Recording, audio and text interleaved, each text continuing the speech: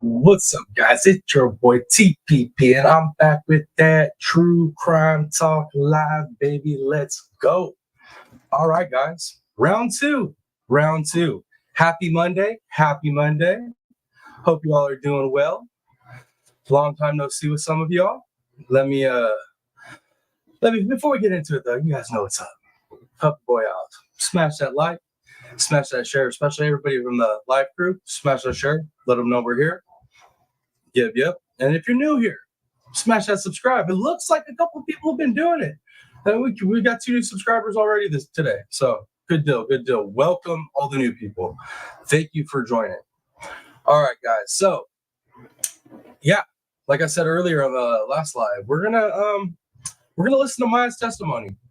We're gonna go through it, 1.5 speed, but yeah, I want to listen to it together since we've been kind of covering it, somewhat, not every day, but we've been covering it fairly well. But yeah, I want to do that with y'all. So let me go ahead and cue that bad boy up. Let me see. There we go. All right. Before we jump into that, though, come on. I gotta say hi. All right, Miss Darcy, good to see you. Bees, good to see you. Sweet Home Alabama, good to see you. Let's see who else we got. TLC is me, good to see you. Tinsy, good to see you. Pat Gaines, good to see you. Darzilla, good to see everybody. Everybody, man. Some of y'all I saw earlier. I mean, man, I feel like I've seen most of you a good part of the day now. It's pretty awesome. But yeah, guys, before we jump into it also, like I said, much love to all the people that have donated to the channel. Much love to all the people that keep cranking out the watch hours for us. And honestly, just much love to you all for even being here and, letting me do what I'm doing. Because without y'all, I'm just talking to nobody. You know what I mean? And I've been known to do that a few times, but I mean, it's not as fun as talking to y'all. You know what I mean? All right. Let's see here. Okay. Let's get into it, guys. Let's get into it. I was going to give everybody a little bit longer to show up, but you know how it is. It's Monday. People be busy. So they might, come in straggling, or they might just catch it on the replay. So without further ado, let's get into it, guys. Let's get into it. Give me those ones in chat if y'all can hear it. Ones in chat if you can hear it.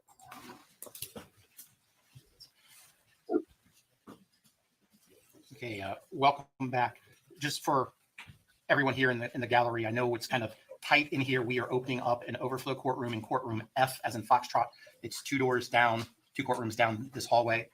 We're going to speed that up. We are still trying to. All right, ladies. Thank you. TLC is me. Darcy, Darzilla, Sweet Home Alabama. I see the ones, y'all. Thank you. Work it so that we will finish Friday afternoon, Judge. It just depends on how long. Miss Julie Dell. Hi, Mom. Good to see you. Evidence, and of course, Dr. Newberger, which is why, and I would have obviously done designations earlier, but I was hopeful he would testify live. Nothing from the defense, sir. Okay. We're starting to pass over that time of being ahead to being behind. So let's do what we can to try to keep up. Okay, let's bring in the jury. Oh, Tinsy. Everything. Freshwater, saltwater, brackish water, it don't matter. Wherever the fish are, yeah, I'm there. Any of it, I love it all.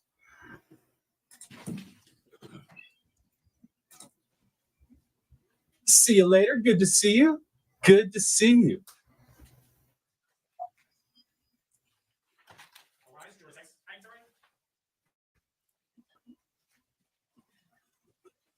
So yeah, I'm actually going to throw a poll up for this one. I'm interested to see with everybody that'll be flowing in and out of this live. I want to see where everybody's at with what they think the verdict's going to be. Trying to keep you on your toes. I want to confirm while you're away, you did not discuss this case amongst yourselves. You did no investigation and you received no information. Is that all correct? Move my big face. Okay. Mr. Anderson, your next witness, sir. Plans call Maya Kowalski.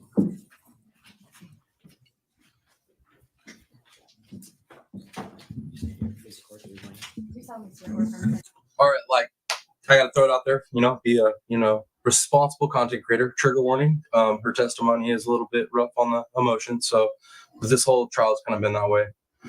Let's proceed. I did.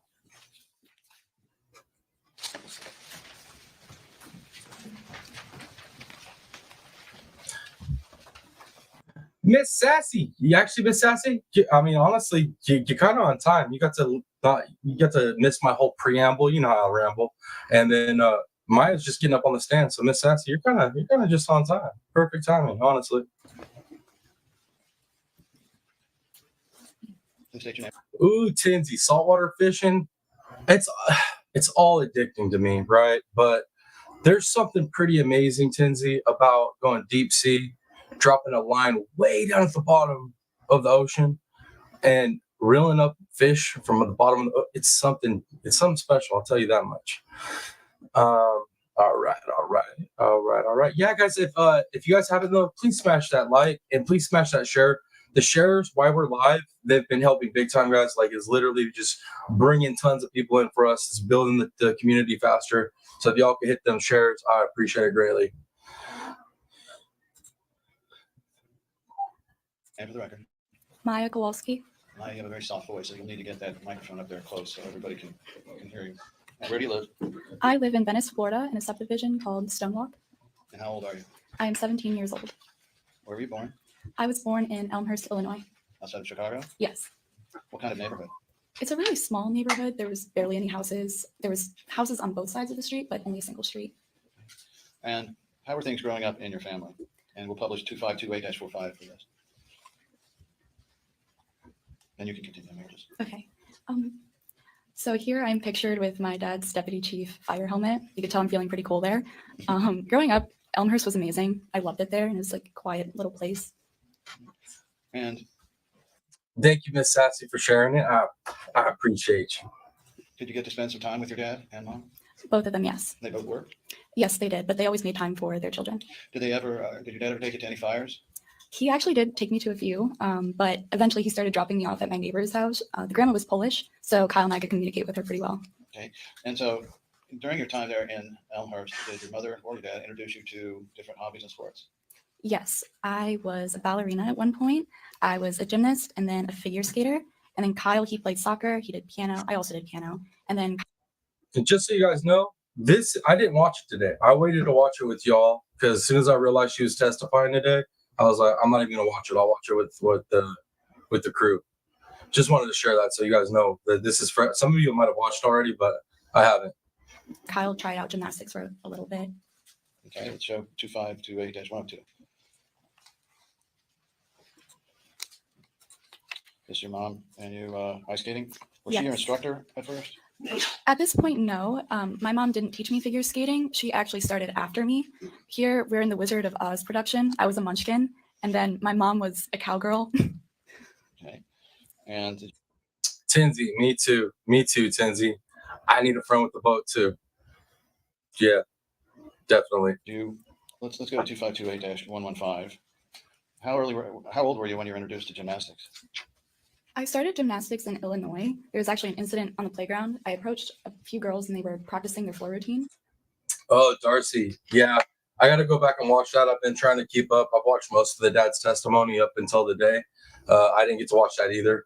So I will go watch that after this live because I want to see if he laid into him. I want to see that. They deserve it. Those lawyers are just straight up. I'll be honest, man. Those lawyers are all freaking gigantic douchebags. Like I don't like it. No, one dude, he comes off like a straight weasel. I don't like him. And I asked if I could try, and they told me, no, you're too small, you'll never make it. So I went home, I told my mom, sign me up. She did, and I was actually really good at the sport from the beginning. And you continued that through when you moved to Florida? Yes. All right. And so were you able to spend some leisure time with just your mom? And we'll look at 2528-124. And by the way, so your mom didn't introduce you to gymnastics. You had the idea? Yes, I did. Same with piano, and then ballet, all of them. They were all my ideas, And your mom supported you in those? always. And that story you told, has that been indicative of your life when people tell you you can't do something? Oh yeah, I'm gonna prove you wrong. All right. Get So it. this is you and your mom now. Where is this? Is this once you reach? Yo, I like her attitude, guys. I like her attitude for everything she's been through. This girl, she a fighter, man. Oh, you gotta love that spirit. Florida?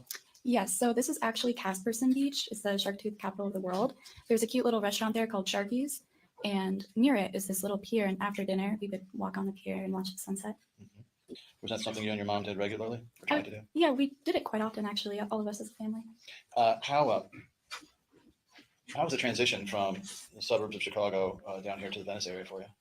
For me, it wasn't too bad. I did have my mom's family there and friends, but I was hopeful that I'd make new friends in Florida, and the idea of having a pool was really cool. So, I mean, that helped. That was the inviting thing, the bait. Yeah. All right. When you moved to Florida and really during this period of time before the TRPP'S, can you tell the jury about your health generally? Generally, it was really good. I mean, I did have asthma. I was diagnosed in Illinois, but it didn't bother me so much. And just childhood illnesses for the most part? Yeah, I did break my arm at one point. So tell us about that. Yeah, so in our subdivision, the road, it went up on a hill. So I rode up the hill and then I did like a little U-turn and I was going down, but there was a car behind me. I saw it, I freaked out and I crashed into this curb and then I fell into a ditch directly onto my arm and I broke it. After that happened, I didn't cry. I stood up, picked up my bike, dragged it out of the ditch, hopped right back on it, drove home, and I told my dad that my arm hurt and he didn't think anything was wrong because I wasn't crying or acting, all dramatic. He told me to go lay down, I did. We didn't think much of it. A few days went by and I was holding it in a weird position and my dad's like, you should probably go get that checked. Tenzi, you don't know what this case is about? Oh, let me give you a quick breakdown. So basically, the young lady on the stand has a very rare, medical condition. And when she was taken into Johns Hopkins by her parents, the parents told them what was wrong and how to treat it. But because it was an aggressive treatment and Johns Hopkins didn't know, nothing about what the little girl had really, and the mom was really assertive, they thought the parents were being abusive and extreme with medical treatment. So Johns Hopkins basically medically kidnapped this little girl with DCF and Department of Child Services, in my bad. And basically within 3 months of her being held hostage, her mom had lost her mind basically and ended up coming to the point where she thought the only way to get her daughter out of that situation was for her to not be around anymore, and she unalived herself. That's kind of a quick breakdown of what we're doing. So now Maya and her family are suing Johns Hopkins. So that's what this trial is over. Hopefully that was a good breakdown. Checked out. So we went to the doctors, they ordered an x-ray, we went home, we got the call from the doctor that it was fractured, and only then did I cry because I realized I wasn't going to be able to do any of the activities that I enjoyed. So how many days did you have a broken arm without complaining to your mom or dad? 3. How was your pain tolerance generally? I've always had a really high pain tolerance. Yo, volume's good, speed's good. Perfect. So how old were you when you moved to Florida? I was in 3rd grade, the beginning of 3rd grade, so I would say 8. And how was that? How was the transition? It was good. Yeah, I liked all the new animals. The lizards were really cool. I actually used to catch them and pinch them on my ears so they looked like earrings. And then Kyle and I, we loved going outside. We had like a little alligator in the back and we named him Jindope, which means hello. We did that for my mom.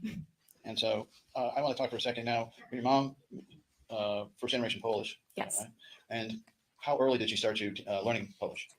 Well, we grew up learning the language. We heard it from our family and whatnot.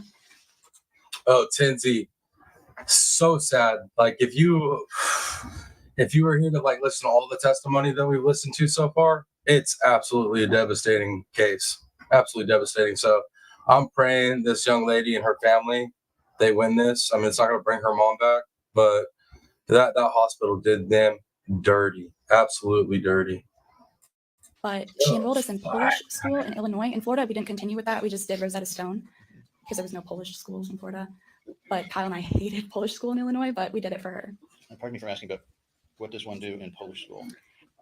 So the teacher exclusively speaks in Polish, which is kind of hard because then you don't really know what English words match up with the Polish words. We learned the alphabet, the numbers, and then different materials relating to reading and whatnot. Would your mom speak Polish to you at home? Yes. How often? I would say every day. I mean, I heard Polish from her, and I actually asked her to speak to me in Polish so I could get a good understanding of the language. And you had relatives that spoke just about only Polish? Yes, most of my mom's family only speaks Polish because they grew up in Chicago, which is one of the biggest ethnic areas for Polish people, so there's not really a big need to learn English. Did you actually go to Poland at some point? I did, yes. I went there for a month. When? about? How old? Let me put it this way. Was this before or after you moved to Florida? It was before I moved to Florida. Tell us what you did there. We visited about every city you could think of, all the cool cities. We saw like street artists doing cool things. We went to different shops. I actually bought a Polish doll there, which I was really proud of. We visited family, my mom's old house, and then my great grandma, actually, I visited her. Was your mom proud of her of being Polish ancestry? I would say so, yeah. She was very proud to be Polish. Did you?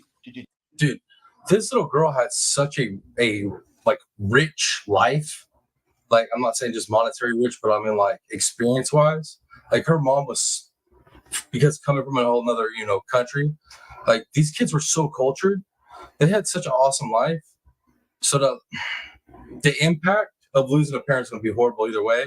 But when you go through this great life, then all of a sudden all this medical stuff, and then like you get medically incarcerated, basically, essentially kidnapped, and then your mom, yeah, man, I don't know. She's strong. I admire her for her strength, because I don't know very many people that could go through everything that this girl's been through and be able to do this, sit up on the stand like this. It's crazy. Did you know about her story? Did she ever tell you how she ended up over in the United States? I know that she moved over when she was a teenager and she had to learn the English language. It was difficult at first, and a lot of people told her she's not going to make it into the profession that she wanted to be, but she proved them wrong. Now, was this when, best of your knowledge, when she moved? Actually, Tinsy, it's the exact opposite. This girl has a condition where she has like crippling pain at times, and it comes and goes, but complete opposite. But she deals with it like a champ. Like, and it's part of the issue in this case, is because she dealt with it so bad. Some of the people thought she was faking it in the hospital. You know what I mean? But tough girl. And did you grow up under communist Poland or free Poland? I believe it was communist. Did she tell you stories about that? Not too many. Kyle and I were really young, so. And is that still important to you, your Polish heritage? Yes. All right. And so I want to ask you about the neighborhood itself. Did you have friends there? Friends on or near your age? Yes. Several of them? Yes. And did you get along with them? I mean, Yeah, we got along. All of us did. where'd you go to school? Well, for elementary school, I went to Taylor Ranch Elementary School. And how was that? I really liked it. The teachers were amazing, and it was very different than Illinois. What was the difference? Well, something cool about the schools, which is kind of normal for Florida, but very foreign to people who live in Illinois, is that the hallways are actually outdoors. So you walk outside to get to your classes. So it's nice just to see some daylight. You can't really do that in Illinois. No. If you want to keep your toes. All right. So did you generally do well in strike? How did you do in school over this period of time, having moved to Florida? I was a straight A student. And you liked your teachers? Yes, I love that. All right. So let's jump ahead then. I agree, Darcy. Her poor brother, like, I felt for him when he was on the stand too. I mean, they're both tough kids, but you could see the damage. You can absolutely see the damage in their face, in their eyes. It's, yeah. Thank you, Criminal Med. Good to see you back. Tinsy, that's what she has, chronic regional pain syndrome. Thank you, Criminal Med. Always up with the info. Always got us straight. What grade did you start at once you moved to Florida? It was third grade Third. So you completed second grade in Illinois. in Illinois, so it's third. And I actually did a week of third grade in Illinois as well, but I did the remainder in Florida. I was going to ask you. So Yeah. they come down and visit you every once in a while. Some of my friends, yes. Now, by this point, was your dad still in the fire department, or had he? Before he finishes asking that, she answers, and I forget. Turtle Island, vote for your boy tonight. I hope it's tonight, guys. I'm trying to keep track and see if he drops the, the notice, if it's going to be tonight. So once he drops that notice, the moment I see it, I will post to the community page so everybody knows what time Turtle Island is, if it is tonight. But I appreciate it if y'all can show up and call in for your boy. Please. Thank you. Let's get back into it, though. Retired after all those years? When we moved to Florida, my dad had retired. And what did he want to do with his career, if you know?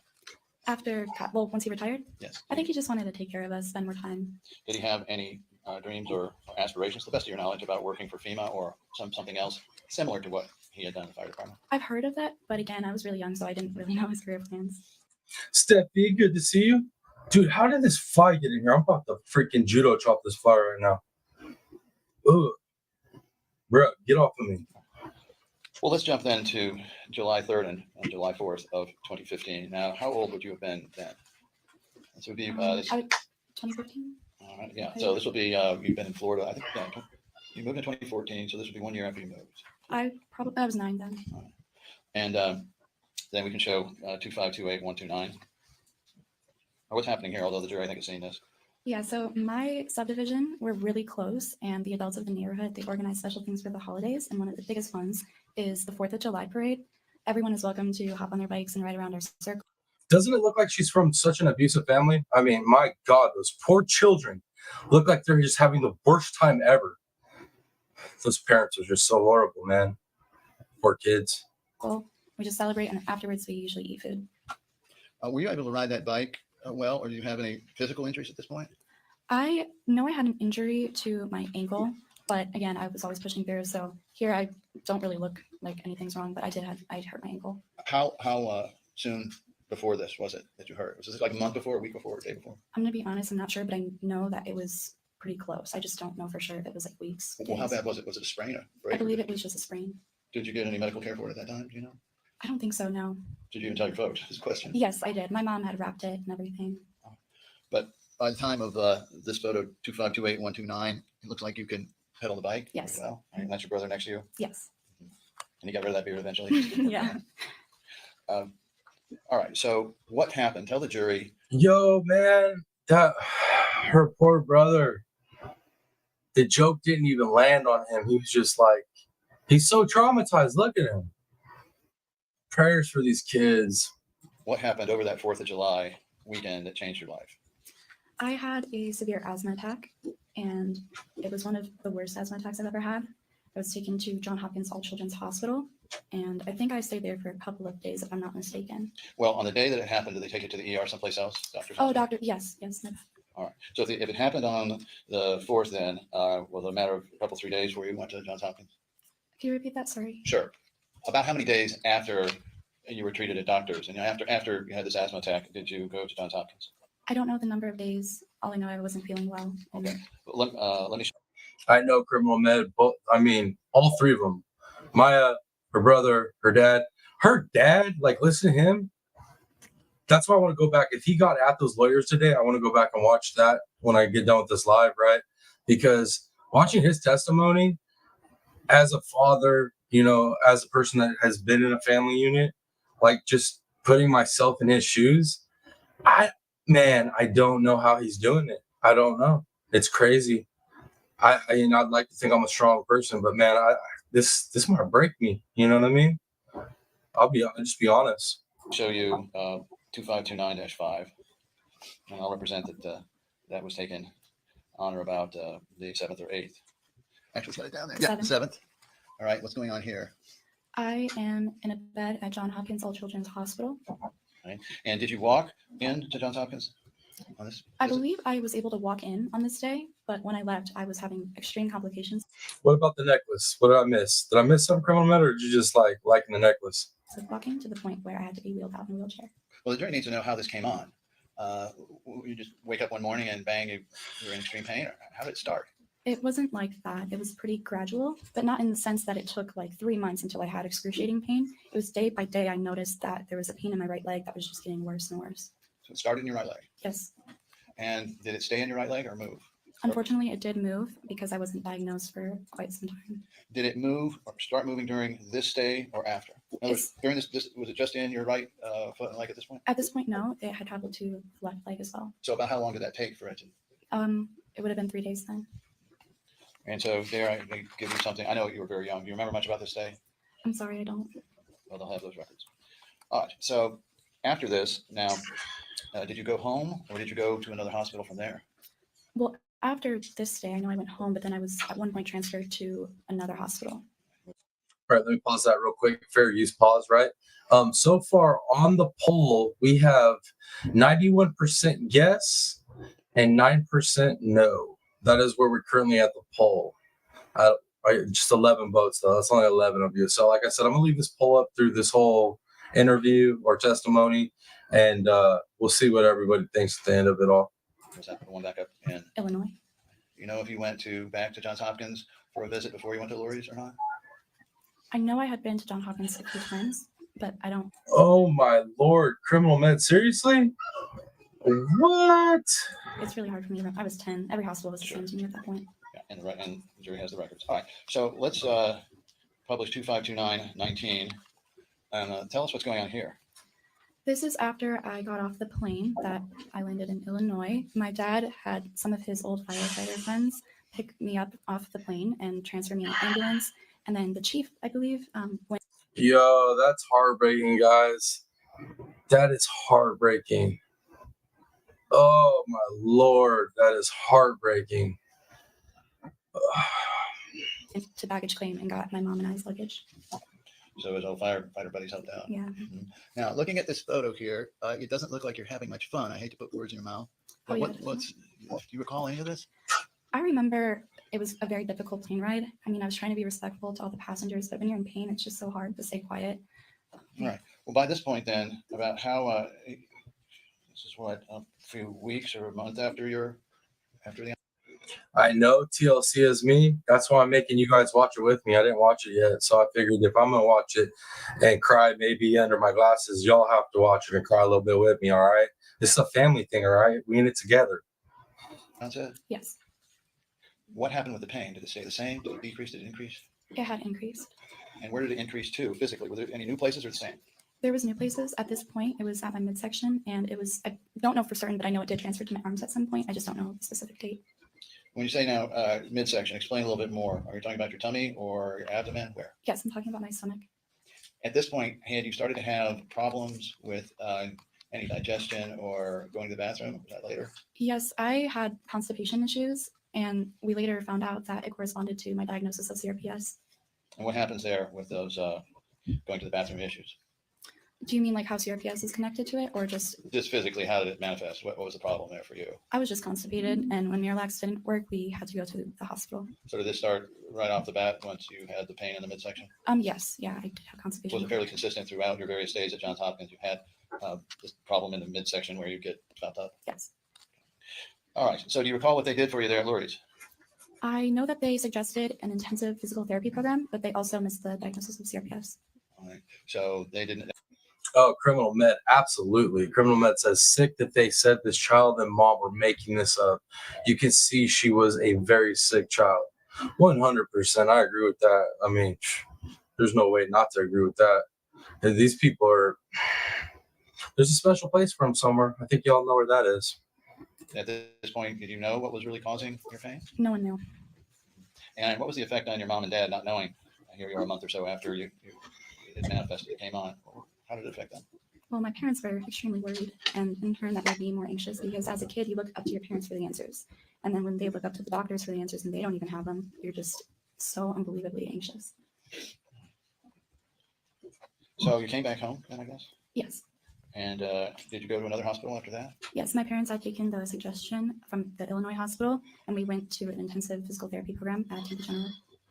About how long was it from Lurie's, the hospital in Chicago, to when you went up to Tampa General? I'm sorry, I don't know the dates. The same summer period? Or? Oh, yeah, it was the same. And how was your pain doing at this point? My pain was still pretty bad. Had anybody approached you at this point at Lurie's and said anything about this just being all in your head? Or was that something, did you know anything about that? Or was this just something you found out later? I found that out later. And was it in your head? No. Okay. So let's talk about and publish 2529-23. Stop the show. Blade's here. What's up, buddy? Thanks for being here, man. You guys, can you believe this stuff, though, man? This poor girl. Ugh. I'm really going to have to go back and see that dad's testimony from earlier today. Like, I want to see him chew the freaking lawyers up. Oh, I don't like them people. Okay. And where is this? This is in the PT room at Tampa General Hospital. And what are they having you do there? This is a machine that is intended to strengthen your arm muscles. Okay. How many hours of PT were you doing a day there at this time, if you recall? I don't know the number of hours, but I remember Marissa, the physical therapist, because it's an intensive program, the PT, I believe, was like 2 or 3 times a day. And what did they tell you about why you had to do the PT? Well, none of the doctors. Did I miss you, Steffi? Steffi, good to see you. Did I miss you? I apologize. It's good to see you, Steffi. Knew what was wrong with me at the time, so they just assumed that strengthening my muscles would maybe help get me to walking again. All right. Now, this face you're making here, does that fairly and accurately represent you in pain? Yes, I'm trying to smile here, but unfortunately, I'm still experiencing a lot of pain. Well, had it traveled up to your legs, I mean, to your arms at this point? Or At this point, yes. had you manifested any other symptoms? Now, looking back, not that you knew at the time, during this day, if you know. I can't say for certain, but I believe I started seeing some lesions, and I was very sensitive to touch. I know that for sure. So how was PT for you at Tampa General? It was very challenging. And Tinsy says it's sad that if mom didn't take her to the doctor, she would have got her kids taken away, right? So this mom was a nurse, right? Dad's a fire chief. Mom's nurse and smart as hell. This girl had like some of the best care, had the best. I mean, you can't get more caring parents. Had been treated successfully before all this, and went to Johns Hopkins, and they treated these people like criminals, essentially like criminals, and essentially kidnapped this little girl, legally kidnapped her through the law, but nonetheless, it's horrible. It's excruciating. And was Miss Marissa, who testified here, nice to you? She was lovely, yes. All right. And were you outpatient or inpatient? I was In other words, inpatient, yeah. So you stayed there? Yes, And you remember for about how long? a month. All right. Now here, were your parents allowed to stay with you? Yes. All right. And let's then publish 2529-34 and ask about this. All right. Now, is that Marissa there in the green? In the green, that is Marissa. And what's that on your feet? What are you doing there? So that machine is for pedaling, again, just in hopes of strengthening my leg muscles. Now, at this point, a couple months maybe past when it came on, looks like you still have some pretty good muscle mass in your legs. Yes, and then I don't know if you could really tell, but you could see that my dystonia is starting to get worse. That means your toes pointing in. Correct. Tell the jury about that. Bro, trigger warning, because when she starts talking about this right here, I already know from the previous transcripts and like what they've talked about this already in court in the trial, what the doctor wanted to do to this little girl. Like, just listen to this. It's insane. There were allegations that you somehow made this up. Could you have any control over your feet when they started to go into that position? I had absolutely no control over that. What did it feel like when they began turning in? It was extremely painful, and it was like tense, if that makes sense. All right. Who's that person behind you? That is Bonnie Rice. I kind of call her like the Kathy Petey of Tampa General. She was a nurse, but overstepped in many ways. So she followed you around, Yes, and she wasn't quite as nice as Marissa. definitely not. Why did they have a nurse following you around everywhere? At- She knows. Sustained when she re-asked. What, if anything, do you know about why Bonnie Rice was following you around here? I had the understanding that Bonnie Rice, even though she was a nurse, she believed that I had either conversion disorder, so I was like making out my disease. I don't know what child would want to pretend not being able to walk, not being able to play with their friends, but she drew that conclusion. Yo, she slammed her. Ooh, slammed her. Like, why would a kid make this up? Like, for real? Insane. She also had some problems with my mom because she expressed these concerns to my mom. My mom knew I was not making this up. She knew her daughter. So wherever you went, there was Bonnie Rice. Yes. So eventually, and at this point, were you completely in a wheelchair? Yes. And so then, did you even have to go to school? Once you got out of there, did you have to go to school in a wheelchair? I did visit my school in a wheelchair for the lemonade stand fundraiser they had for me. Okay, let's publish 2529-39. We'll come back to TGH. And what's this? This is the school bus that had the lift so I could be brought to school in my wheelchair. Okay, and this, it looks like it's September 21st, 2015. Was this after TGH? To my understanding, yes, I believe so. Okay, well, let's, or maybe it was before. Let's go back to TGH. Now let's publish 2529-41. Now what's that? That is a CRPS lesion. Right.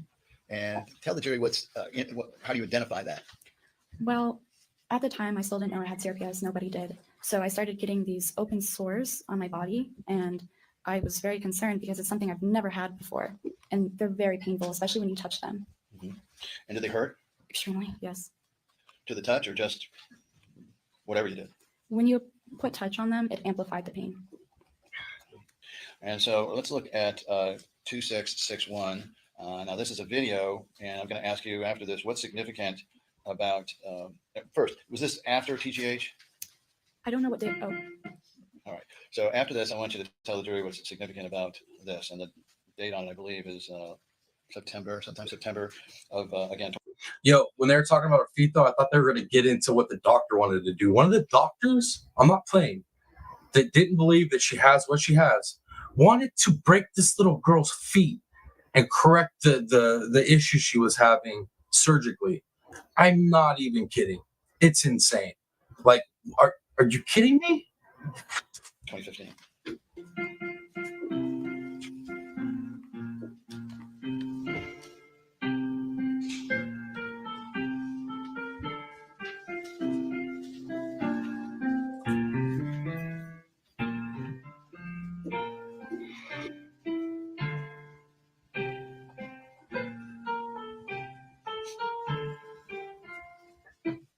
I only counted one note off.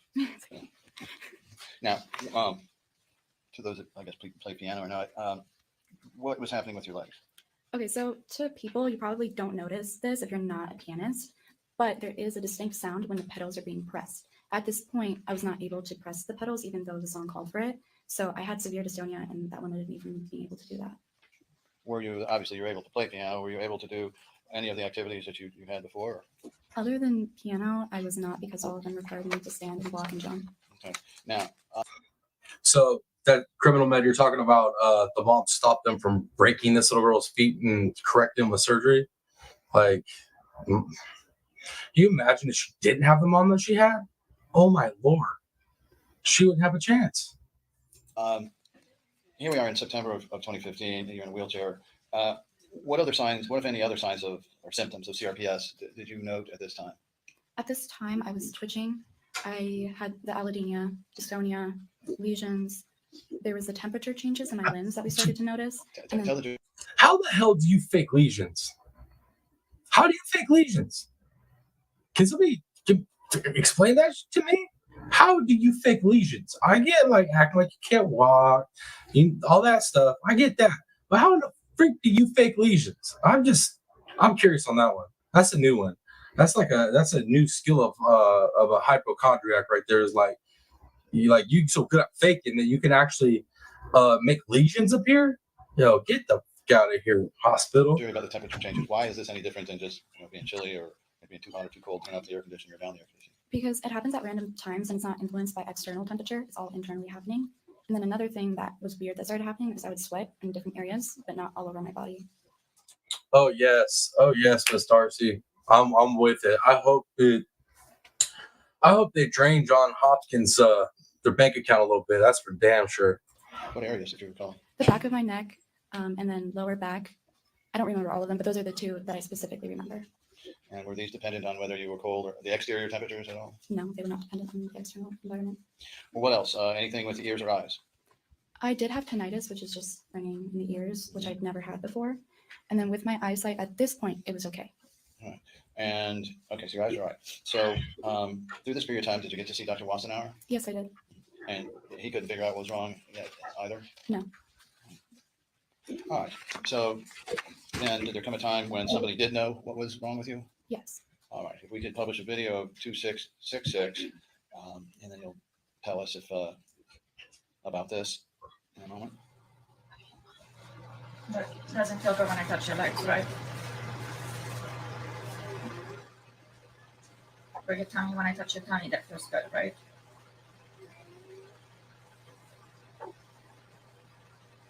This poor baby, man. Oh my Lord. All right. Now, were you in distress there? Yeah, she was faking that. Yeah, that's really faking some stuff right there. What the Yes. Was that the kind of reaction you would get sometimes when people would touch your legs? Yes, it's just from the allodynia. All right. So the jury wants to know if you have this effect when someone touches your legs, how are you able to deal with blankets being pulled over, clothes being put on, any of the usual things you do if you have this reaction? A common misconception with CRPS is that all of the symptoms from the beginning to whenever you have it, they're constant and then they stay that way. But in reality, symptoms can change on a day-to-day basis. So sometimes you, like we saw in the video, you'd have the blankets off of you and sometimes on, Yes, depending on the day. correct. Criminal Med says what we need to do is have them removed from the hospital comparison database for quality of care. They are in the top 10 database. What? That's they got top care. I don't know what you're talking about, criminal med. Johns Hopkins does a superb job, obviously. You know, superb job if you want your family members to start dropping, you know. Was this frustrating? It was. It was annoying to constantly have to tell people to help you with certain things, especially with the temperature changes, because you want to be comfortable. And here you're asking people to change either this thermostat or help you with blankets or help you change into something else. And you know you can't do it for yourself, so you just feel like an inconvenience. Yeah. Have you always been a pretty independent person? Oh, yes. Did your mom want you to be that way, independent, able to handle things on your own? Yes. Okay. Do you know how, just if you know, you got to Dr. Kirkpatrick from the prior doctors you'd seen? I do know the story. Okay. Tell the jury how you ended up with Dr. Kirkpatrick's, and then we'll show, I think we can bring up a photo, 2529-42. And if you could just tell them what happened, how you got there. Yes, so my mom was an infusion nurse during this entire time. And while I was at Tampa General, Bonnie Rice, the nurse I told you about earlier, she had a phone conversation with my mom. And that's when Bonnie said that she thinks that I was making up my condition. My mom told her, no, there's no way. My mom listed all the symptoms I was having and said, how can she be faking these? My mom went back into the room to treat her patient. And he said, I'm sorry, you know, What did you say next? Objection. Who said next? What did, how did you know that Dr. Kirkpatrick might have some answers without telling us what somebody told you? I know from the person who told us. I mean, that's how we found him. Oh, sure. So, And I mean, who suggested it? it was the patient of my mom, Dave, because he has a daughter with CRPS. So a dad of another girl that had CRPS Yes. suggested. Correct. Now, so you went in. Right, criminal med? Exactly what I was thinking. Does that child look healthy? Does that child look healthy to y'all? She don't look healthy to me. But I do admire her strength. That is one strong soul, because no matter what point she was at, she was doing her best to fight through it. She is so much, oh my Lord, she is so much better of a person and in so many different ways than the people that did her dirty and her mama and her whole family dirty. And saw Dr. Kirkpatrick, Yes. and tell the jury what he did in order to determine what was going on. He had a very lengthy examination of me, and it included multiple different tests. And he took all the data, and then he said that my symptoms and my condition aligns with CRPS. Did he explain about the Budapest criteria? He did. And so what types of symptoms did you show in front of him, if you recall? I believe he did a temperature test of my extremities. He noted certain lesions I had. You could see one on my right arm. And then I had extreme sensitivity to light. It's just with CRPS, the nerves are hypersensitive. Darcy says, I know when I worked at the nursing home / hospice, we had accreditation every 3 years, and every incident form filled out went against us. That's pretty much how it's supposed to work everywhere, I do believe. At least from all the nurses and stuff that I know, and the other people in different parts of medical field, that's how it's supposed to work. Definitely supposed to work that way. I also had dystonia at the time. Dude, like I said, look, dude, she's so good at faking it. She fakes lesions. That's skills. I mean, I'm just saying, man, you can literally just fake so good you can get a lead. That's insane acting, you know? That's like next level stuff. I don't know. I mean, she needs an Emmy or something if she was faking. You know what I mean? I believe at that appointment, there was no there was no signs of sweating, abnormal sweating. But again, that's just every day is different. What's up with the sunglasses? Why the sunglasses? I was sensitive to light, and that's just because the nerves in CRPS patients are hypersensitive. And then another, obviously, the way that I had CRPS was the burning pain. And the feet turning in there. That's the dystonia he noted. Yes. And about how long did he have you over there to examine you? It was quite a few hours. It wasn't like in and out like other doctors' offices. And did Dr. Kirkpatrick keep you in the mix about what he was doing and why? Yes, he always told me what he was going to be doing with certain tests. He asked me if I was comfortable, uncomfortable. He listened to me. All right. Now, this photograph is dated, I think, down there in the bottom left. It's October 5th, 2015. Had you seen him before this visit? Criminal Man, I'm glad you've explained that throughout the coverage of this trial, because I don't think a lot of people understand that statement that you just made and like you've been making throughout the whole trial, is that they're trying to defend using paperwork to try to keep their butts out of trouble, basically. And I'm hoping that everything that they're trying to do blows up in their face. I really am. I hope they get hit from every angle they can get hit by. I'm not sure what day I saw him, but I know that he had an examination of me, and then the next time I went in after trying pool therapy, we tried out the ketamine infusion. Okay, so important to know, did Dr. K immediately go to ketamine, or did he have another therapy he thought might work? Bro, that's kind of funny though. Dr. K prescribing ketamine. Okay, maybe it's just funny to me, but I thought it was pretty funny. If you look in the party scene, they be calling ketamine Special K. There's other names for it, but Dr. K prescribing ketamine. I just thought it was funny, guys. My bad. No, he wanted me to try the non-medicative route first, which we did.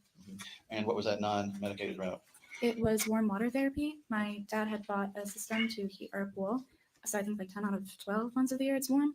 So I was able to practice my therapy in there and try to gain some strength. And did you try hard at that? Yes. How to do? It helped a little bit, but it was not the improvement that Dr. Kirkpatrick was hoping for, or any of us were hoping for. So he decided it would be best to try the ketamine infusion. In terms of physical therapy now, well, let's talk about what you had already been through at the different places at Tampa General and so forth. Had you had physical therapy so far? Yes. Had you had, I guess, occupational therapy, upper body stuff? Yes. And had you had some psychological evaluations? Yes, I had counseling. And did you then have warm water therapy? Yes. And what kind of meds had they put you on up to this point of the ketamine? What were you taking? I'm gonna be honest, I was again like really young, so I didn't ask what medication I was taking, but it's my understanding I did try some prescribed opioids from my doctors. Remember anything about whether they worked or not? They didn't. All right. So you've been through physical therapy, occupational therapy, psychotherapy, warm water therapy, opioids. Now you were trying ketamine. Yes. Tell the jury how that went. The ketamine infusion? Yes. So- Have we put in 252942? Is that already up? All right. Go ahead and explain what. So the ketamine infusions were very different than anything I had tried previously.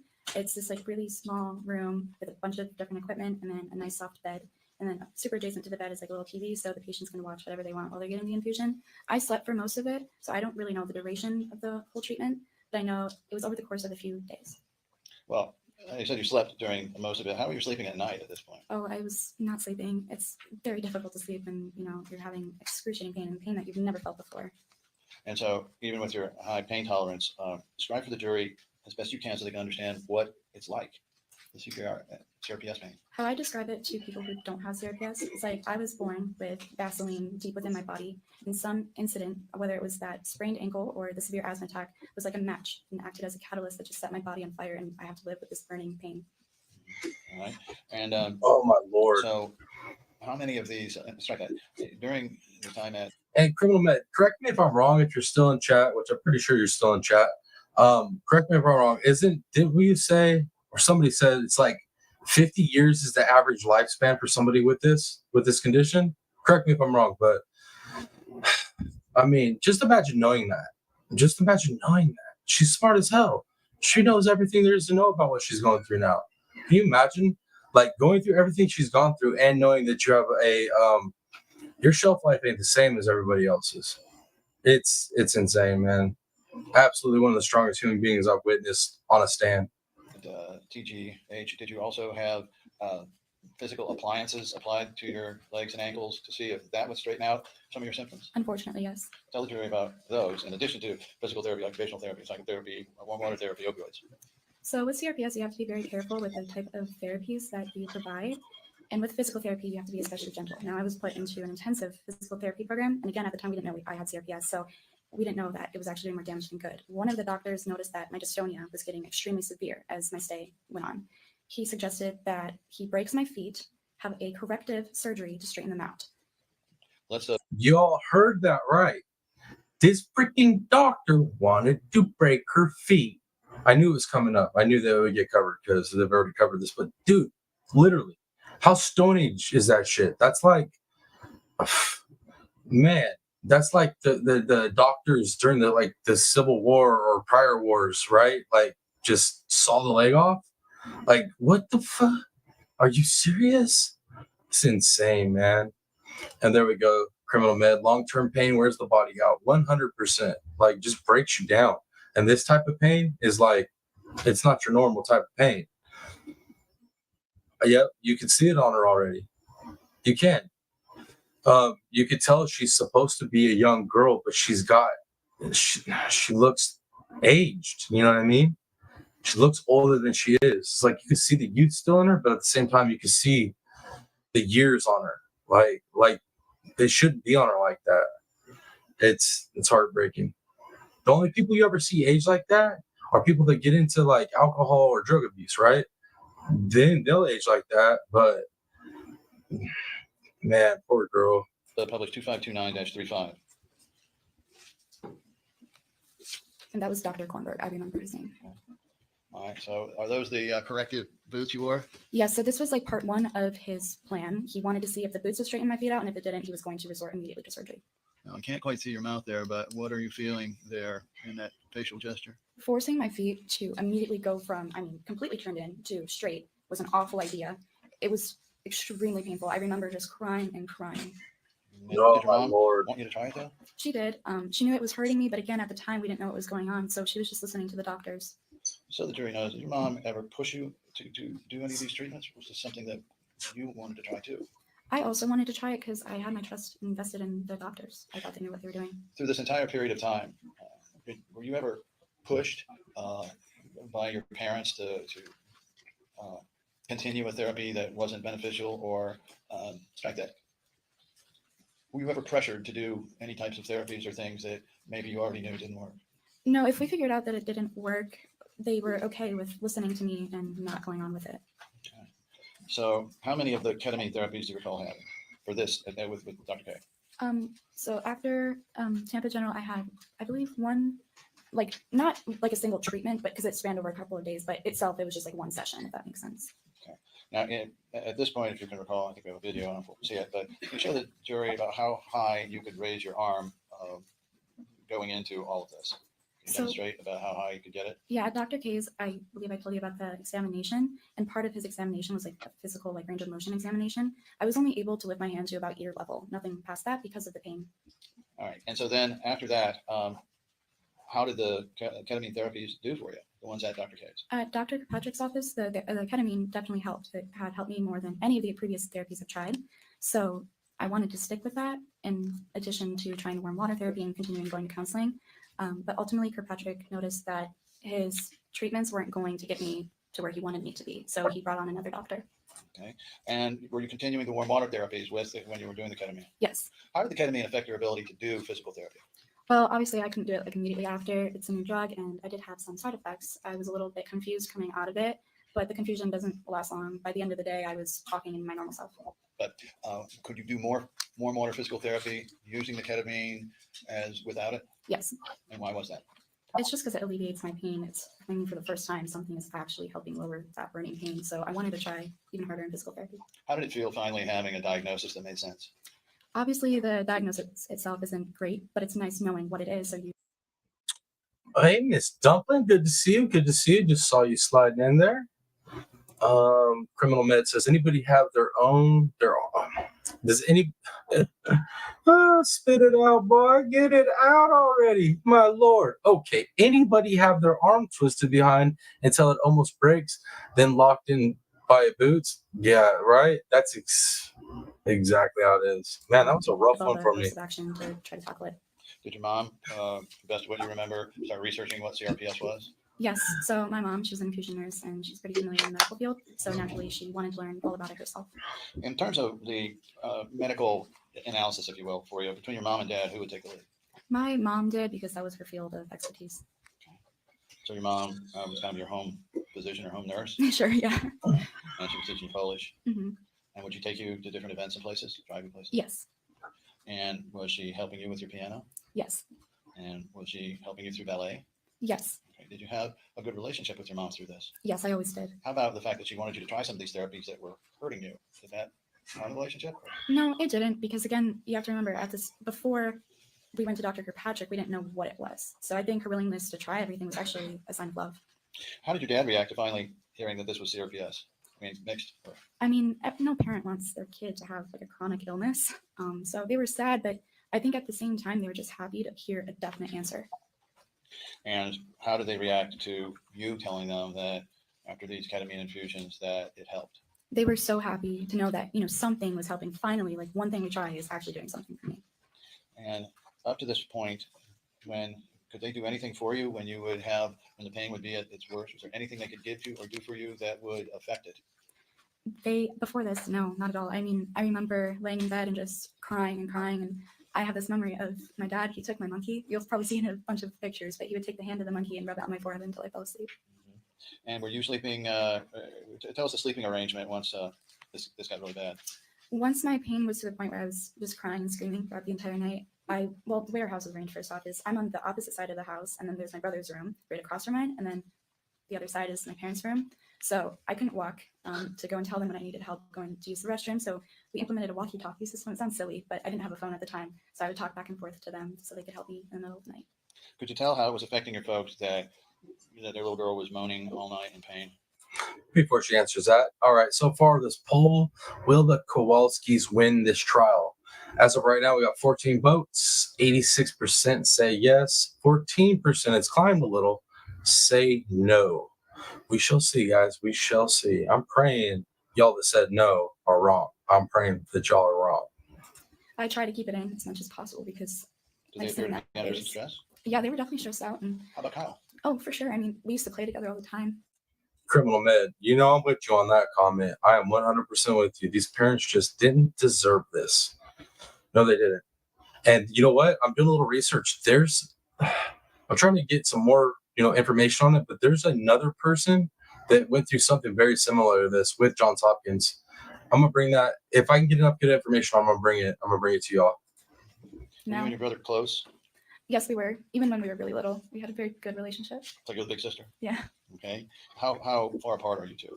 We are 18 months. Mhm. And then we do have an older sister as well. That's right, Corinne? Yes. How much older is she? I think she's 16 years older than me. And were you close? Are you close with her? Yes. And the older sister, that's 16 years older, is by a different mother, right? Maya's father was married before he got married to Maya's mom and her brother's mom. So just so you guys know. How was Kyle reacting to hearing his big sister in this kind of pain? Well, my parents tried to keep him out of the loop and we didn't know what it was because you don't want to worry your other child as well. But obviously he knew something was wrong. I wasn't walking, I wasn't playing, wasn't laughing as much. I didn't go outside because I couldn't. So I believe, he tried his best to distract himself with the neighborhood kids playing football and whatnot. But he was heartbroken. Yeah. And so for you, was it difficult to see the other kids outside playing and you in the wheelchair? Yes, very much so. There's actually one day I was invited to the YMCA, which is where I used to do gymnastics. And I was wheelchair bound at the time. And I never went back to watch them because it just ate me up. Do you want to get out of that wheelchair? Yes. All right.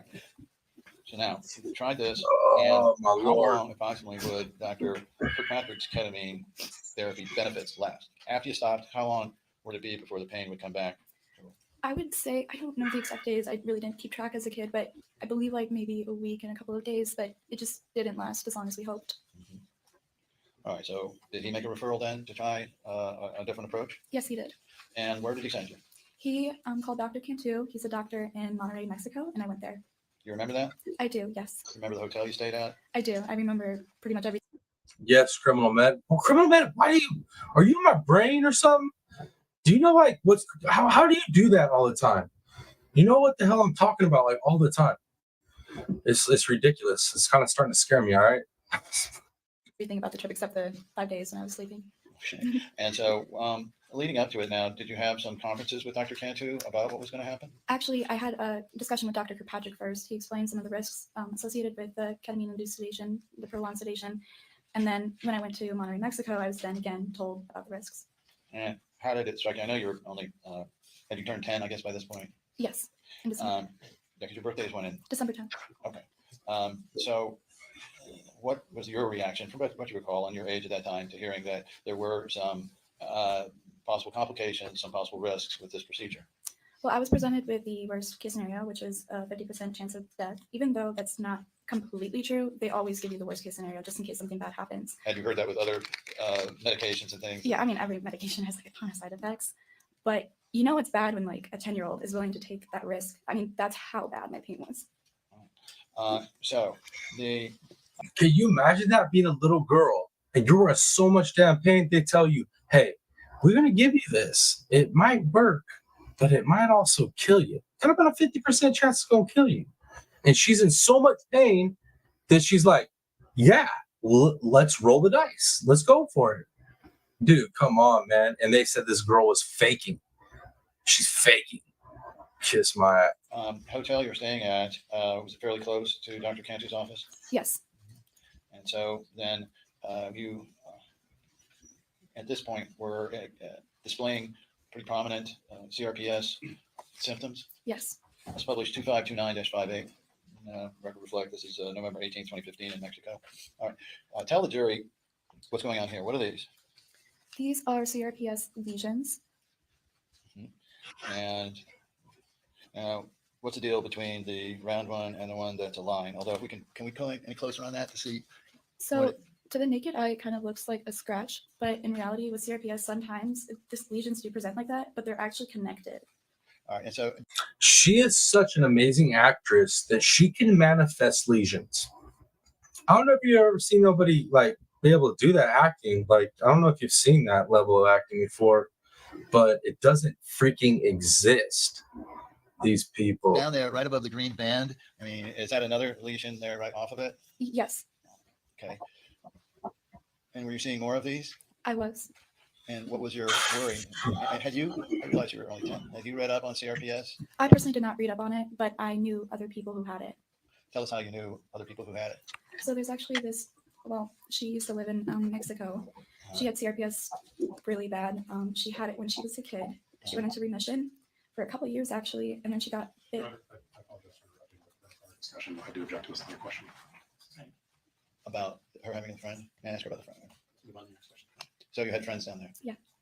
And had it come to your attention from various sources that CRPS could take your life? Yes, Had you seen examples of that? unfortunately.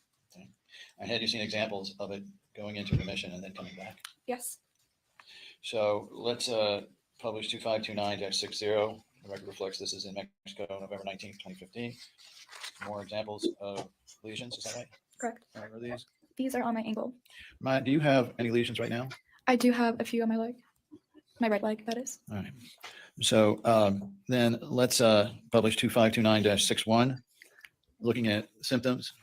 Now here, although obviously you, were you unconscious at this point in this Yes. picture? Yes. And why is that significant in light of different allegations people were making against you at Johns Hopkins?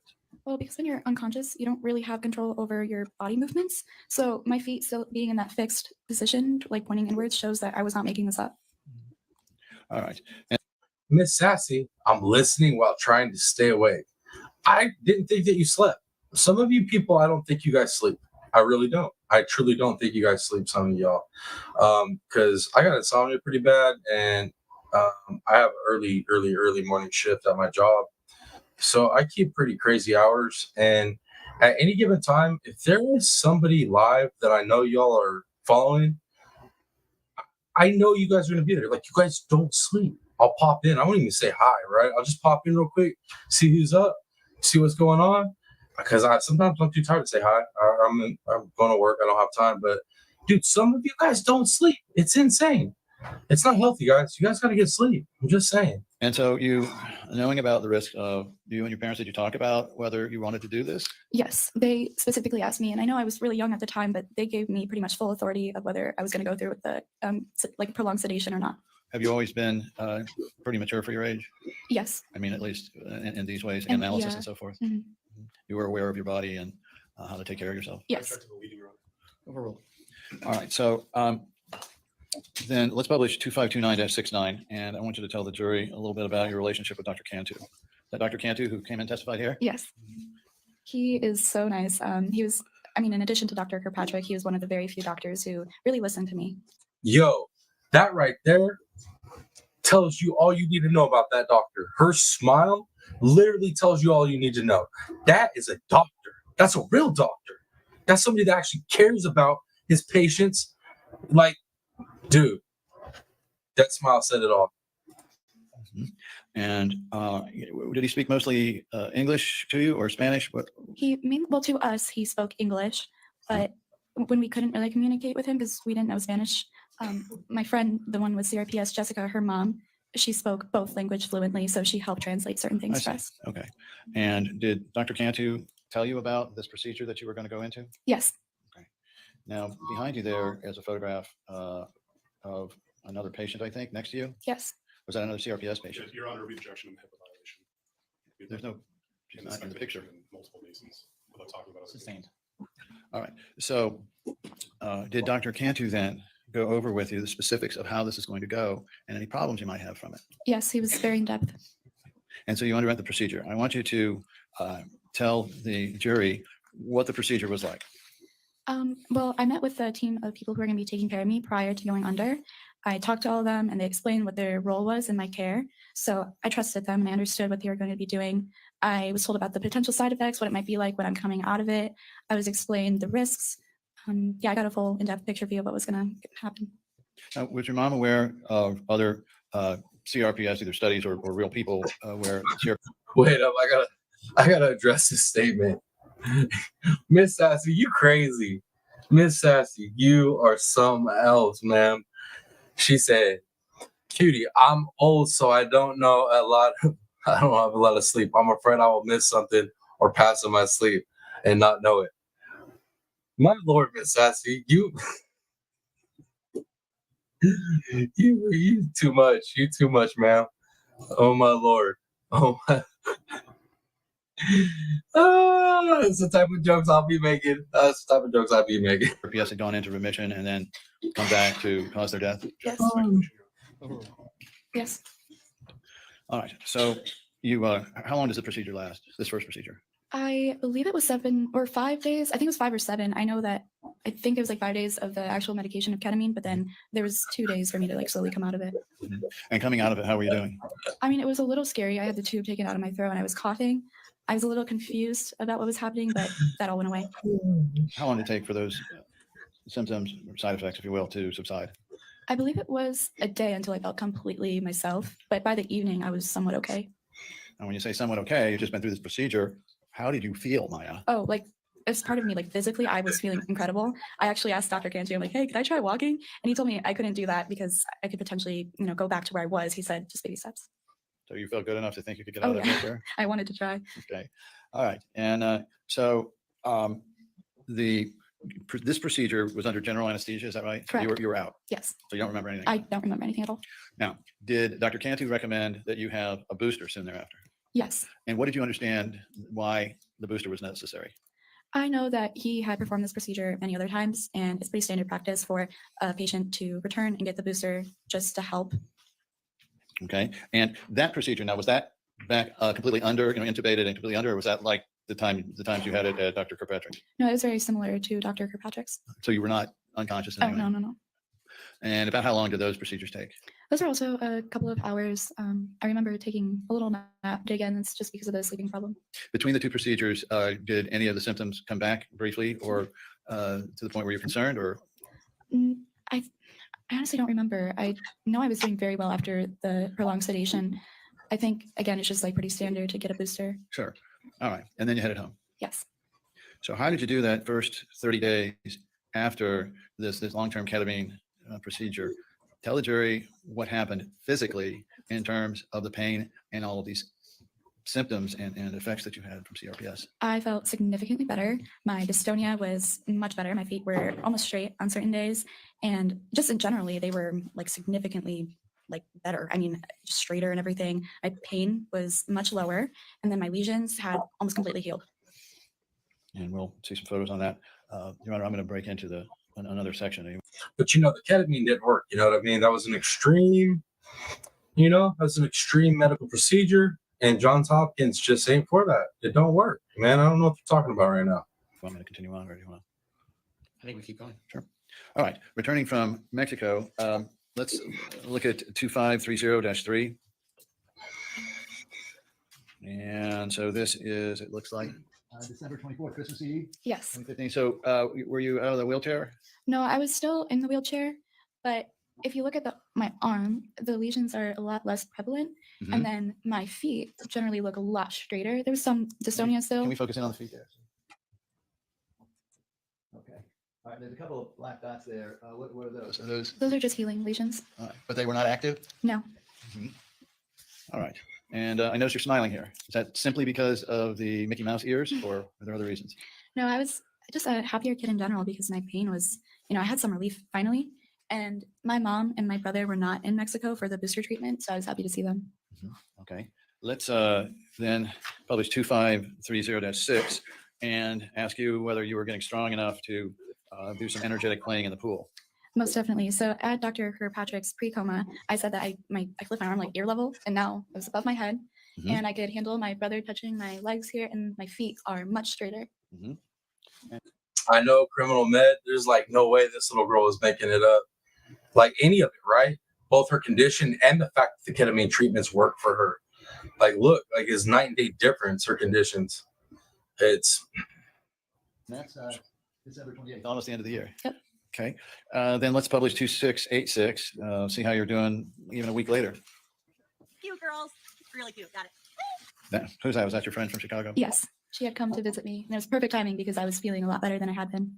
Okay, and could you have moved your arms and legs like that before you had the infusions in Mexico? There were some days where you could see some movement, but nothing like that. All right, and then publish 2530-27. Do the improvements continue for you? Yes. All right. And again, I see you're holding up your arms. Could you hold your arms up that high before the Mexico treatments? No, I could not. I notice your legs there sitting sort of cross-legged. Did you sit cross-legged a lot? Yeah, that was pretty typical for me. I don't know why, but when I was sitting in that position, there was some difference in my pain. It wasn't as dramatic as I would have liked it to be, but generally it made my pain less. Was it the most comfortable position for you on sitting on things? By far. Okay. That ease some of the dystonia? Yes. All right. So let's then look at how you continue to improve. And did you continue to improve through the spring and summer? Yes. Okay. Let's publish 2691. And as we're doing it here now, your family likes to scuba dive? Yes, that's a So we common can thing in see our family. what's going on now.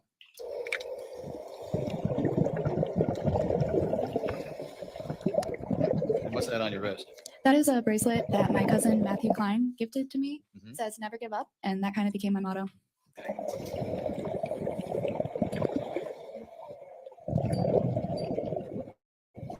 Okay. All right. And the date on that, the record reflects is April 30th, 2016. So you try to spend a lot of time in the pool to Yes. strengthen up? Mhm. The idea? And did your dad work with you a lot on the physical therapy? Yes, kind of my whole family did. That was kind of cool about it because it was also like family bonding time. All right, published 2530-41. And this is May. Now we're into May. Okay. right, but such abusive parents that didn't care, neglected her. You know what I mean? Like those poor babies, And you got your legs, one leg crossed, sitting on the other. I mean, I personally don't know too many families that go that hard. You know what I mean? Taking care of their babies like that. Like some people, like they do the bare minimum when they have a child with needs. Like this family went above and beyond, man. And to be accused of the things they were accused of and treated the way they were treated, and it's unexcusable. You're able to do that, obviously. Yes. And you're obviously capable of eating gummy bears. Yeah. All right. And did your brother feel better now seeing you able to do some things with him?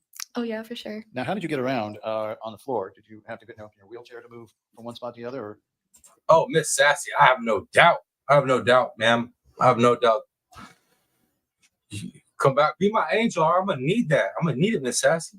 Were you able to crawl or what? I was able to crawl a little bit, but I also used my wheelchair to get from like place to place if it was like longer distances and if the floor wasn't comfortable. Another significant thing was I was actually able to push my own wheelchair, so I had some independence in my movements. And was that a happy making thing for you? Oh yeah, I was extremely happy. Gave you a little more freedom? Mhm. All right. So through the course of the summer there, were you getting stronger and feeling better? Yes. All right. Was it always so, or did you have some ups and downs? Ups and downs, which is kind of expected with CRPS. All right. And so let's see. I would like to publish. Who back then was your favorite PM. Good to see you. singer? I loved Megan Trainor. Okay. And let's talk about how you were doing in July of 2016. If we'll play the clip, just 3600-47. It's a brief clip from, and you can tell us what you're doing here in a moment. Oh, criminal med, I agree with that right there. She did. I'm not saying that was the right decision per se, but she did. That is like, self-sacrifice, like you giving up your own life for someone you love or somebody else, that's the ultimate. I agree with it. I agree with you.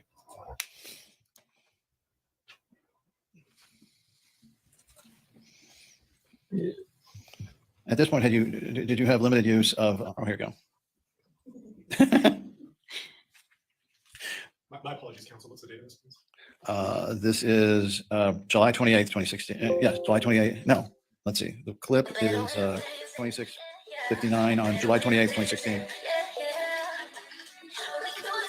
You can't crush that little girl's spirit, man. I'm gonna tell you right now. She built something different than most people are. You're moving pretty good there, man. Yes. But still not out of the wheelchair. No. Were you hoping to get out of that wheelchair? Yes, I was on the track to be getting out. All right. And so when you had some periods where the pain would come back, was it as strong or was it less than what you'd expected, what you had experienced before the Mexico infusions? It was less than what I experienced previous to the prolonged sedation in Mexico. All right. But did you continue the ketamine program through the summer? I did because that's what worked for me. Okay. And so you would go back for sets when you needed them, and there were a lot of them at some points and none at others? Right. It just depended on my condition. Okay. Did you try with your folks, did you try other types of treatments? Yes. So even though we established that the ketamine had worked for me, we learned about the hyperbaric chamber. So we gave that a shot. And how is that supposed to work? If you don't know, it's okay. I really don't understand the whole thing, but I did try it. But you were in a high oxygen environment for a while. Yeah, that's all I know. I don't really know anything else. You know why you wanted your folks and you wanted to try something different than the ketamine infusions? Well, they were always open to new therapies. They weren't just exclusively going to use ketamine. So when they heard about some success with the hyperbaric oxygen treatment, they gave it a go. And did they want you to try things that did not involve a medication? Yes, And so what about IVIG, the immune system stimulant? Did you try that I did try that. Yes. briefly? And did that do any good? I don't have much recollection of it being like substantial, but I know that it did help me because I was willing to do it again. Now, Maya, you were, as the record reflects, oh, okay, let's see. Yeah. I want to show how you were doing then in June and July of 2016. And now that we get into the summer, I published 2530-46. Yeah, so here you can see my feet flat on the ground, which was a huge step for me. I was very proud of myself. I'm holding myself up with my upper body strength, and my dystonia is not present in this picture. I was really close to walking. Okay. And were you looking forward to walking? Yes, yes. Let's publish 2530-50. Was it important for you to be working your upper body here? Yeah, so my goal was to strengthen my upper body enough to the point where I could hold myself up with a walker if my legs gave out at certain times, so I was still safe and would prevent injury. Even though it was painful, I pushed myself. Okay. Now, continuing then through the summer. Man, I tell you guys, this girl's inspirational. 100. Oh, PM, thank you for dropping that. Thank you. Much love to all the ones that have donated this month already. Appreciate y'all. Criminal Med, Darzilla, Sassy7, Jeannie Ange, and Miss Darcy. I think I got y'all. Appreciate y'all.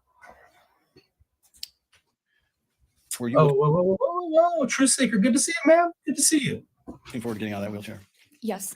Tell the jury by August of 2016, did you believe you were going to be able to get out of that wheelchair?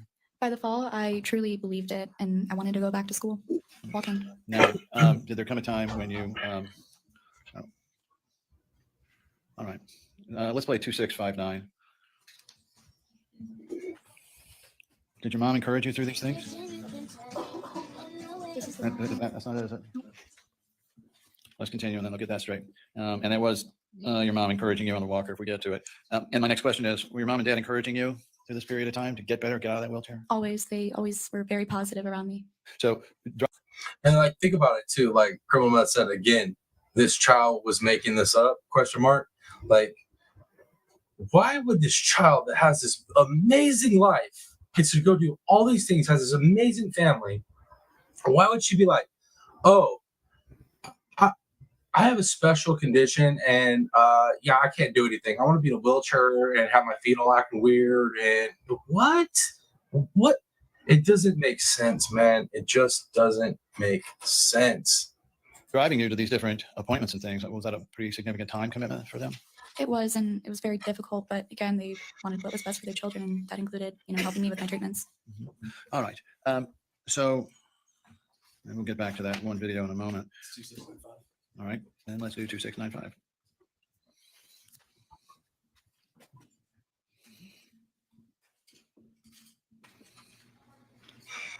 That's better. I love you. Now go down slowly. Now, what's the goal there with the Go down legs? slowly. Good job. Sorry, I did not hear your question. Good job. Very good. Excellent. Mr. Anderson, I apologize again. Can you please tell me the date of the day? July 28th, 2016. Thank you, sir. All right. So the goal here by this point, the end of July, was that by the middle of fall, you were going to be out. Yes.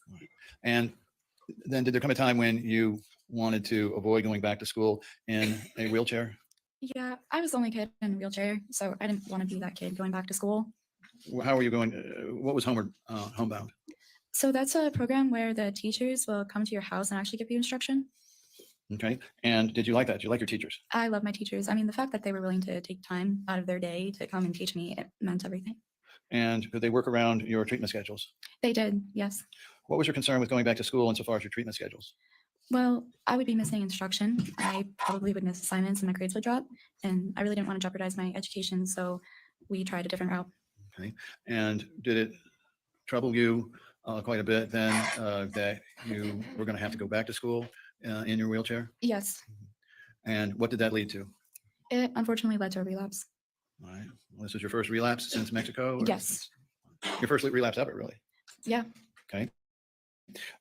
So did you go back to Dr. Hannah to complete more of a ketamine infusion set? Yes, I did. We went to him because it's less expensive compared to Kirkpatrick. Okay. And through the course of this now, what were the symptoms that you were displaying insofar as your stomach? And remember, we talked about before the intestines and so forth. What was going on in this relapse? Or strike it. What had returned? So with CRPS, it's pretty well known that it could affect some organs. And for me, it affected my large intestine. So I often got pretty constipated. It's because both, well, CRPS, it's an attack on the sympathetic nervous system, which also affects the digestive system. So I was pretty constipated regularly.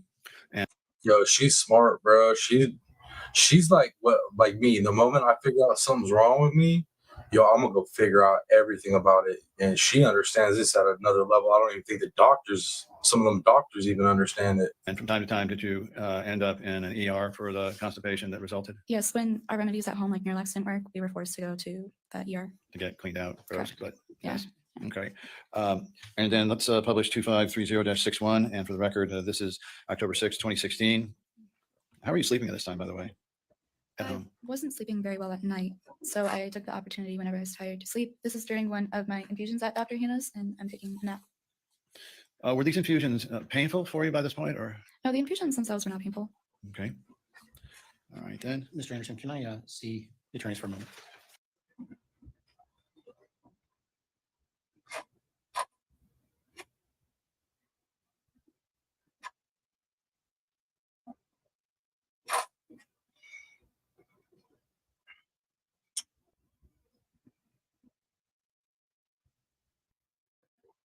Yeah, they're getting ready to call, I think, the lunch.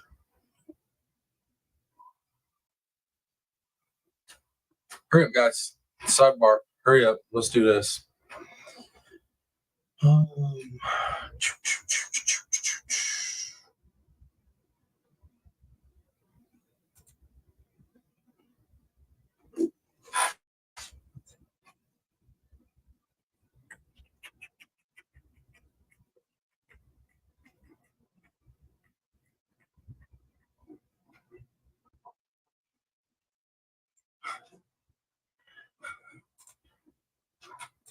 Thank you, BM. I appreciate you. I appreciate you. Okay, members of the jury, I'm just cognizant of the time, cognizant that you haven't had a break in a while. I know we're a little early for lunch, but instead of taking a break short and then go to lunch, why don't we just take an early lunch before we? All right, sounds good. I already got us queued up, guys. Don't you worry. I already got us queued up. Let's go ahead and switch over to this bad boy, and we should be good to roll. Let's bring in the jury. Can you guys hear that? Let me know if you guys can. Give me one in chat if y'all can hear this. I want to make sure y'all are hearing it.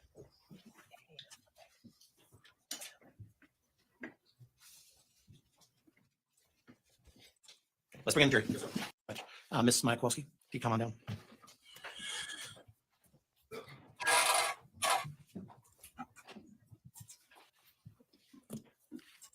That judge has, I don't know about that judge. Criminal med, I really don't know how much I like that judge, to be honest with you. I watch too many of the motions, the motions before trial every day, the sidebars, all that. Dude, I don't know how much I like the dude, honestly. And Ms. Kowalski, you understand you're still under oath? Yeah, please, Court. You may inquire. Oh, his hairstyle, criminal med, his hairstyle is called I Can't Let It Go. That's what it's called. Boy, just give it up, bruh. Just go bald, Mr. Clean that stuff. Or spend some of that judge money, go overseas, get them little plug implants, and everybody be getting. When we left, we were right up to the point of the infamous Darzilla, thank you for the one. I see the one. Thank you. October 7th admission. I want you to tell the jury at this point in the midst of your relapse, your first relapse, what symptoms you had. I had the same burning pain, but this time it was more amplified than it was when I was getting the infusions. And I had lesions coming back. I had discoloration and change in temperatures. And my dystonia was more prevalent. Sorry, forgot. And you were obviously in a wheelchair. Still in a wheelchair. Now, before October 7th, had you had this problem in the gut with being able to pass food through because of the CRPS? That was a problem that was more with my CRPS, yes, constipation. Okay. And had you been to Johns Hopkins the week before October 1st to visit? Yes. And what was that for? Was it for the same thing, the stomach issues, Yes. lower stomach issues? Okay. And at this point, you were what, 10 years old? I was 10. So let's talk a little bit about that visit. So do you remember the why of going there that day, that morning? October 7th? The 7th. Okay. Yes. So I was in excruciating pain. And this time my stomach was also it was awful. I was complaining. My knees were up to my chest. I was crying. So my dad took me in. So it was your father, not your Yes. mother that took you in? And then the week prior, my dad also took me in.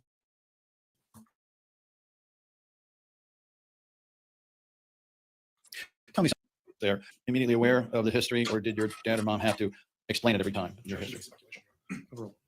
Actually, yeah, my parents always had to re-explain my history of CRPS.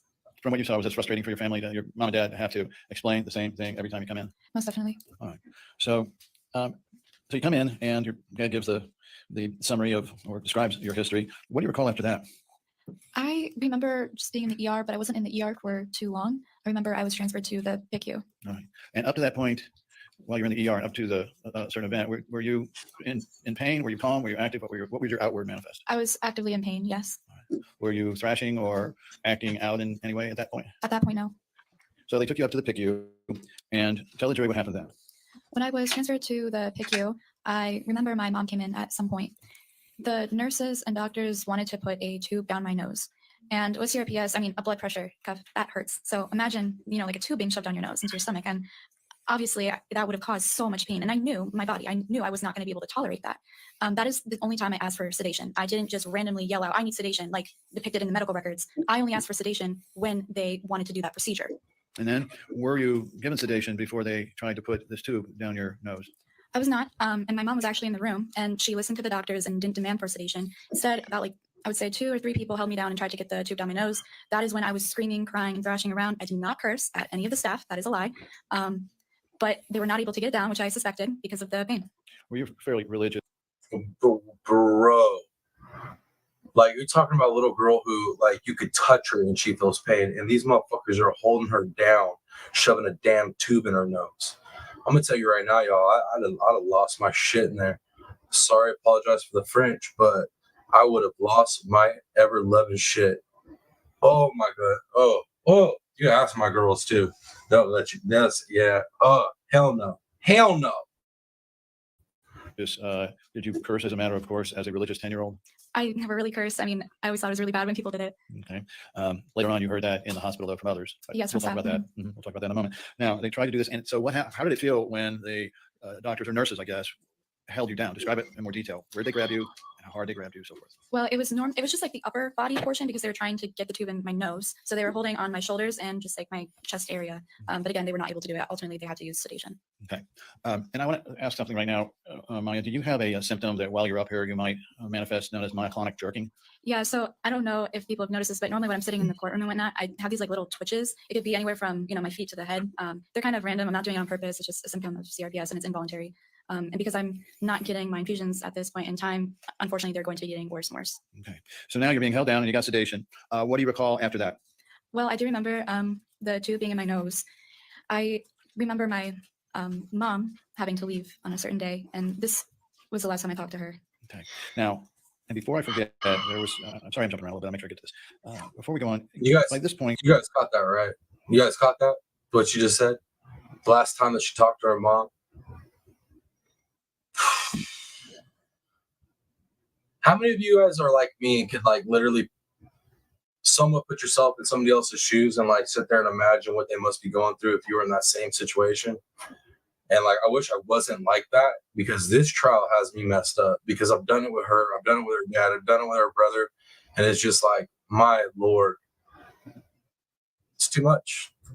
did you know what having a ketamine infusion, the feeling of ketamine inside you was? Yes. Were you able to tell throughout this period, and after you had started having them with Dr. Kirkpatrick and Dr. Cantu and Dr. Hannah, were you able to tell when your body was receiving ketamine? Yes. And how could you tell? I could tell because the pain level, first off, it was lowered, and there's like a feeling, it's like, I don't know how to explain it, but you could just tell, like, you feel a little bit funny. It's not your normal self. Okay. And then tell the jury whether, the best of your knowledge and for everything you saw, heard, felt, your mom ever gave you IV ketamine at home. Never through the IV, no. How did she give it to you? It was orally administered, which was okay by the doctor and everything. It tasted a little bit weird, so at one point I asked her to add Gatorade to it, so it's just easier to go down. And but the prescription itself, and if you're aware, great. If you're not, it's okay. The prescription itself, what did it read? Did it say oral? Did it say intravenous? Did it say? The bottle itself? Yes. Yeah, it said intravenous, but it was only for oral purposes. So you applied out of the bottle to the Right, Gatorade. right. Never through the IV. You never had an IV ketamine at home. Not at home, no. So now you're, sorry to jump around. You're back in the hospital, and did they start to examine you? And if so, what happened after that, if you recall? Or do you recall much after you were sedated would be a better question. No, but I do remember being in the PICU. All right.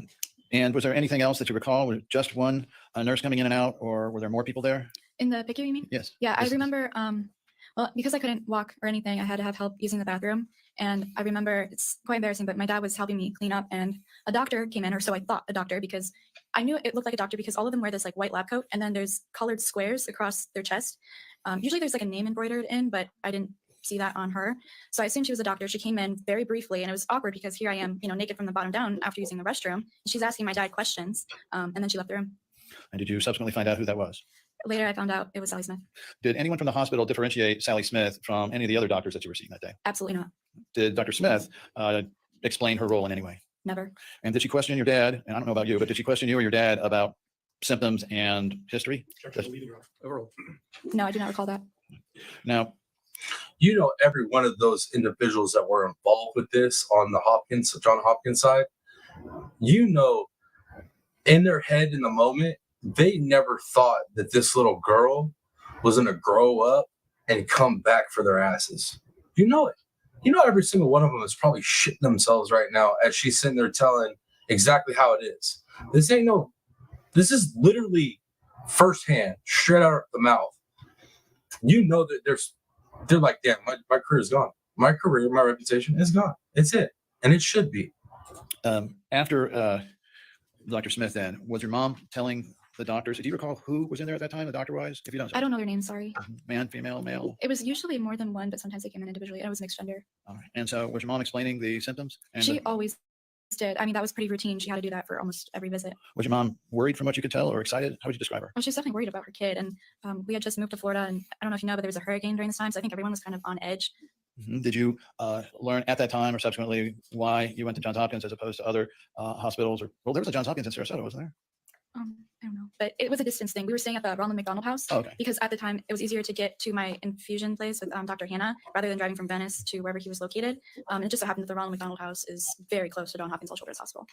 So you're on campus, in other words, at Johns Hopkins. Yeah, pretty close. All right. And so your mom told them about the symptoms. Do you recall them questioning you at all about your symptoms? No. So what happened after that, to the best of your knowledge? Did you stay up, go to sleep? What?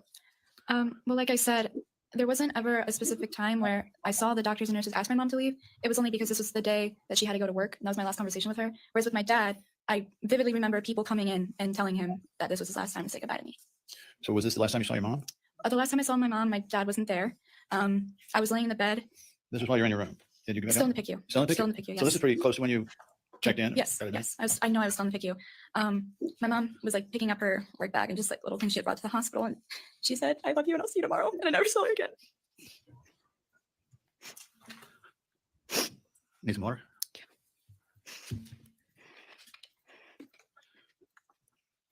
I noticed you're wearing a necklace. Why don't you explain that? Yeah, so December 10th was my birthday. I turned 11, and I was unfortunately still in the hospital at the time. And the hospital has this program where they collect funds for children who are still in the hospital on their birthday. I was given $20 to spend. And I remember the social worker came in, and she asked me what I'd like to buy. I bought a Nerf gun for my brother. I bought my mom a necklace, and then I bought my dad his favorite bag of mints because I didn't have a lot of money left over. But then my Aunt Wendy bought him this little glass Christmas tree, and he just said it was for me. But I bought my mom this very specific necklace that says "I love you" to the moon and back. It's just like she always said that to me. And then I found out later that she wore it every single day. And when she was found in the garage, she was still wearing it. And I have it on my neck right now. Yo, guys. Oh, my Lord. Oh, my heart hurts. My heart hurts. I'm not having a heart attack, but my heart hurts right now. Oh, this poor girl. Oh, my Lord. I hope they pay. Oh, I hope they can pay. Have some more. Sorry. Get to it. Damn, man. I'm about to put the glasses on. Can we publish 2571-001? We're going to switch for a second to mine and ask you about obvious symptoms at the time of your admission. Now, the record reflects it. This is October 8th, 2016. So this would have been the day after you came in. Yes, And was it Friday? And then this one would have been on Saturday. correct. And what is that there? It's a lesion. And again, Yo, man, I whether you think they're gonna win this trial or not, man, you get an extra moment during this day. Yeah, pray for this family. Oh my Lord, pray for this family. I feel really solid about Maya. Like I think like no matter how long her life is, she's gonna do amazing things. But I'm gonna tell you right now, I'm worried about the brother. I'm worried about the brother. I really am. I don't know if he's made it the same thing his sister is. I'm worried about him. I don't like the body, the look. It's damn, man. Prayers. on the same thing. It's just smaller ones connecting. Okay. Now, BM, yeah, this is sped up so that we can get through the full testimony without being here forever. Yeah. since that time, have you had the opportunity to review some of the Johns Hopkins records that were supposed to be documenting your condition here and there? Yes. All right. Let's show 1001-2645. And I'll represent for the record. It'll show it's the skin assessment for that same day.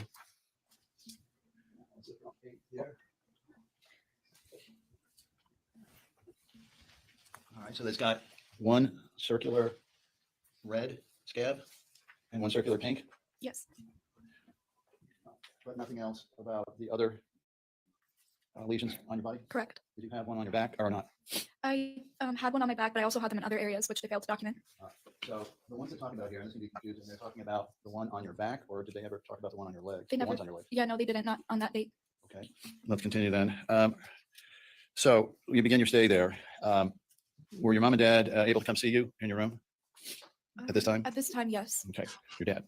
Okay, and then tell us about the rooms you stayed in during this period of time, October, November, December of 2016. Regular hospital rooms? So first the emergency room, then the PICU. The most distinguishing thing about the PICU, even though every room kind of has it, is the circular clock.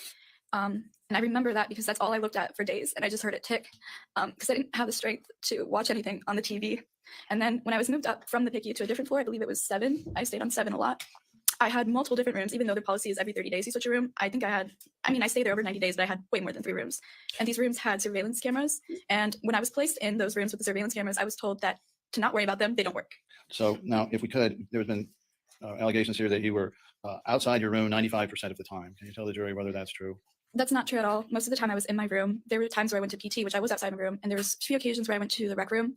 But for, I would say, the majority of my time, I was kept in my room. Yo, man, she calling them out on some bald-faced lies, bro. They was lying up on that stand. That lady tried to say she was out of her room all the time doing physical. Man, And did the rooms have the kids that were there, their names on the door or next to the door? So at one point, I started to get wheeled out into the hallways and whatnot. And that's when I was going to PT or the rec room. Uh-huh. And I noticed something really weird was that all the other rooms on the floor, they had name tags. It would say the patient's name and just the last initial. Whereas with mine, I just had a sheet of paper in there with color-coded stickers. I asked the nurses what the color corresponded to and what that meant and why I didn't have a name, and they would not tell me. I asked multiple nurses. they didn't want her room to have a name on it because they had her locked down like a damn criminal, and they were worried about somebody coming in to find her. Like, what the fuck, man? Dude, they did. They treated this little girl like a prisoner. They were straight warehousing this little girl. That's the best way to state it. Definitely. Like, she wasn't treated like a patient. She was just treated like, oh, man, subhuman. This isn't all of them said I can't tell you.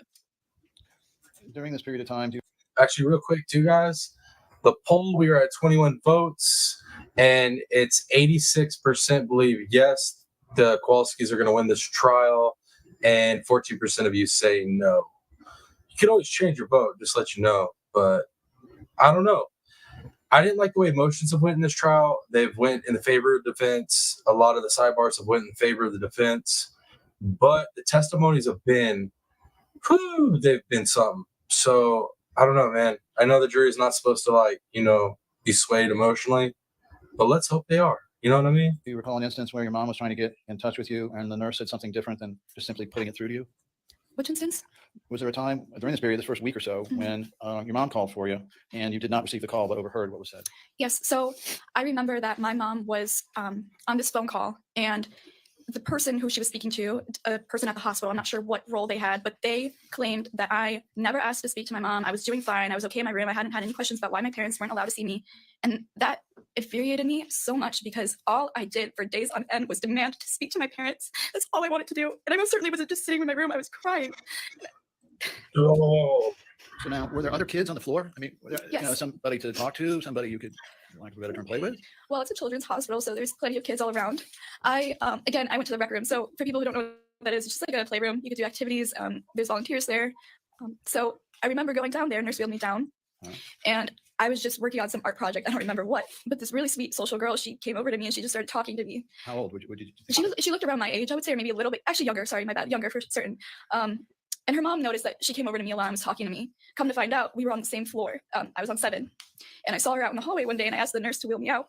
So the nurse wheeled me out. She brought me to the area. So there's like this on the floor, there's this huge window where you could see outside of the hospital. So you could see like the street and all the cars passing by. And there's a little chair that faces this window. So people who just wanted like a change of scenery could go over there.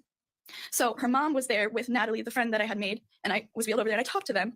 Another nurse observed this interaction and quickly told somebody. Next thing I know, Kathy Beatty is in my room saying I'm not to ever speak to a patient again.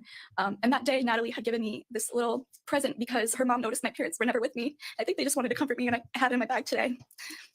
Did they ever give you what the fuck, man? I'm sorry, guys. I'm sorry, yo. This is so bad. I didn't know about this. I didn't know about this little incident. For real? I'm gonna tell this little girl that not only she can't see her family, she can't even communicate with the other children in the hospital? What the man, like I said, guys, these people that are behind all this, everybody involved in this, there's a special place. You know, once they're 6 feet under, there's a special place for them. any reason why you, as a 10-year-old, couldn't just talk to the kid next door, for lack of a better term? I have no reason. I mean, they didn't give me any reason. And it was heartbreaking because, you know, they had my door open a lot and the blinds were open. So I could see other people conversing and interacting. And here I am all alone. Now, were they at this time paying a lot of attention to your symptoms, discussing your symptoms with you?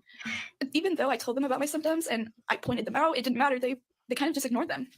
Before we go further, I think what I want to do, if we can pull up 2003-001, the All Children's Health System, a summary of Florida patients' Bill of Rights and Responsibilities, if we could. So, Maya, were you aware of any of this at the time, or did you become aware of these later? I was not made aware of them within the hospital. I wish I would have known them. All right. So you had a right, I'll just paraphrase, to courtesy and respect. Is that right? Correct. And individual dignity and protection of your privacy. Is that Correct. right? A prompt and reasonable response to questions and requests for you. Tell me about the bathroom. Overall. Tell me about trying to go to the bathroom during this period. What did you have to do to get to the bathroom? So with the whole like bathroom situation, obviously I was not able to walk and I couldn't push my wheelchair at this time. So the nurses helped me, which was totally cool. But it's when the showering happened where it was really weird. So I had to have the door open and they would have to watch me because they were afraid that I would cut myself. I wasn't allowed to have a razor. Later, I was able to have a razor to shave my legs, but I just never felt good about myself. And it says here, a patient has the right to know who's providing services and who's responsible for your care. Was it ever explained to you who was the person, other Kathy Beatty, most responsible for your care? No. And so it says that Yeah, criminal med, prison, 100. She was treated like a prisoner, literally like a prisoner. couldn't even shower? Like, what the even prisoners get to shower without, like, people staring at their junk, bro. Well, other prisoners might be, but you get what I'm saying? Ridiculous, man. You have a right to know what rules and regulations apply to your conduct. Did anybody discuss that with you ever? No. Were you ever shown any of these rules and regulations or rights? No. All right. Did you receive any information from the Johns Hopkins nurses or the doctors when they visited you about what diagnosis and what their plan was for you?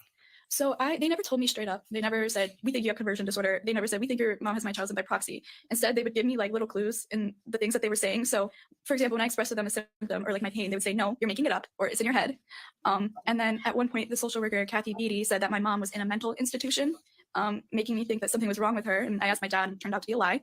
So they were trying to even manipulate me into thinking that my mom was sick and therefore making me sick, even though it wasn't true. Dude, oh my Lord. Oh my Lord, special place in hell for these people, man. I'm telling you right now.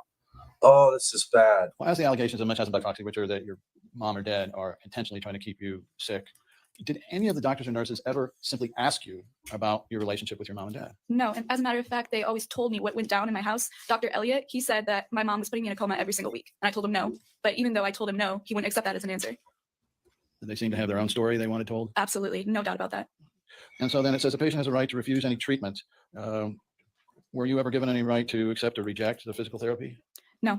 What was the problem with that as time went on with the physical therapy? So even though physical therapy, like done in a certain way, does help CRPS, when you don't listen to the patient, it's actually going to be more harmful than beneficial. So my condition just went downhill. I mean, when I got back home after being released, it was nasty. Well, I got to ask you now, there's been some testimony about withdrawal. Did you ever experience, do you know what withdrawal is from a drug? Yeah, I've heard about it in school, yeah. Okay. And remembering back and knowing now, did you ever have any feelings after ketamine was stopped for a period of time of withdrawal? No, ketamine for me was stopped multiple times and for like sometimes weeks, and I've never identified with the symptoms of withdrawal. So no sniffling and anxiety and runny nose and severe headaches and all that? None of that? So did they ever come to you and tell you that they thought you needed to stay there because you needed to be weaned off of ketamine? They have never told me that. Right. It goes down there and it says, about 2/3 of the way down, patient has a right to impartial access to medical treatment or accommodations regardless of race, sex, gender, identity, sexual orientation, national origin, religion, creed, handicap. You see that? Yes. All right. So tell the jury now first as to being Polish. What does the term mamusha mean? If I'm pronouncing that correct? Yes, you are. I'd like to object. I'd like to approach on this. Okay.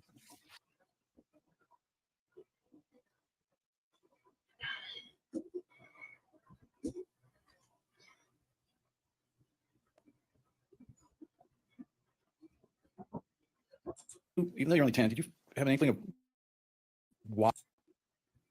Reason, and it was because they believe my mom was tampering with the wafer or the holy water and putting ketamine in it. And similarly, there's a little off topic, baked goods, any type of food from home. Were you allowed to have that? Oh, no, never. Only hospital food. Correct. What a joy. So let's get back to this now in terms of being able to practice your religion. What did you bring with you? Or if you didn't bring it in, what were you brought in terms of religious items to help you through this difficult time? Right, so going into the hospital, we didn't know how long I was staying there. So eventually I was given the rosary, which is a standard like thing Catholics pray with. And I was brought a prayer book so I could recite the prayers because there's a lot and I don't remember them all. Yeah, those were the two big things. And then the communion, which we talked about, and the holy water, which we already talked about. And did Miss Beatty or someone else from the hospital at some point take those from you? Yes. So you can't see your mom, you can't see your dad, you can't see your brother, you can't have any religious rights, any religious anythings. It's crazy. And then criminal med G, not one thing was met for her. Not one standard of care was met for this little girl at all. So now, what were you told about your ability to practice your religion in the hospital? What did they say about it? They thought my mom was controlling me through religion, so they were really against me praying and doing that sort of thing. But What would they do if you tried to pray with your mom over the phone? they would shut it down. So what about a priest? Now, you had a priest from your church that you were comfortable with? Yes. Parish? And who was that? That was Father Jack. Okay. And tell us about visits from Father Jack.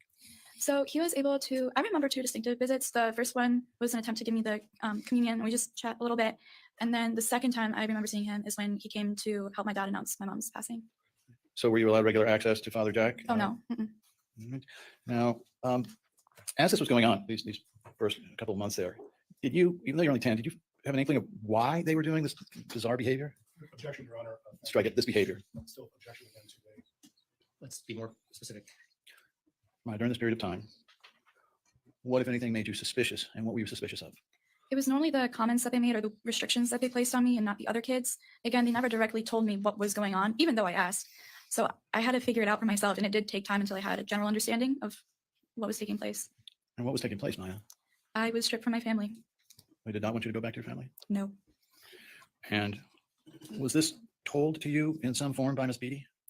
She made a lot of comments, especially about my mom. She was the one who came up with a mental institution comment. She also had a lot of ideas of where I should be placed. All right, and what was she? How could you legally tell a child that in a medical setting as a medical professional, straight up lie to the patient and say like your mom's mental? Like what the fuck? Suggesting for you as a place that they would place you. So I remember this one instance when she came into my room. She asked if she could sit on the end of my bed, and I told her yes. She sat down, and she told me that they were discussing in court the idea of foster care and placing me in a home. She cautioned me, this is word from word, but she said, foster care is nothing like it is in the movies. She said that, and then after saying that, she suggested that she take me in, and she would be my foster parent. Let's pull up 1001. Yo, guys. Criminal Men, you weren't lying. Like I told you guys, I didn't watch this today. I wanted to react to it with y'all. I wanted to see it all with you guys. What the fuck? Dude, that lady was trying to kidnap this girl. This wasn't just a medical kidnapping. This lady was trying to kidnap this little girl. She treated her like a prisoner. She treated her like somebody. Oh, my Lord, what's the word I'm looking for? The treatment. Damn, I can't think of it. But basically, when they kidnap somebody, they treat them like horrible, and then they turn around and start treating them good so that they look like the good person. That's like what this lady was trying to do inside the medical facility. But she was not just doing that inside the medical facility, messing with this little girl. She wanted to like take this little girl and like, what the? This is so much worse, bro. This is so much worse than what I thought. What the, bro? Like, are you kidding me right now? 3796. All right, this is in evidence. What? And so, was it at or around the time reflected here that Ms. Beatty was initiating you into this concept that you would never go back to your parents, you would go to a foster family? objection, Your Honor. Argument. Overall, I would say so, yes. I don't know the exact date that she told me, but I know it corresponded to I'm assuming, because she said it was a court hearing about foster care, and that's where she got the idea. This is beyond. This is beyond lack of care, beyond making a bad judgment call. This goes beyond that, because it's one thing to make the bad judgment call and then realize you're wrong and then correct it, right? Which was never done. But like the lady doubled down. Like double, triple down, and wanted to take this little girl as her own. Like the amount of mental, emotional manipulation, like the psychological just mind screw this was, like that. Like this is beyond just Johns Hopkins having some crap care. Do they have a straight criminal working for them? Like this lady is a criminal. Like this is sick behavior. Holy good, oh my Lord. Now, this is psychology progress notes. Let's talk about that for a second. When you came in, were you seen by a psychologist to be given some testing? At the hospital? Mhm. I later found that out, yes. All right, well, tell us who did that, if you can recall. I believe his name is Dr. Lewis. Is that the Right. one you're talking? Okay, Mhm. yes, I do remember that whole instance. I was wheeled into a separate room, and Dr. Lewis was in there with paper and pen and a bunch of tests. I did not want to be there. That day in particular, I was in more pain than usual. So much so, I actually could not complete all of the tests. I complained of my hand hurting. And then the nurse who wheeled me there, when she came to pick me up, I was in tears and I was crying. Well, subsequent, did Dr. Lewis engage you in any analysis or conversation like analysis? I remember some of the things we talked about. He asked about my family. He asked about, he regularly put words in my mouth. He tried to get me to agree to things, and I would tell him, no, that's not true. And yet he wrote it down on a piece of paper. Did you ever see his report? Yes, and again, it's very frustrating because here you're going to a health, it's like a professional health place, and you have adults lying about what a child is saying. It's a whole nother level of messed up. It's just so unbelievably insane. Did you find out whether he worked for the hospital or whether he was working for? Yo, I couldn't have said. I mean, she literally said what I've been saying. This is crazy. It's insane. Like it's Oh my goodness. Sometimes I wonder when I'm covering this true crime stuff if this is like real life, dude. Sometimes I'm just like, dude, this is so crazy. Like, am I really covering this? Does this shit really happen in real life? This is real life. UCF at the time. He never told me. In terms of psychological counseling now, do you know who Dr. Katzenstein is? I Did do. you? How often would you meet with Dr. Katzenstein, if at all? I think I relayed some information to Dr. Katzenstein, but I don't remember seeing them regularly. Okay. And in the visits that you remember, what happened? Tell us a little bit about them. I remember relaying some information to the doctor, but I don't remember the visits themselves because, again, I don't really remember them happening. I want to go back to Dr. Lewis again. So there were all these statements in that report about things you said. How did those appear in there? He was the one suggesting that narrative, trying to get me to agree. And even though I did not agree, he still wrote it down as if I did. Did this add to your suspicion of what was going on here? It did, because I've been to hospitals before and nothing like that had ever happened. Okay. Can you tell us whether you had constant psychotherapy or whether it was limited or next to none? It was next to none. I don't remember that happening regularly. There was a lot of PT though. Now, do you remember a time when you were put into a room and told you could not leave for some reason? Are you referring to the 48 hours? Yes. Yes, I was told about that. Tell the jury what happened then. So I was told it was for like an EKG, and I don't know what that is. So I just said, okay. I know now what an EKG is, and what happened in the room was nothing like an EKG. They left me there for 48 hours under surveillance, which they did not tell me about. They had a commode in there, and they just put it far enough away from the bed, so I would have to physically stand up and use the bathroom. I called the nurses whenever I had to use the bathroom, because obviously I'm not able to walk. And when they refused to help me go to the bathroom, I would defecate on myself. Dude, what the? Okay, let me compose myself here. Dude, it was bad enough when I thought it was just they set it up to where they can catch her, maybe moving on her own. But the fact that they refused to help her and she defecated on herself, are you guys, like there's people that should be in jail over this, not just losing jobs, like jail time. Like, what the Let's show 2703-B, a clip from the covert surveillance.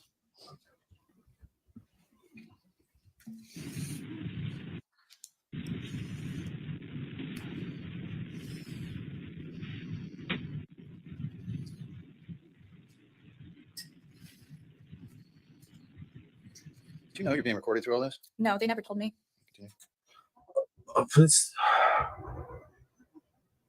How can they get away with this? How can they legally get away with recording this little girl use the bathroom? Like, on a legal level, how can they get away with that? Like, there's so much wrong here. My brain can't compute how much is wrong here. This goes beyond the money. This is, holy. Is that it? Okay. Now, so you had to have help. Yes. And was there any way to reach that commode to relieve yourself without help? No, not in my condition. And what would the nurses do when they came in and you had messed your bed? They would be pretty angry. I had this one nurse, I would call her whenever I had to use the bathroom, and I'm understanding that you have other patients. I get that. She would come into the room, and I'm not even joking. She would yell 10 more minutes, and then she would storm off. But again, my door's open, the blinds are open. I could see her conversing with the nurses. They have these like little council like areas, and I could see her talking. She was not busy. So I genuinely believe that they just wanted to push me to the limit of like, oh, I'm about to pee myself. I have to get up and stand. But that never happened. Instead, I just peed on myself. And you were not allowed to leave this room for 2 No. to 48 hours? No. And you would have left if you could? I wish I could have. So they kept you in there against your will? Correct. All right, let's take a look at 21-116, a series of text messages at around this time regarding this particular visit. And if we could move to the Judge, again, we object the foundation and through this witnesses and not her text messages. Senator. You may proceed. Finally, the judge. Yes, it's 005. We're on right now. So this is with Dr. Dees and Dr. Sally Smith. Now, it says here something about pushing several feet in your wheelchair. Does CRPS involve paralysis? No, it does not. There are some patients with pain so severe that they might not be able to move their limb, but that wasn't the case for me. I was still able to move my limbs. Obviously, I had my days, but I've never had paralysis. That's not associated with CRPS at all. But that's what they were concentrating on, was whether you could move around or not? Right. So even though I explained to them that the symptoms vary, that's just the nature of CRPS. For some reason, they couldn't understand that. All right, so I think there's another one here from Dr. Smith replying to this.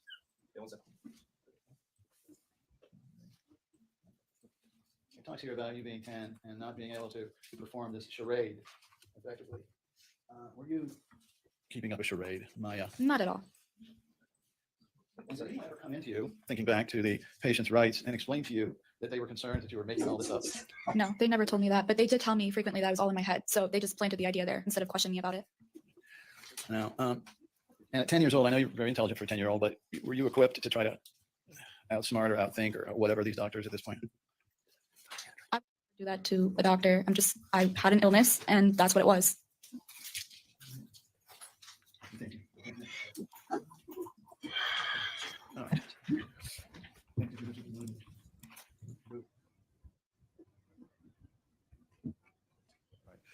Now, there was a part of the, I forgot an event here. So I had Nick. So it talks here in your rights about being able to have another doctor or specialist outside the hospital see you. Was there an attempt, to the best of your knowledge, to have Dr. Hannah come see you? In December? At any time? I don't remember that. I know eventually down the line I was able to see him, but I was not made aware of any attempt for him to come to the hospital. Okay, so this was outside the hospital when you Correct. saw. So during your time in the hospital, was any doctor outside of Johns Hopkins allowed to come in and examine you? No. Okay, now, I want to pull up 2703-A and ask you, were your CRP's lesions prominent by this point? Yes, And did you from time to time ask the nurses to give you something to help them? I did. I was without my special lotion that I was prescribed back at home with the lesions. And here I just requested Aquaphor because I believe it was the next best thing.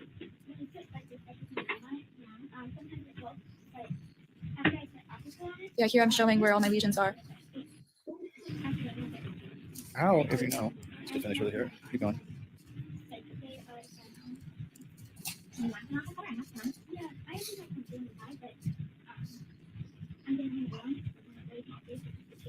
Is this pretty much what you did all day long? Sit in Yes. that bed? Yeah.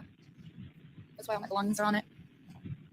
So you applied your own salve to them? Did it help? No. Tell them it was painful? I was explaining that to her, yes. So what was the hospital doing to help you deal with painful lesions? Well, they gave me Aquaphor, but again, it doesn't really do much for them.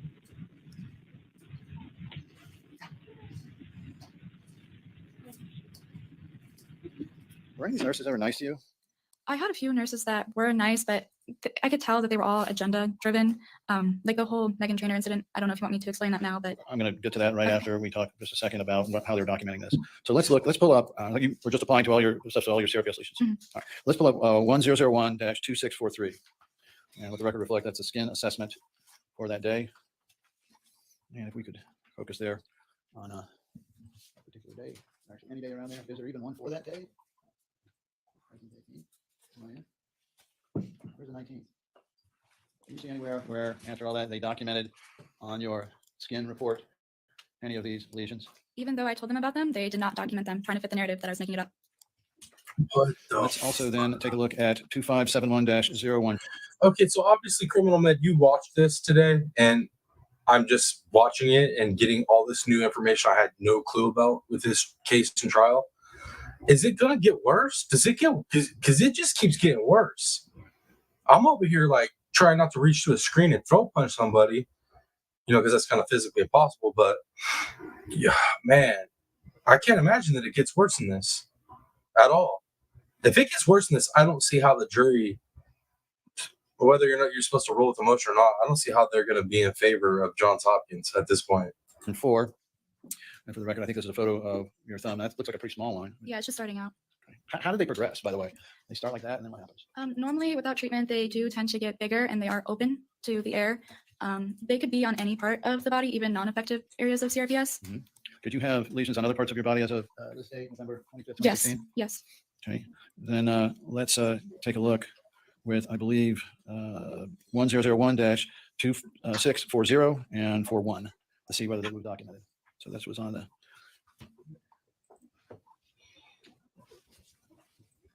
Do you see anywhere where they are documenting any of your lesions on this? No. All right, let's look at 2571-008 and see what that one says. That's not it. I think is it 2571-013? Yes. 2571-013. All right, what's going on here, Maya? Well, first off, you could see the discoloration of my skin, which is a symptom of CRPS. And then you have some small lesions starting out, but they're getting bigger. All right, now, And you can still see the dystonia. Sorry, I just wanted to point that out. all right, so let's then compare that to the skin assessment for that day if you've got it. I think it's 1001 2640 and So criminal med says you have seen the most intense, but it's just a series of horrible acts. Oh my goodness. Well, as of right now, our poll at 22 votes is 82% Kowalski's in favor of Kowalski's winning, the verdict, and then we have 18% that say no. I really hope the 18% are wrong. I really do. yeah, I think so. Is that it? There's a lot of papers. Look here and see. Okay. Did they note anywhere that you had this discoloration and lesions? No. All right, let's look at the 2571-026. Or did I just do that one? No, I did not do that one yet. Bring that up. And for the record, this is December 22nd, 2016. We can focus in on your forehead. Did you get them on your forehead too? Yes, I got them pretty much everywhere. So I have one on my forehead, and then on my left knee, I have one. Okay, can we see the left knee then? Okay. All right. Now, can we compare that to 1001-2637? See if they document it.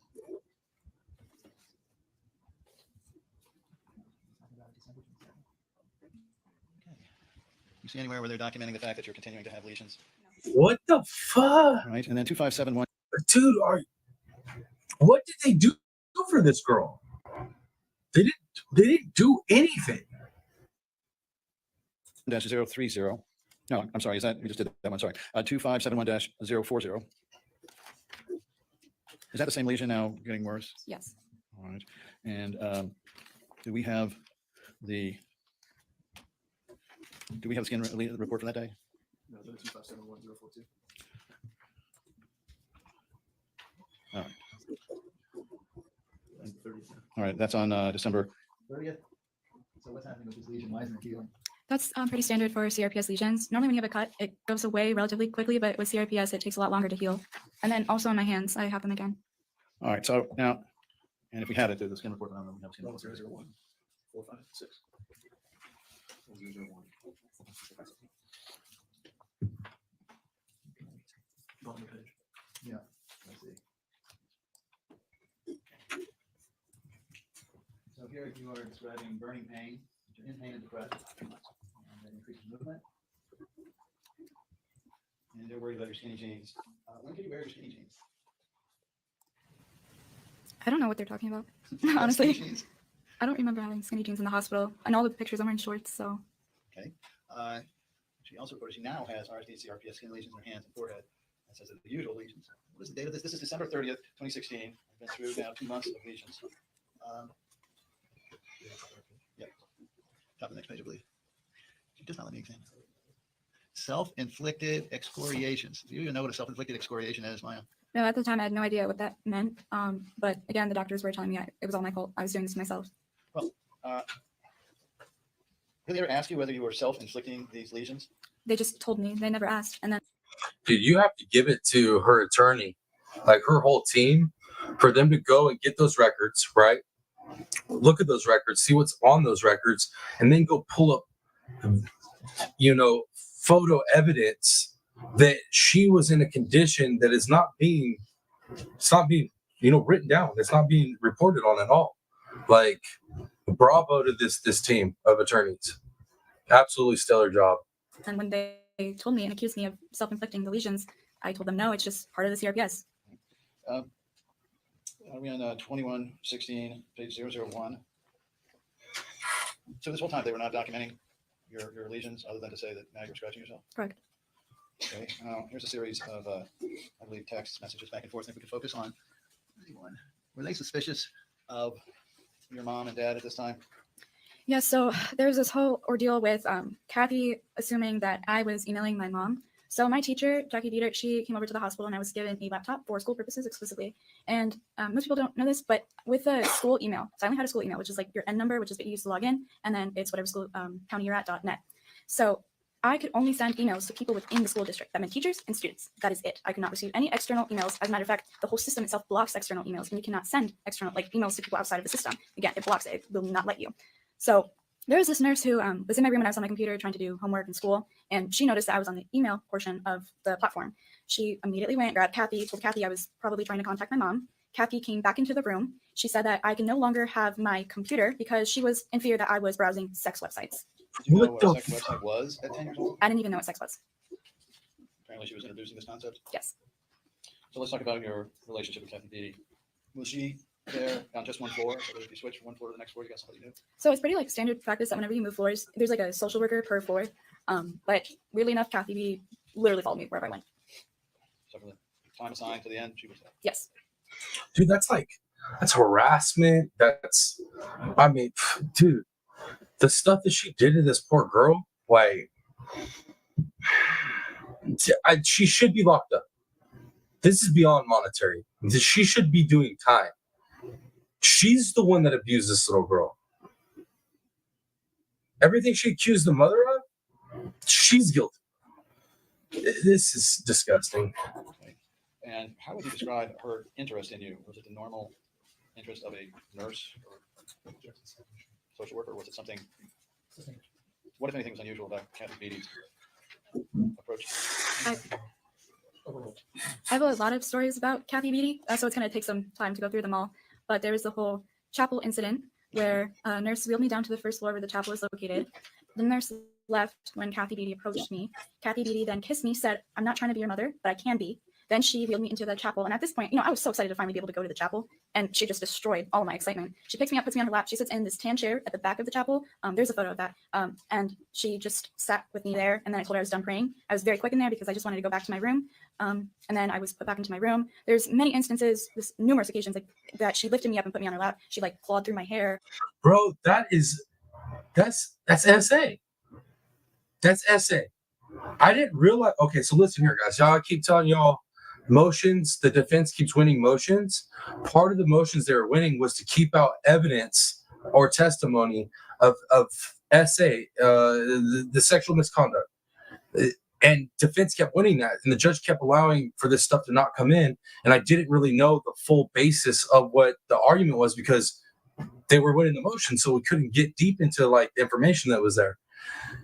What she's saying right now, I mean, I'm pissed, yo. I'm not happy about this. This is crazy. This is criminal med. You said this is bad. I know bad behavior, but oh my lord, it's got me so frustrated I can't even put a sentence together. This is ridiculous. I was close enough to her, almost at all times, to the point where I knew she had permanent eyeliner. That's not something unless you're really close to a person. She'd tell me weird details about her life. Yeah. Let's show 27. Dude, she was grooming this little girl. She used the medical facility to kidnap her. And then she's literally mentally, emotionally, psychologically manipulating and grooming this child to believe that her mom is crazy, that she's not really as sick as she thinks she is, right? And that, she could be a foster mom for her because they're thinking about putting her in foster care. What the 2597-18. I believe it's a photo of the chapel. And were you ever curious as to why she had you in the chapel? So one really interesting thing about the chapel is there's no cameras. It's the only place. Were you uncomfortable with Kathy Beatty's advances on you? Objection, Your Honor. Argument sustained. Did these incidents with Kathy Beatty, were they upsetting to you? Yes. Bro, check it out. Check it out. Put it in this context, all right? I want to piss more of you all off because I'm not seeing enough comments in here. You know what I mean? So I know most of y'all probably got stuff you're doing here just listening. But this lady was taking this little girl, putting her on her damn lap, telling her about her life. What the hell? Dude, if this had been a male doctor doing the exact same actions, everybody be losing their shit right now. Just because it was a lady doctor don't mean this shit is any less worse. It's disgusting. This lady was grooming this little girl, kidnapped her through the medical facility, and was grooming this little girl. Oh my lord! Did they cause you to fear her? Most certainly, and the whole photo incident truly solidified that. We'll get to that in a moment. And was Kathy Beatty the only one that was tormenting you, if you want to use that term, but during this period of time? No, there were other people as well. I mean, it was the doctors through their words of accusing my mom and I of certain things, or, well, for me, I guess, accusing me of not having my CRPS.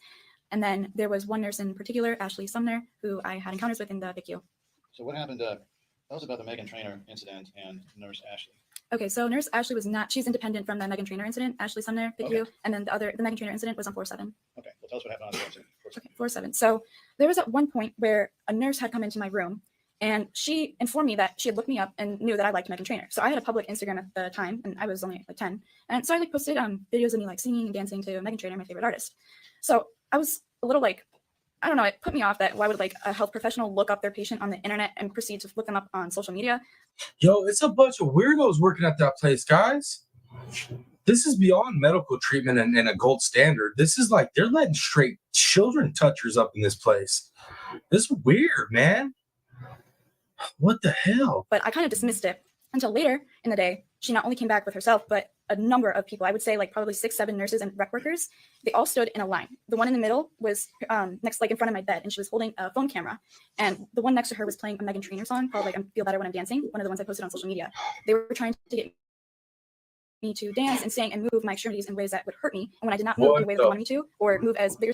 So they took something they know that she loves, that she's about, and they try to manipulate her with it to like prove that she's lying about this shit. Man, oh my goodness. See, they wanted me to, they stormed out of my room. Were they dancing, trying to dance around you? Yes, they were also trying to like get me to do certain movements, but I was in severe pain, so I was barely moving. I smiled a little bit, I did my best, but ultimately they never ended up showing the video to the court because it didn't fit their narrative. So they were.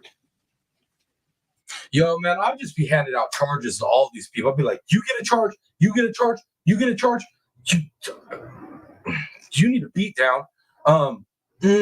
Guys, the whole damn medical facility, a bunch of damn just weirdos, bro. Weirdos. From your perspective, what were they trying to get you to do? I think they were just trying. What's the legal basis? Sterilization foundation. Oh, she thinks- Yeah, shut up, you weasel. Sit your ass back down. Overruled. Because I said so. Proceed, I Maya. believe the nurses were trying to make me to look like I was as healthy as possible, that I was living my best life in the hospital. I was listening to Megan Trainor, I was dancing, I was smiling with all the nurses, but that wasn't the case at all. So it was my mistake. I didn't realize Nurse Ashley was involved in this. Was there an incident with Nurse Ashley where you were hurt? Yeah, so we have to jump back to the beginning. So this is like October. Once my dad and mom were told to leave, I was obviously left alone. And there's one nurse in particular who I had the most interactions with, and that was Ashley Sumner. There was a point where they were moving me up to floor 7. So that called for a bed change. They regularly have to change the sheets and whatnot. It's like policy. But even though I had told her I cannot walk, I cannot stand, I cannot roll, she threatened me. She said, if you don't move right now, like, what did she say? Or else. That's what she said. Or else. If you don't move right now, or else. I remember the or else. And I just started crying because I'm so scared. Like, my parents aren't here. I have nobody that I trust. And this random lady is threatening me. And I can't even perform the movements that she wants me to. Bro, I don't condone violence, guys. But I'm just saying, if somebody was some well-trained lady was to find that nurse and beat the ever-loving brakes off of her, I mean, I'm just saying I wouldn't be too upset about it. I'm just saying. So she yelled at me for quite some time, telling me to roll over. I know you can move. I know you're faking it. Just stand up. We all know. Eventually, she gave up because I could not do what she wanted me to do. She went out in the hallway, grabbed about 3, 4 nurses. They lifted me up by the sheet of the bed itself to transfer me, and she dropped my arm really hard on the bed. Now, that's insignificant to most people, but to a person with CRPS, it's like falling on concrete. Like, it hurt so bad. I remember the feeling just in my body. It was so painful, and I just cried. She was just awful, and I don't know. I'll never forget her. No, criminal man, I can't believe this right now. Honestly, like, usually I cover the stuff that, I pre-watch everything. Usually, I pre-watch most stuff, I should say. There are some things I'll raw react to. But usually the trial stuff I watch before we cover it. So I kind of know I'm prepared for it. Like I said, guys, I didn't watch this testimony today. I wanted it to be raw and like with you guys. And I don't know if that was a good idea because right now I'm pretty pissed off. I'm pretty upset. I have a lot of choice words I'd like to say, but then I'd like to keep my channel as well. So I probably shouldn't say those words. But let's keep going. Let's keep going. All right. Getting back to Miss Beatty then. Do you like chocolate cake? I do, and I ordered that almost every night at the hospital. Did Kathy Beatty know that you liked chocolate cake? Yes. Yep. Was there an incident where that was held out as a prize or something? Yeah, so in PT, as my stay went on, they wanted me to improve, but because of their system of doing it, it hurt my CRPS. So I wasn't making the improvements that were typical of other patients that are non-CRPSers. So she thought that bribing me would maybe spark some more motivation for me to start doing different things. On one instance, she said that she would bake me a chocolate cake if I did well in PT. So I tried my best and I overexerted myself. because the thought of just having something that was non-hospital food for the first time was enough motivation for me to, you know, risk putting myself in more pain. So after the therapy session, I asked her if I could have it, and she said no, because it's Lent. Now I have to explain this as well. So I'm Catholic, and Lent is a standard practice before Easter. You give up something for 40 days. And, you know, I'm a kid, so I don't really understand the time of when it was supposed to happen. I just knew that Lent was a thing associated with the Catholic religion, and I've done it before. I was in the hospital October, November, December, early January.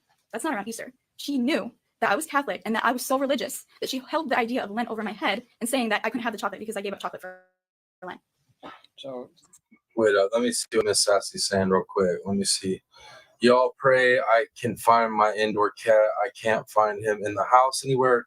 I had the door open a little bit to carry trash out. That was about 3 hours ago, and it's dark, and I have tried everything. I'm sorry, Miss Sassy. Prayers. I pray that your kitty rolls back up. Man, dude, I hate it when indoor cats get out, man. Like, they're ninjas, dude. It's like the moment you turn their back for just a second, man, them little dudes. Well, if it's a boy, he probably out there gonna get him, you know, and then he'll be back. Should be back. And if it's a female, well, hopefully she's fixed, because she might come back with some, you know, some presents for you. But I'm praying though, it'll be back. Pause. It'll be back. Miss Back Row Becky, good to see you. You just popping out the bushes on us. Thank you, though. That's my people right there. That's my people. The power of prayer. My people know it. I love it. Let's keep rolling, y'all. what about talking to your mom and dad through this period? Now, was this a frequent thing, or? Oh my, he doesn't know how to survive outside. He is fixed. Okay, so then he's not out on the prowl for that. Well, maybe he'll be like, and shortly here, he'll be like, damn, I'm hungry. I'm thirsty. It's kind of cold. I don't really like this. Let me in. Hopefully that's what he does. Infrequent thing. Your Honor, I apologize for objecting again, but again, the foundation's not there. Let's keep it on the time, otherwise it will.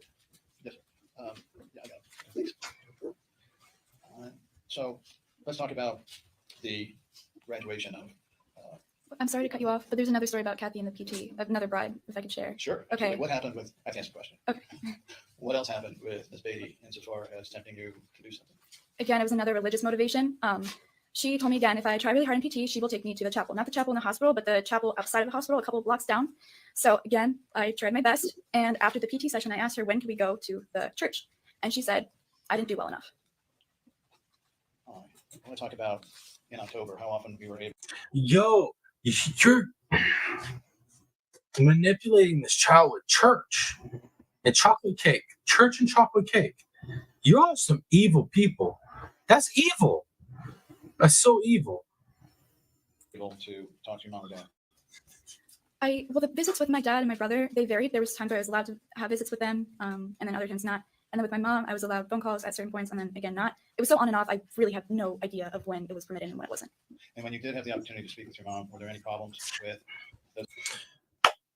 Break real quick. Fair use break. A little update. I got a little news update for y'all. Just came in hot off the presses. Turtle Island Season 3. Who will it be next to join?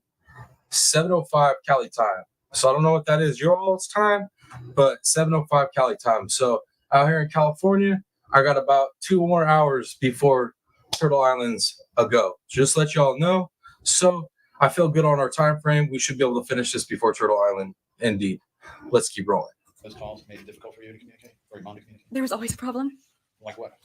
Well, it was always the person who was overseeing the calls, Kathy Beatty again.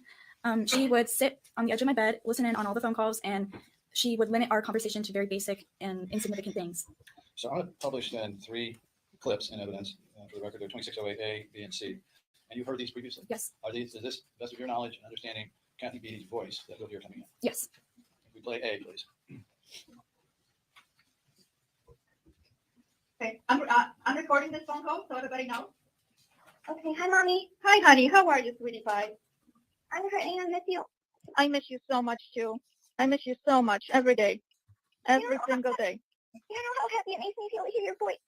Same here. I miss you so much, and I am so happy that I'm finally able to hear your voice, too. Yeah. What did you say, sweetie? I hope I can see you soon. I would love to see you soon. I would love to see you soon. We just have to wait for the judge to make the decision, okay? As soon as he makes the decision, then I'll be able to see you. Okay? Yeah, we're not allowed to talk about the case, okay? Maya, honey, we're going to talk about what you've been doing, if you need any Shopkins or things like that, if you had nice visits with your daddy, but we can't discuss the case, okay, honey? F that witch. Yo, man, I can't stand this witch, man. Oh my lord. I wish this lady would fly off on her Nimbus 3000 or Nimbus 3000, whatever the damn thing was from Harry Potter, bro. Like, dude, get on your broom and get the. Oh, I hate this lady. Like, she need to take her broom and go straight to jail. Was Beatty the only one that would know about those Shopkins? Yes, because she is actually the one who delivered some of them to me. When these were going on, what was Kathy Beatty's facial gestures? So you can't obviously see it on the audio recording, but when I tell you, like every single time I had a conversation with my mom, she'd be rolling her eyes like that, or she'd be making faces, or sticking out her tongue, like she was acting like a toddler. Let's play B, 2608B. How you doing? How is PT and OT going for you? Not good. Why is it? Okay, Bianna, we can't discuss any of those type of matters, okay? Okay. All right, and then 2608C. What do you usually need help with? My pants. What happens with the pants? I just can't lift them up. You can't pull up the pants anymore? No.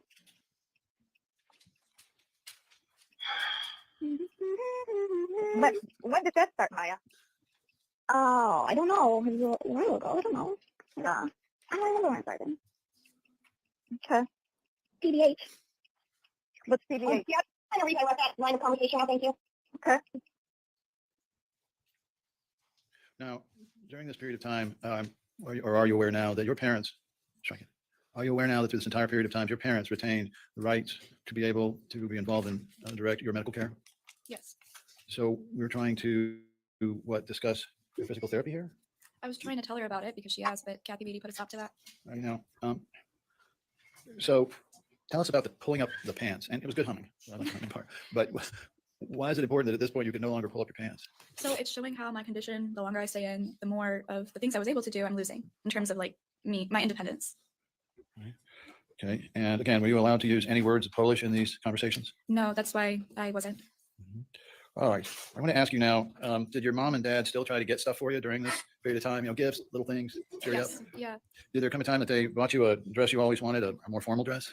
Yeah, so this was pre John Hopkins All Children's Hospital. We were at the Ellington like outlet malls, and we went into Tommy Hilfiger, and there was this really nice dress that I was obsessed with. It's just like white, the shoulder, like it wasn't like long sleeve, it was just like the width of a dollar bill, and then around it was navy trim, and then the signature logo was on the breast area.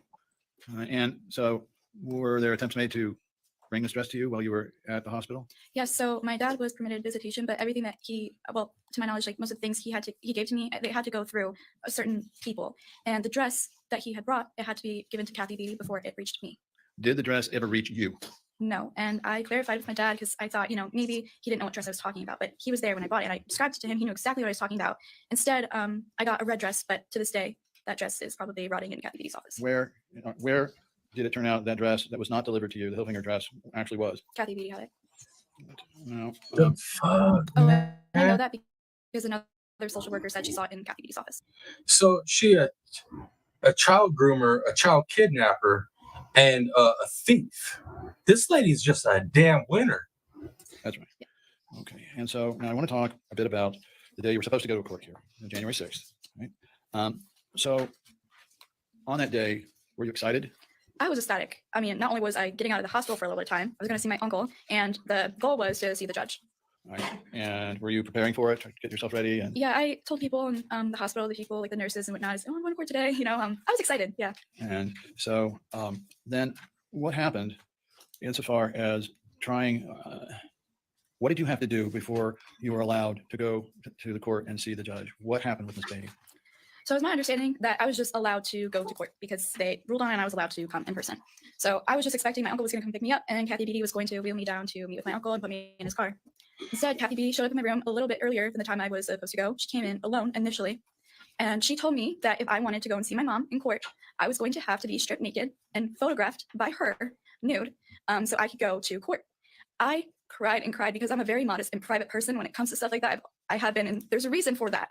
I really respect my privacy. And eventually I was able to reason with Kathy, and she said that I could keep my training bra on and my shorts. That's when she left the room. She came back with Nurse Alicia, I don't know her last name, but she came in and she assisted with holding me down and moving me and removing some articles of my clothing for the photos. So that's the context behind the photos. Whew, y'all, man. Oh my Lord.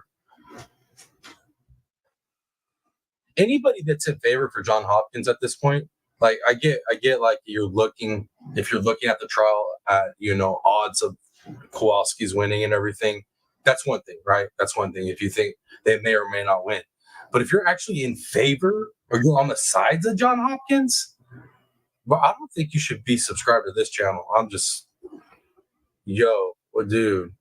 Now, the purpose for these photos, typically, DCF takes them. DCF did not take these. And there's supposed to be a side-by-side comparison of pre-visit and post-visit. So I was leaving the hospital, so they took the photos before. There was never photos taken after. And to come to your attention that this did not end up in any analysis in the medical records or anything like that. That's another thing I was promised in the whole reasoning with Kathy about not being nude. She told me that I could keep my shorts on in the training bra, and I specifically asked her to keep these photos private. I asked her if they were just going to be in the medical record, and she told me, yes, only doctors can see them.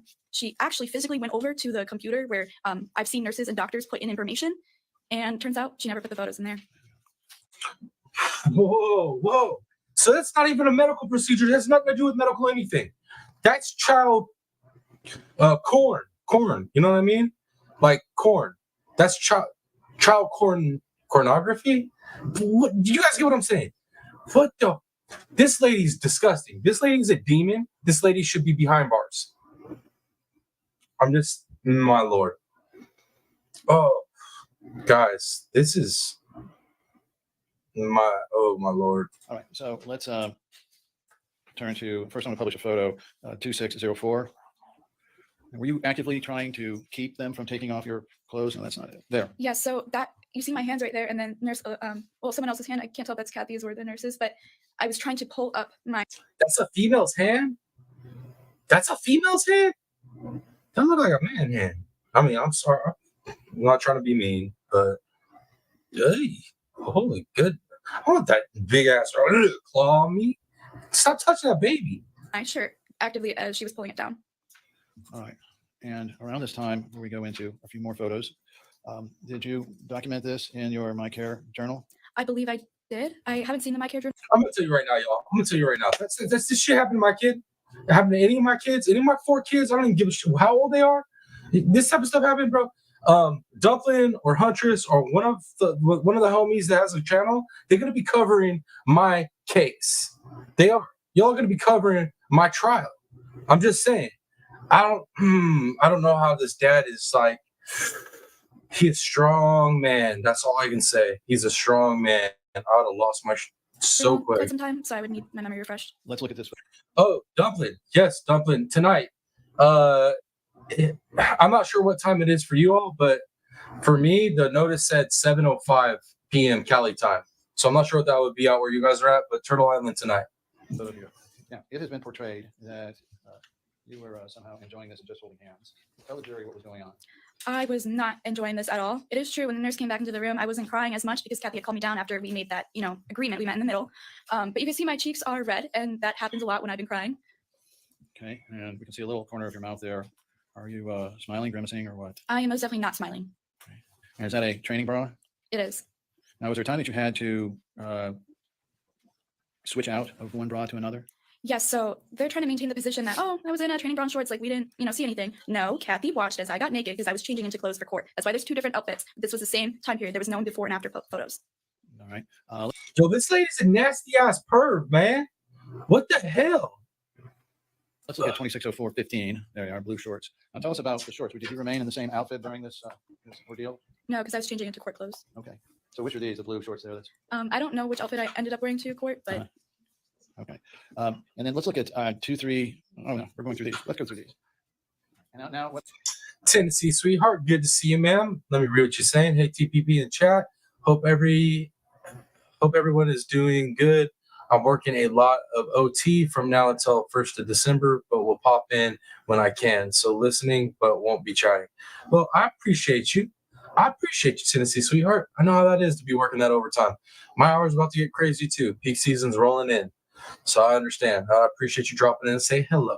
What is that? What kind of bra is that? that's a training bra again. Which came first, the training bra or the Oh, those are both training bras? Both are twin bras, correct? They switched them out. So this wasn't a workout bra or anything? I don't No, know that most much of no, about no, no, no. bras. And did you tell them while were they holding you down through much of this? Yes, and some of the photos you could see their hand, but it looks like the photos are mostly zoomed in, so you can't see their hand placement. Did you want to leave and get out of there? Yes. And were they preventing you from getting out of? Heck yeah, Dumpling, you ready? Ready to go take this over? Your musky rats are showing up, right? Y'all come and help your boy out, right? There. They were until the photos were completed. And did you have any control or ability to get out of there? No, Physically? because I couldn't walk or stand. And this was against your will? Correct. All right, let's look at the 2, 3, 6, 4, unless there's more of these we want to go through.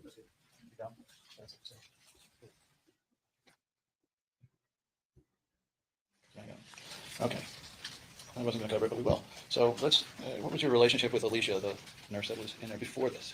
So I had seen her before and I recognized her. And I mean, my first encounter with her, I trusted her. I had no reason to doubt her as, you know, a healthcare professional. Actually, here in my care journal, I wrote her name. And the second time I saw her, she was assisting Kathy Beatty in photographing me and changing me in front of Kathy Beatty. Let's look at 2364-009. Is this it? Oh, so she's right there. All right. And so how did you react when you saw that Alicia was now one of the people holding you down? It was another complete breach of my trust. Did you feel betrayed? Absolutely. I felt betrayed in that hospital almost every day. Now, I want to talk for a moment. I think we've gone over the necklace that you still wear. How did you learn about your mom's suicide? And tell us the first time you felt that this may have happened. Oh, yeah, that's an interesting story. So on the 7th, I'll never forget, January 7th, I couldn't sleep. Again, it was a combination of just pain and, you know, my depression from being isolated from my family. So I was up until 2 in the morning. And I swear to God, I'm not making this up, at 2 in the morning, I broke out in tears. I was just crying uncontrollably. And I called the nurse in and I told her, this was a nurse that I actually had a pretty good relationship with. And I told her, I miss my mom. I miss my mom. I love my mom. I want to go home to my mom. Turns out she ended her life. Was that around that time that Yeah. you did? Okay. That's why I always say that it was really January 8th that she died, not the 7th, because I just had this feeling that it was You felt it. Mhm. All right. So how did they go about telling you that your mom was gone? So I had a visit with my Aunt Wendy. I want to say maybe the day after or so. Uh-huh. So this was the 8th now. And something was off with her. And I asked her what's wrong. And she said, I don't know, just something happened earlier today. Sorry. So she didn't end up telling me then. I just enjoyed the rest of my visit with her as usual. And I'm not sure if it was that evening that my dad came in with my brother and Father Jack, but I know it was sometime close to January 8th. And I was sat down on the couch. My dad was well, I think I was maybe I wasn't in a wheelchair, maybe I was on the couch. My dad may have lifted me and put me on the couch, so I'm not sure about that specific detail. But my dad was right next to me, and right next to my dad was Kyle. In front of me was Father Jack. My dad said he had some bad news. And weirdly enough, the first thing I thought of was they're not going to let me home, or that I was going to be put in foster care. And it turned out to be even worse than that. My mom had died. So I was told that immediately after my dad had to leave. Okay. How long was your family allowed in there to tell you that your mom had passed? It wasn't a lot of time. I'm being completely honest. It was actually so unbelievably cool, the amount of time they allocated for me to spend with my family after hearing such awful news.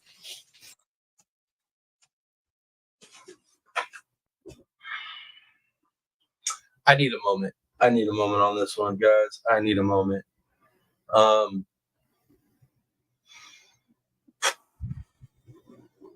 Yo, this is so bad to listen to. This is rough. Man, now I understand why there's only 15 of you all in here with me right now. This is so bad. I'm having one of those moments where I was like, damn, did I do the right thing by playing this, by covering this on this live? Not so much the aspect of like other people don't want to see it, because obviously people want to see it. You know, how many people watch a trial every day? But for my own mental and emotional health, I don't know if it was a good idea. Let's keep going, guys. Let's get through it. So after this now, if your mom was supposed to be the reason why here with this Munchausen thing, and your mom's gone, did they let you go? Objection.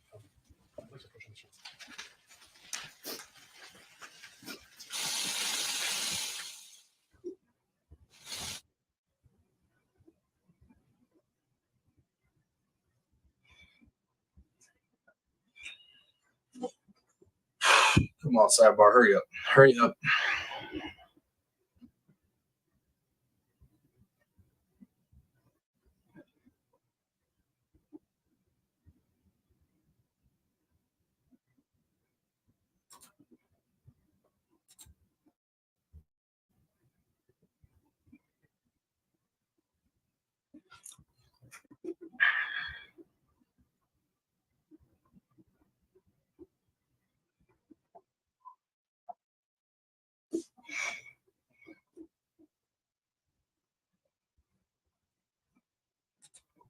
about the whole situation. As a matter of fact, she started crying as well. About the whole situation. As a matter of fact, she started crying as well. So let's publish again 2175-004. I'll ask you whether anyone here at the hospital did either of these doctors ever tell you that they thought it was the right thing for you to lose your mother? Object to the statement one more time. Overruled. They never directly one-on-one told me, but the fact that they kept me in the hospital and they regularly told me that, you know, my mom was forcing this on me, they felt that their whole narrative that they were maintaining, they felt that it was better that I was without my mom. And there on the bottom, do they believe that now life was going to be better for you without your mom in it? Objection to the statement. Overruled. It's sickening, but yes. Am I, What the bro, are you criminal med, check it out. Next time you see that I'm about to cover something like this and you've seen it before me, give me a heads up. Send me a message. Be like, hey bud, did you watch it first? You might want to watch it first because, well, it's probably gonna piss you off pretty bad or make you want to cry. One of the two. Tell me next time. Oh my gosh. we'll get into it. All right, let's show 1002-001. Publish that. It's an evidence. It's an evidence to me. Okay. All right, I'll ask you now. I asked you a question before about Munchausen by proxy. If you will look down there at the bottom, under the admission diagnosis and then the discharge diagnosis, what is it? It's fictitious disorder, Munchausen syndrome by proxy, and conversion disorder. All right, now, how long was it before you were able to go home? I was released on January 13th, and that's why 13 is my lucky number. Okay, so about, what, 6 days after your mom? Correct. All right, let's show 2528-002 and ask you how things were when you came home. I don't think that's, I think it's 2528, 2 and 3. And that is definitely not, and neither is that. I know, and they're not the right ones.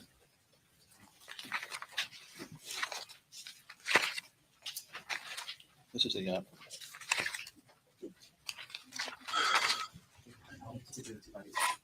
2580 82. So it's super backwards. I was just giving you a hard time, criminal med.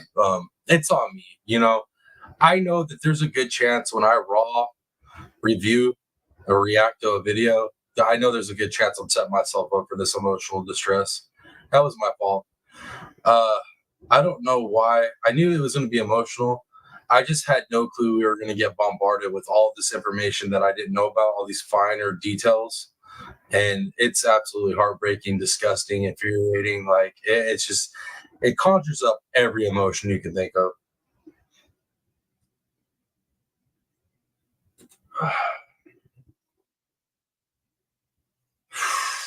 So it's 2582-002, 2582-003. Tell the jury what's happening here.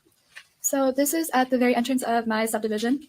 I am in one of my dad's friends, but he also went to the same church as us. He helped pick up our stuff and take all our belongings out of the hospital. So I'm in his car, and it's basically the entire neighborhood with balloons welcoming me back home after 3 months. Okay. And then 3.5 months. And then let's look at 2582-003.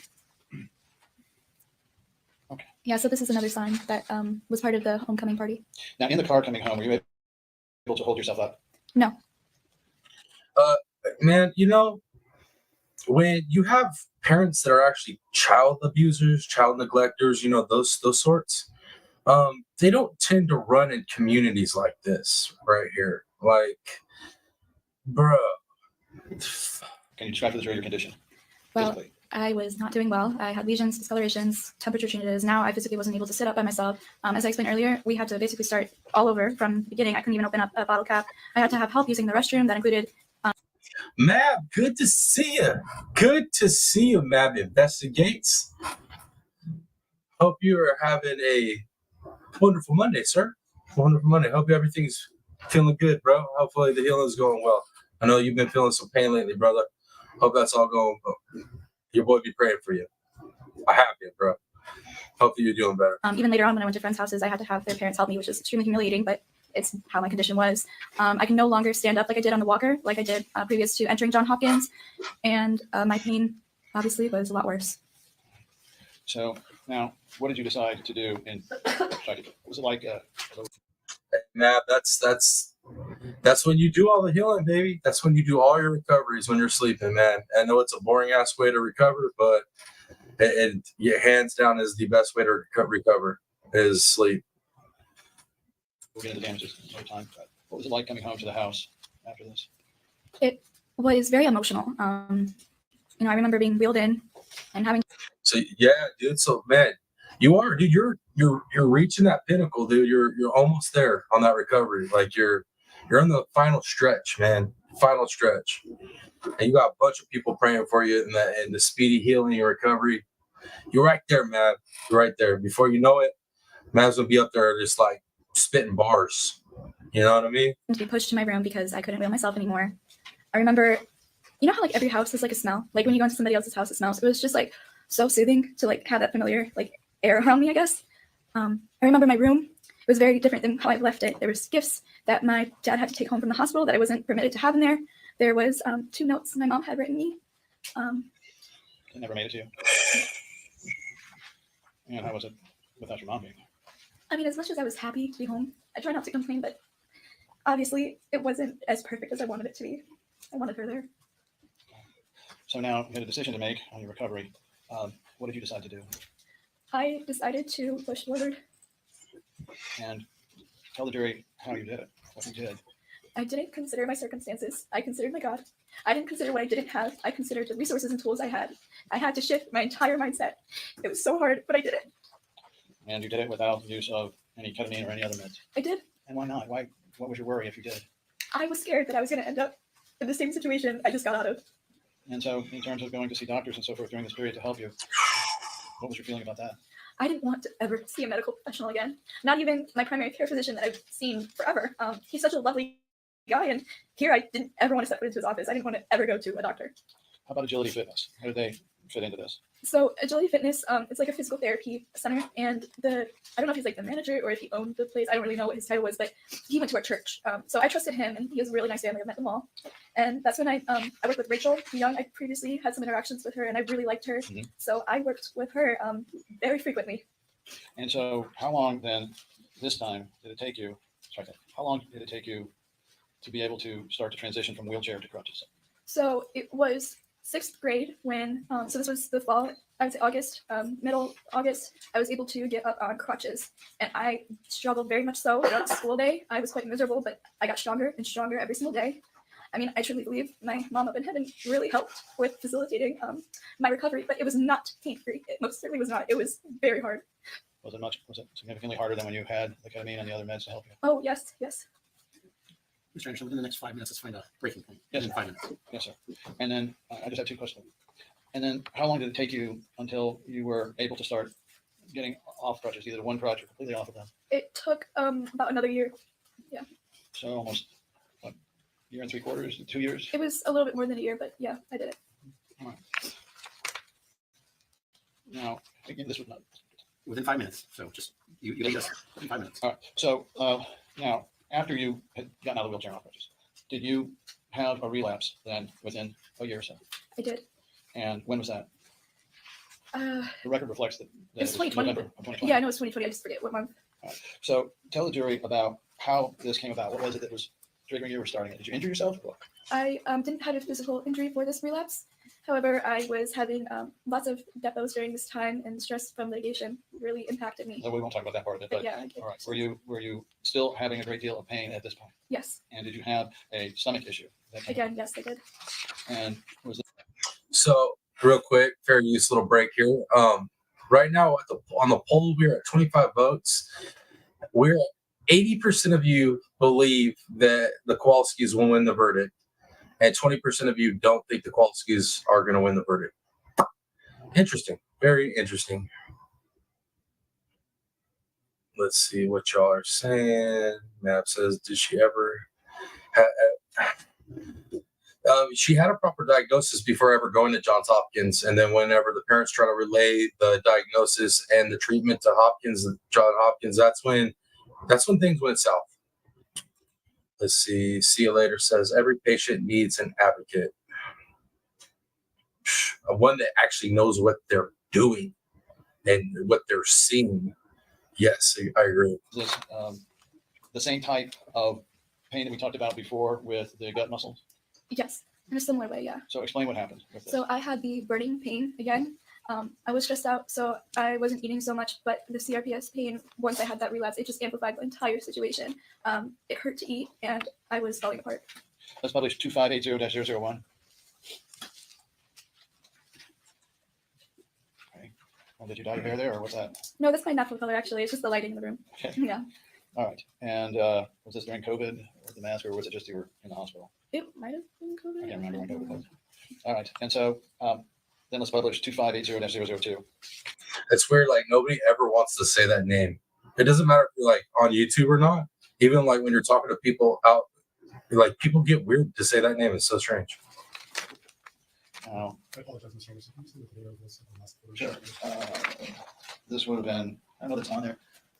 It would have been in November 2020. 2020. All right. So is this you? Yes. What's wrong with this picture? Have you lost weight? Yes, a significant amount. Is that your collarbone there? Yes. How much weight did you lose? I don't know the number, but it was a substantial amount. And did you have to have something done to eventually stop this wasting away? Yeah, so there was a Well said, Criminal Med. Her advocate was a creep. That's putting it lightly. Putting it lightly. feeding tube place, and I got sedation for that one. I asked for it, and they had no questions about that. And then my dad helped at home with the feeding treatment, and I only stayed in the hospital for 7 days. I don't know if that's like, but I know it was like a week or less. And they were very understanding of my situation and took care of me. Let's look at 2580-002. That's you again. And your legs are very thin there. Yes. Now, previous to this, had you had a port in for infusions? I did, yes. And who put that port in? John Hopkins All Children's Hospital. Where on your body was the port? The port was on my right, like under my armpit, kind of. I didn't want it on my chest, so it was placed under my armpit. Was it for the purpose of ketamine infusions? Yes, actually, we told the doctors at John Hopkins All Children's Hospital that the purpose of this was for ketamine infusions at Dr. Nick's office, and they were agreeable to that. So they performed an operation to help your ketamine infusion? They did. I don't know if you guys have ever had experience with that medication through a port, but all last year I had to do that with my grandpa here because of his back, and then he ended up having like it's a long story, but he ended up having to do like ported antibiotics for like a month. It was crazy having to do that, saline, and then all the different procedures. Crazy to watch somebody walk around with like a permanent port in the tube hanging out. It's so crazy. And then for a little girl like that, horrible. Did anyone question whether your mother was committing Munchausen by proxy by getting a port for you? Objection, speculation. No, they did not question it. Well, did they question whether you had CRPS for the port in? They accepted the diagnosis. And how did those doctors treat you? Those doctors that I encountered at John Hopkins, they didn't question my diagnosis, and they were ready to put the port in because they knew it was necessary for my infusions. All right. So again, you are inpatient here. Why? Mr. Anderson, we really need to take a break. Sorry. Why don't we just take a break here? Yeah, you said to keep going. I got going. I'll give you 5 minutes. My boy was cooking, man. Judge, my boy was cooking. All right, he was doing a damn thing. He didn't want to stop. So the jury, we're going to take an afternoon break. Not discuss this case. All right, guys. I got it queued up. We'll skip past this break. Okay. I think I got it queued up just right. Let's see. Right there. That should be perfect. All right, guys. Give me some ones in chat if y'all can hear it. But before we get started, I'm kind of baffled that 20% of y'all don't think, oh, what the hell? For real? Don't do that. All right. What'd it do? What'd it do? Why is it doing that? Oh, I know why it's doing that. Damn it.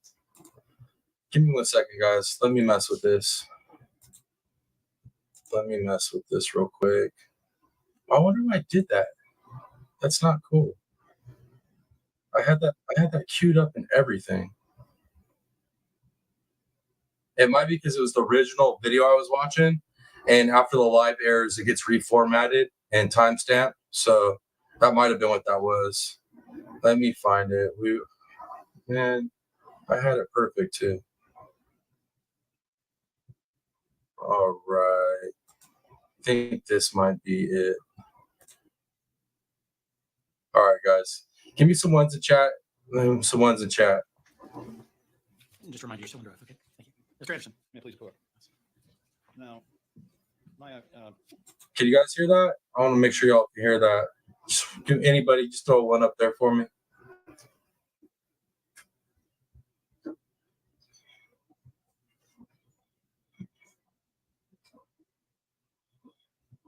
All right, cool. Thank you, ma'am. Appreciate it. Darzilla, thank you. See the ones. You guys rock.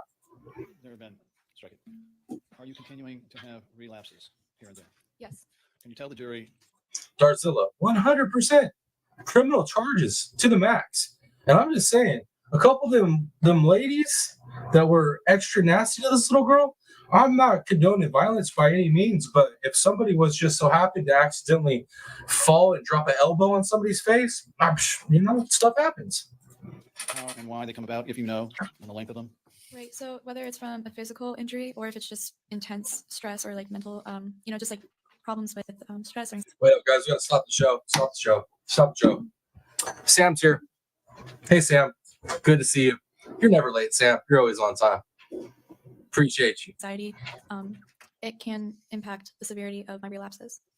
And are you experiencing stresses in terms of going past hospitals, seeing people that look like people involved in this and so forth? Yes. And have you, since Y'all know about Sam, right? Y'all know about Sam. I hope everybody on this channel knows about Sam. You realize that Sam is a huge reason on why most y'all know this face is because of Sam. Granted, maybe in time you would have known my face regardless, but Sam, man, if it wasn't for Sam, I would have made it to the first Turtle Island. That's who got me on the first Turtle Island, guys. I don't know if y'all know that, but that's a little history, a little channel history for y'all. So Sam always gets mad love. We always got to stop the show for Sam. the time of being in Johns Hopkins or while you were there, become familiar with the fact that CRPS can be fatal? Yes. Does this have any effect on you? It worries me because I am scared to seek the resources that once had helped me in fear of going back to a situation similar to that of Johns Hopkins. And I've met people who have passed away from CRPS. And have you tried different activities that you did before all of this happened, before you went into the Johns Hopkins Hospital this time? Yeah, so there was one instance when I went with my best friend and her brother and also my brother. We went to Ellington, the ice rink, and we just skated around. That was when I was walking, and this was in middle school. But it wasn't until high school that I started to take lessons. I just wanted to try it out, and it's something my mom and I had done together. So I wanted to revisit it. It became too hard. My pain increased. I was falling, and I just didn't want to risk a relapse, so I quit. And you miss your mom. Yeah, it's hard. We'll talk about that a little later. You're with us. All right, guys, prepare for this douchebaggery that's about to happen, because you know how that goes when defense gets up there, especially Weasley ass defense attorneys for big, powerful clients. It just gets extra greasy. Let me see what else y'all saying. Stop it! It's all me. Nah. I give love back to the people that support me, because that support, what you guys don't understand, that support just bolsters the confidence, and the confidence is high, then the output's always going to be good. You know what I mean? So, no, you guys do a massive thing by being here and supporting me. Like, it is all you guys. I don't know what you're saying, Sam. Any good content creators going to tell you that. Any person that does this, any type of entertainment, we are just talking. Like, you guys are the ones that make us anything, right? Or else we're just people talking in front of a video camera. Like, it is what it is. It's you guys. I just get up here and run my mouth.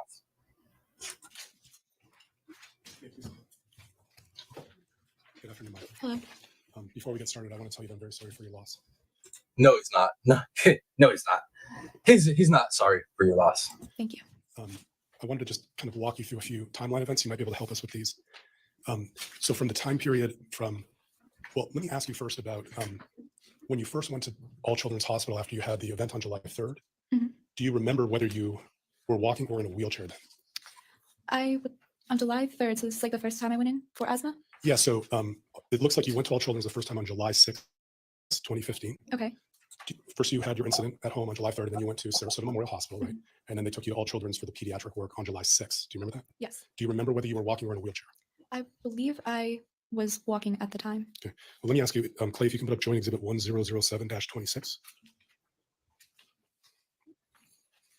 And at the top where it says triage arrival, and it says mobility wheelchair, does this refresh your recollection as to whether you would have been in a wheelchair at that time? I know they pushed me in a wheelchair. I had the weakness of muscles, but at this point in time, it wasn't like I was confined to a wheelchair at home as well. Sorry, I misunderstood your question. Okay. And Clay, you can take that down. Just sort of fast forwarding this a little bit. From that time, around July 6th, 2015 until October 7th, 2016, you were in a wheelchair over that period of time. Is that fair? I was. Okay. And just for comparison's sake, I know, and we'll talk later about your bravery and your. Can you guys give me some twos in chat if you guys can still hear everything? I just had another system glitch, so everything just did a reset. So if I can get some ones in chat, I just want to make sure you guys are hearing everything.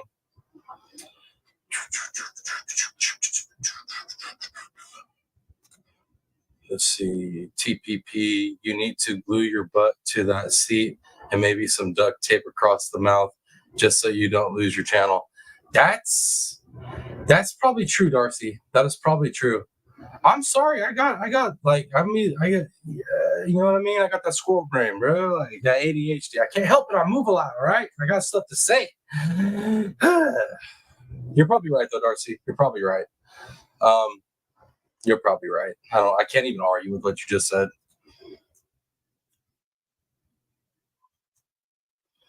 Thank you, Sam. Yo, my boy, what's up? What's up, sir? You still don't have your phone. How long till you get your phone back, bro? It took me a minute. I was like, wait, who's that? Oh, I know who that is. I know who that is. And I'm seeing the ones in chat. Thank y'all. Ones, twos. My bad. You know, as long as I can see a number, y'all. And yeah. Apologize. Let's keep going. Your perseverance to get on crutches, but you weren't even using crutches during that time period, right? No, but I was working my way up to that point. So sometimes it's easier for me to sort of separate this by school year. For you, fourth grade would have been August 2015 until May 2016, age 9. Is that about right? Yes, that's right. Okay. And you were out of school for that year, correct? I believe, yes, I was out fourth grade, yes. Okay. And then also all of fifth grade from August 2016 until May 2017, you were out of school as well. Is that right? Yes. Okay. Let me ask you, we got to see some photos of you. Let me ask you about, and Clay, do you have access to Joint Exhibit 2530-41? I'm sorry to interrupt. My information's been hungry. I just like to get this chocolate milk. It's fine. And mind, would you like to take a break while you have a bite to eat? If it doesn't bother anybody, I could just drink this here, but. Okay, that doesn't bother me at all, but let me know if you need a break, okay? This picture is dated May 21st, 2016. Yes. Okay, and I think your testimony, you were feeling pretty good at that time? Correct. Okay. I was getting the ketamine infusions, which lowered my pain, therefore I was feeling pretty good. Okay. Clay, if you can pull up Joint Exhibit 1052-16. This, just to represent to you, this is the first note from Dr. Spiegel. He's the one who did the hyperbaric treatment with you. Okay. And this note was dictated 4 days earlier on May 17th, 2016. And it notes that your exam had to be cut short due to your inability to be examined. It appears. And just so y'all know, I'm not sure if anybody remembers, that's Rooster, guys. Just so y'all know, that's Rooster. It's my boy. There was a lot of change in your condition back and forth depending on the day. Is that fair? Yeah, that's the nature of CRPS, and a lot of CRPS patients would report the same. Okay. So the photo that counsel showed to the jury, you feeling good one day, 4 days earlier, you were in so much pain that the exam had to be cut short. Is that fair? Correct. Okay. And let me ask you about another one. And I remember that counsel showed you that by the end of July, I think it was July 28th, there was a video of you dancing to Macon Trainer, I think. Yes. Okay. Let's take a look at Joint Exhibit 1028-0020. That's an evidence. That's one of the therapy notes. And at the top, it says daily note, July 27th, 2018. And this was the therapist that you were working with. Do you see under the current complaints? I guess my question to you, Maya, is this accurate? That the day before you had reported constant whole body pain, greatest in upper extremity and lower extremity? Is this note the day before of the video? Yes, the day before.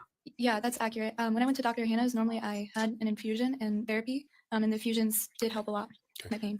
So, and just so I understand your answer, the day before you were reporting constant pain, whole body pain, greatest in upper extremities and lower extremities, a combination of burning, aching, intermittent stabbing pain, generally exacerbated with movement activities. But the next day you were able to perform the activities that we saw in the video. Well, again, when I was administered those ketamine infusions, I did feel better after and was able to perform different movements that I wouldn't be able to without the medication. So he basically was just like, let me try to catch you up in something, but then show exactly how the ketamine was working for you. This guy's a genius. Holy sh! So I think that you saw.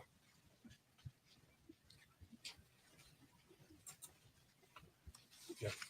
Do you know if you had ketamine infusions between July 27th and July 28th? I'm not exactly certain on what days, but again, CRPS is very different on different days, and it's very hard to believe, and I understand that, but that's just how CRPS is.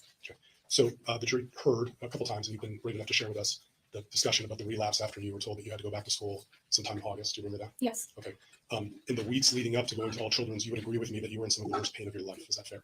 I was in a lot of pain, but it wasn't comparable to what the pain I was experiencing prior to the prolonged ketamine sedation in Mexico. So yes, I had relapses, and yes, they were very intense and scary still, but it wasn't as bad as how it was before the Mexico trip. So is your recollection that in the week or so leading up to All Children's in the end of September? See you later. I got it posted on the community chat. He already got the notification posted on the community. Early October that your pain is getting better? No, I still had pain. I did have the relapse, but that doesn't mean ketamine doesn't work. It's just the disease itself. But yeah, Criminal Med, if you got that link available, which you probably do, definitely could drop that. Let me show you Joint Exhibit 1040-249.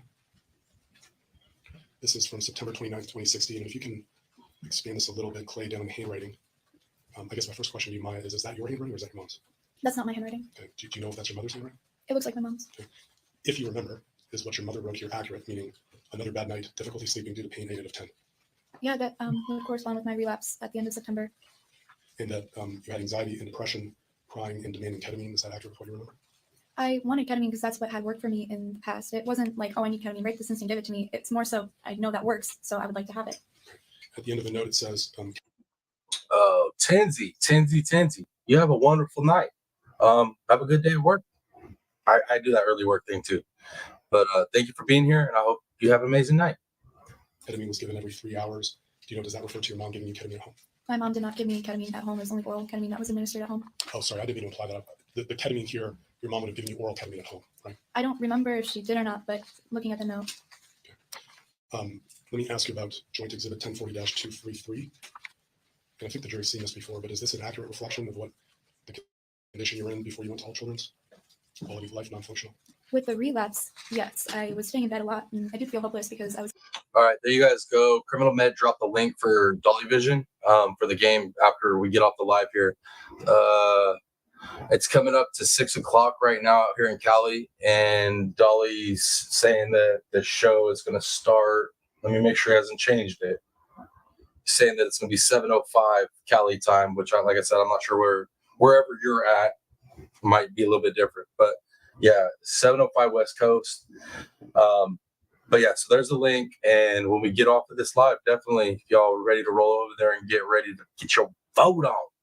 Maybe just start calling the line. Call the phone line right now. I mean, maybe just start calling the phone line right now and stack it. I'm just playing, guys. Dolly would be like, what the f is happening?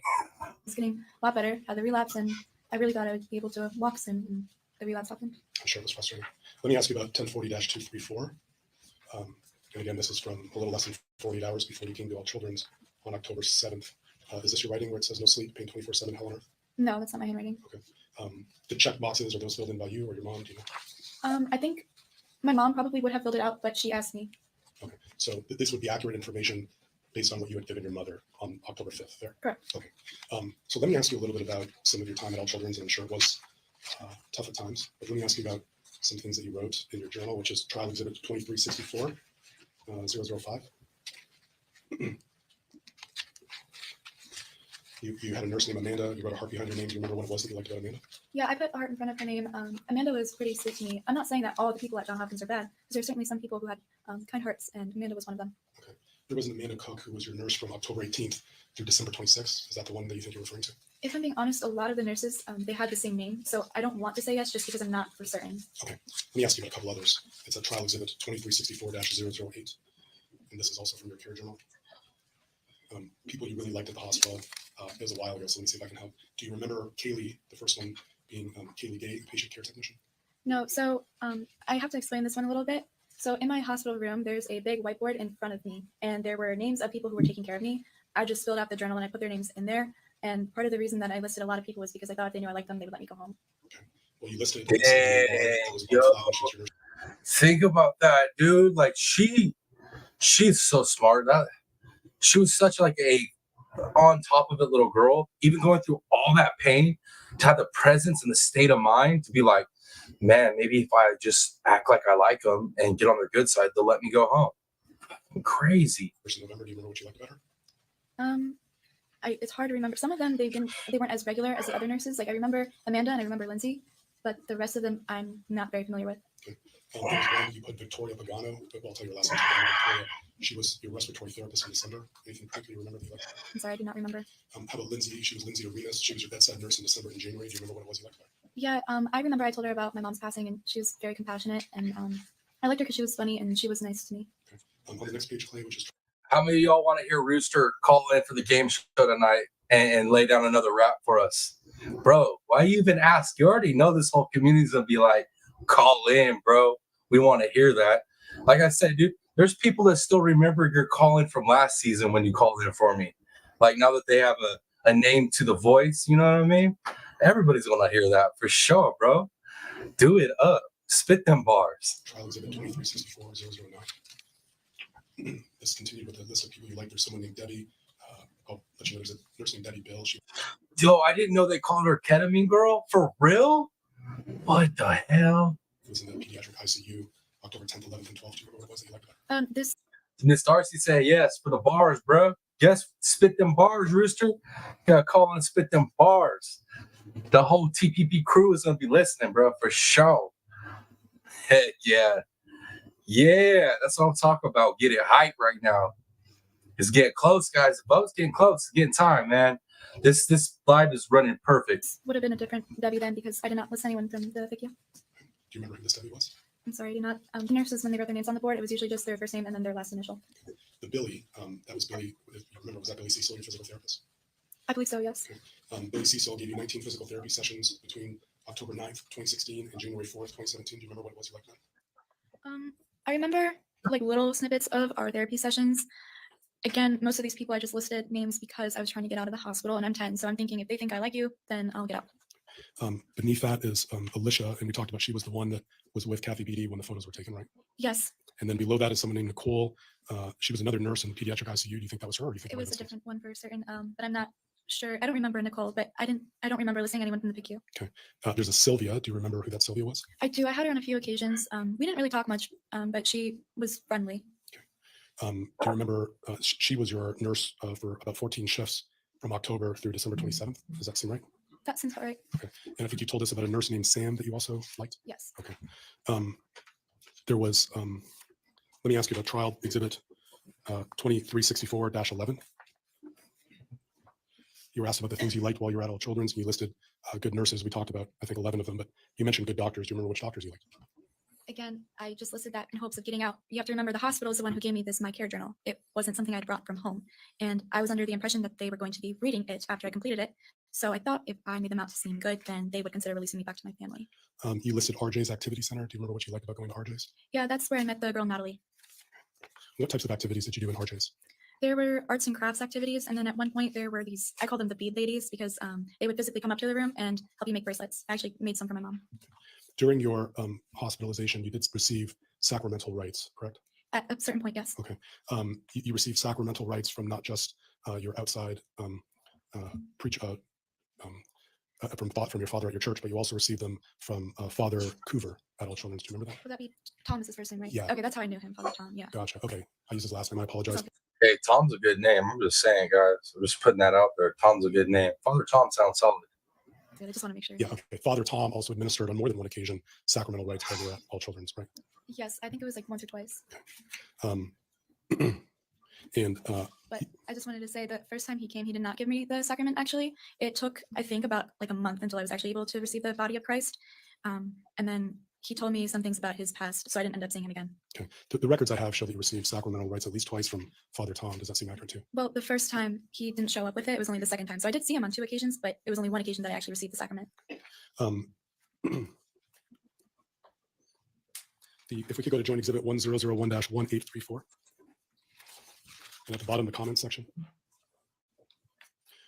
at least according to this, it said that Father Tom had visited you on both Saturday and Sunday and provided the sacramental rites on at least 2 of those occasions. Does that help refresh the time period for you?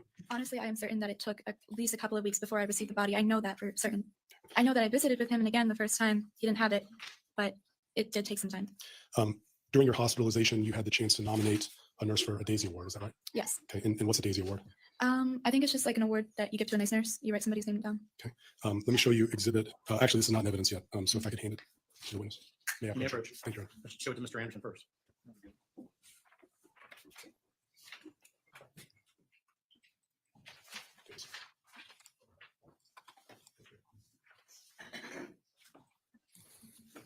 On the second page of the exhibit, Maya, maybe you could help me with your handwriting and tell me what you wrote about your nomination. Well, first, who did you nominate for a Daisy Award? It was that Lindsay I said earlier. That was nice. And what were your reasons for nominating Nurse Lindsay for a Daisy Award? I could take the word nice. I see. Sorry, it's going to take me a minute to read this handwriting.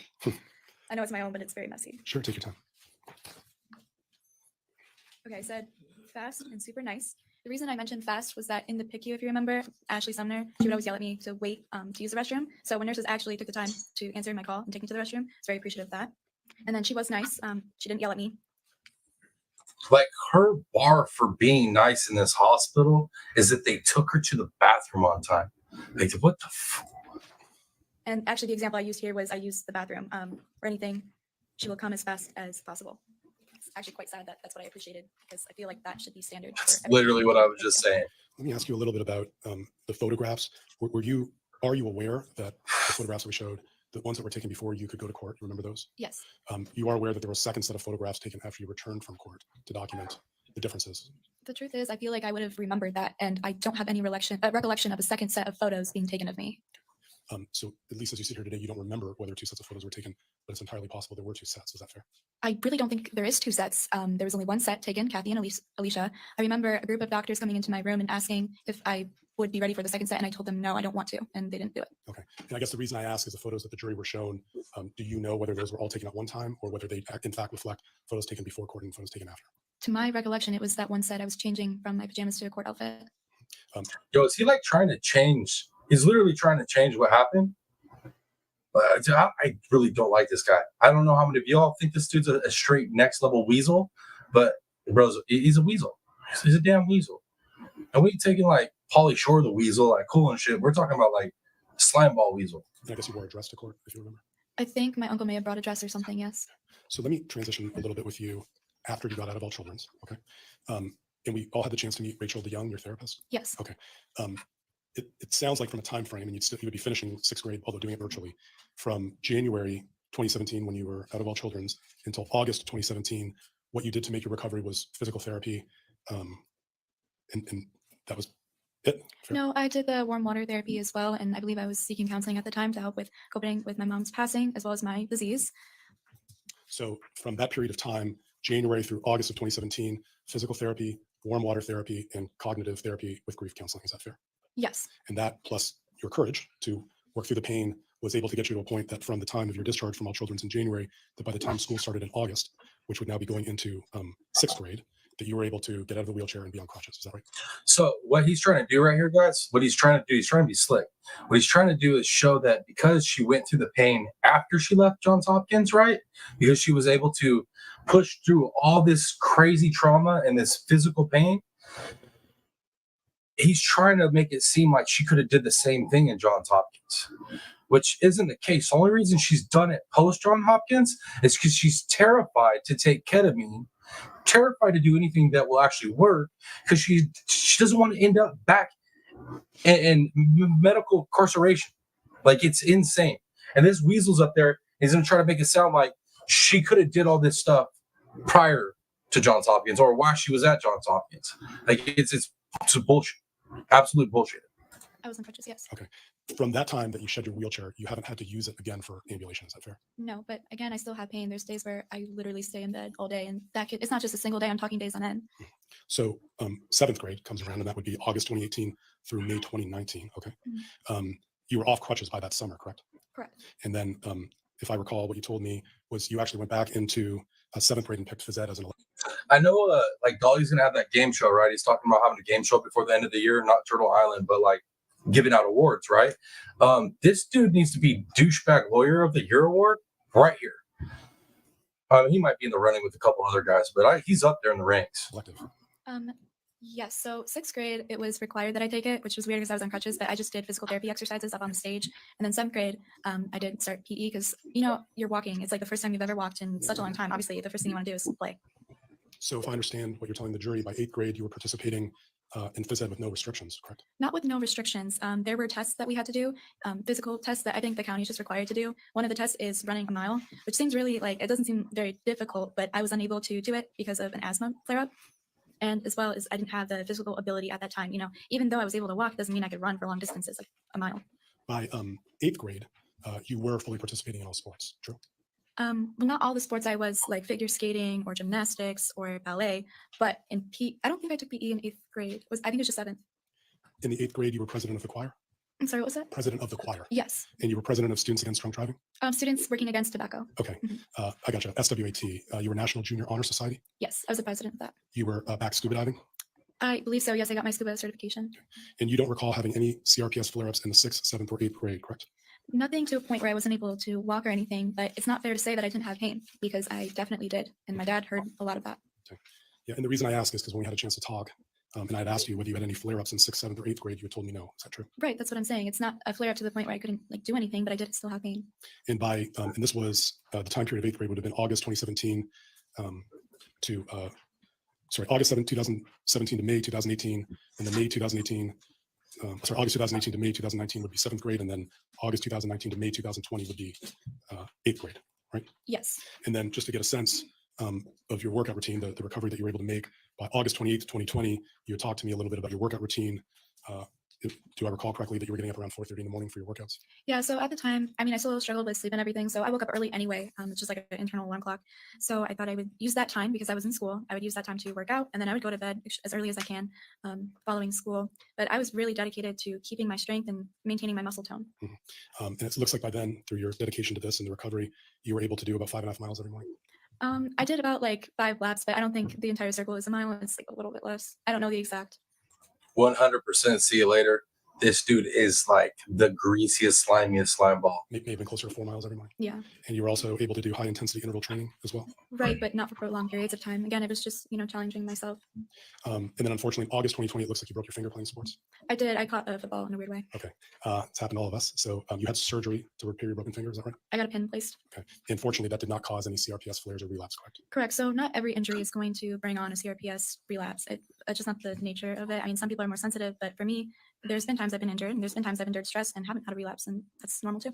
And so, again, on the calendar, from the period of time from when you came out of All Children's in January of 2017 until this time when you talked about the broken finger in August 2020, the only medications that you were taking were Flonase and Claritin. Is that fair? Well, I was discharged with about 14 at All Children's Hospital, so I took those until they weren't prescribed anymore, and then slowly I was weaned off of pretty much everything. And it's like different medications. I had one for sleep that I didn't mention, and that's my bad. Okay, so for the period after you finished the medications that you were discharged with from All Children's, that period of time, 2017, 2018, 2019, 2020, the medications that you were taking would have been for allergies and to help sleep. Is that fair? Yes. Okay. You talked about returning to figure skating. You mentioned doing a jump called the Sal Cow. What's that? It's a special kind of jump. I really can't explain it in terms that would make sense, but I was working on it. Yeah, this was in high school. Okay. Is it like where you drop your skate into the ice and flip in the air, or you do pick your toe into the ice and then you do a little twirl in the air? You won a skating competition?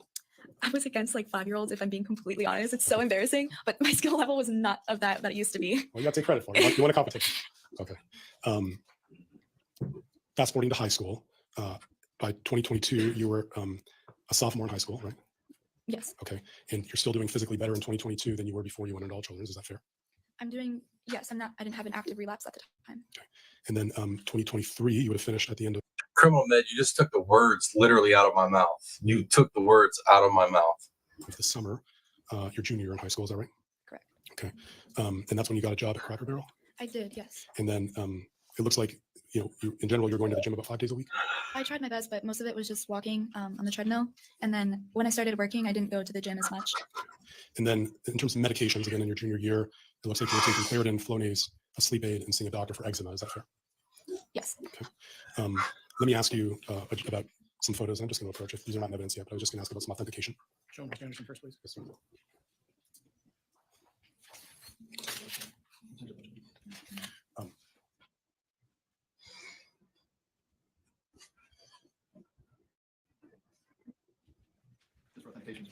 Yes. Yeah, approach your arm. Yes.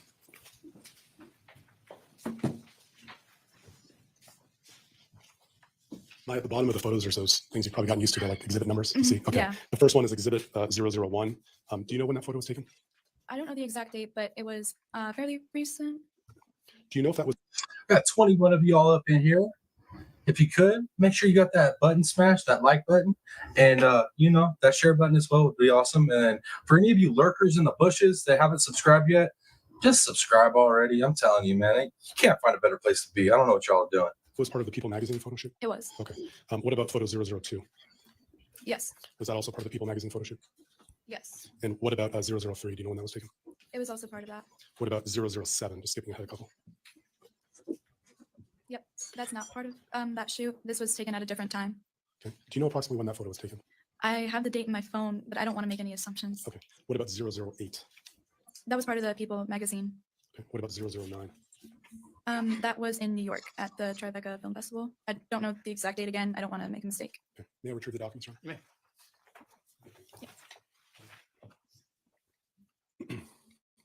Have you seen Dr. Barr as a patient since you were discharged from All Children's? I don't remember. Okay. How about Dr. Spiegel? Have you seen him since you left All Children's? Just, I'm sure it's hard to remember, but he was the one who did the hyperbaric Yeah. oxygen treatment. No, I haven't. Again, I'm very afraid of going to doctors, and unfortunately, I think it's a fear I'm going to be living with. I said, unfortunately, I think it's going to be a fear I'll be living with. Can you imagine that? This young lady has a debilitating condition that needs extreme procedures to deal with, and she is terrified to get proper care because what they're gonna lock her up again and her dad lose her dad now or her brother now, man. One moment, Your Honor.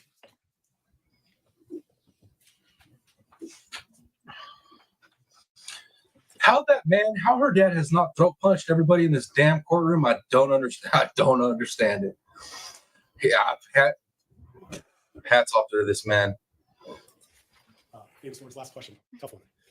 When we last spoke, you were telling me you were thinking Duke or Florida State. Have you narrowed it down? I have not. Now, I think my options have even gotten bigger. I'm thinking about, I don't know, maybe New York. Any particular college or field of study? My kids hate when I ask that, but I got to do it too. No, not yet. I'm keeping my options open. Okay. Best of luck to you. Thank you for your time. Thank you. Mr. Henderson. We could pull up 1001, 1930, please. Now, through these different notations they had you make on your, what was it called? The My Plan? My special care journal. All right. They gave that to you. Correct. And they were pretty insistent that they wanted you to fill that out. Yes, the nurse who gave it to me before, so I went to her and I was complaining that I haven't seen my mom and I haven't been able to talk to her. And she suggested that I write a note to my mom. So she came back with a special care journal. But at the same time that they were trying to get you to talk about them in a good light, you were telling them that you were in too much pain and you hate this hospital. That's very true. Oh, sorry. I'm sorry. I'll rephrase. Thank you. I know, right? This greasy ass slime ball attorney is literally like trying to like bring up every accomplishment this girl has tried to fight to achieve in her life post being in that shithole, and he wants to act like all her accomplishments show that she wasn't as sick as she is. She is. Just because you see those accomplishments, you have no clue the pain and suffering that it takes to accomplish these things. And he wants to throw them out there like just, oh, you did this, you did this, you did this, you must be all right, right? Man, freaking slime ball. At the same period of time, if you look down here to this note right next to the bottom, did the hospital document how you're truly feeling about them? Yes. All right, let's pull up then 100-0313. 1001-0313. Okay, this is from November 5th. And here you are telling them what? That you want to go home. And you did not want to participate in rec activities. What, if anything, were you telling them about your desire to be there and to do this stuff? Well, I know from experience that physical therapy that I've had in the past, like very intensive and not at my pace and tailored to my needs, actually ends up hurting me as well as my CRPS. Let's pull up 1001-0. Meaning she's forced to do some physical shit she shouldn't be doing. It's going to mess her up. That's translation. That's a TPP translation for y'all. 0510. You're welcome. It's 1001. Okay. And if we can scroll down. And what did you tell them, as documented in this note, about what your stay was like? Could I have 1 second to read it first? Yep. Okay.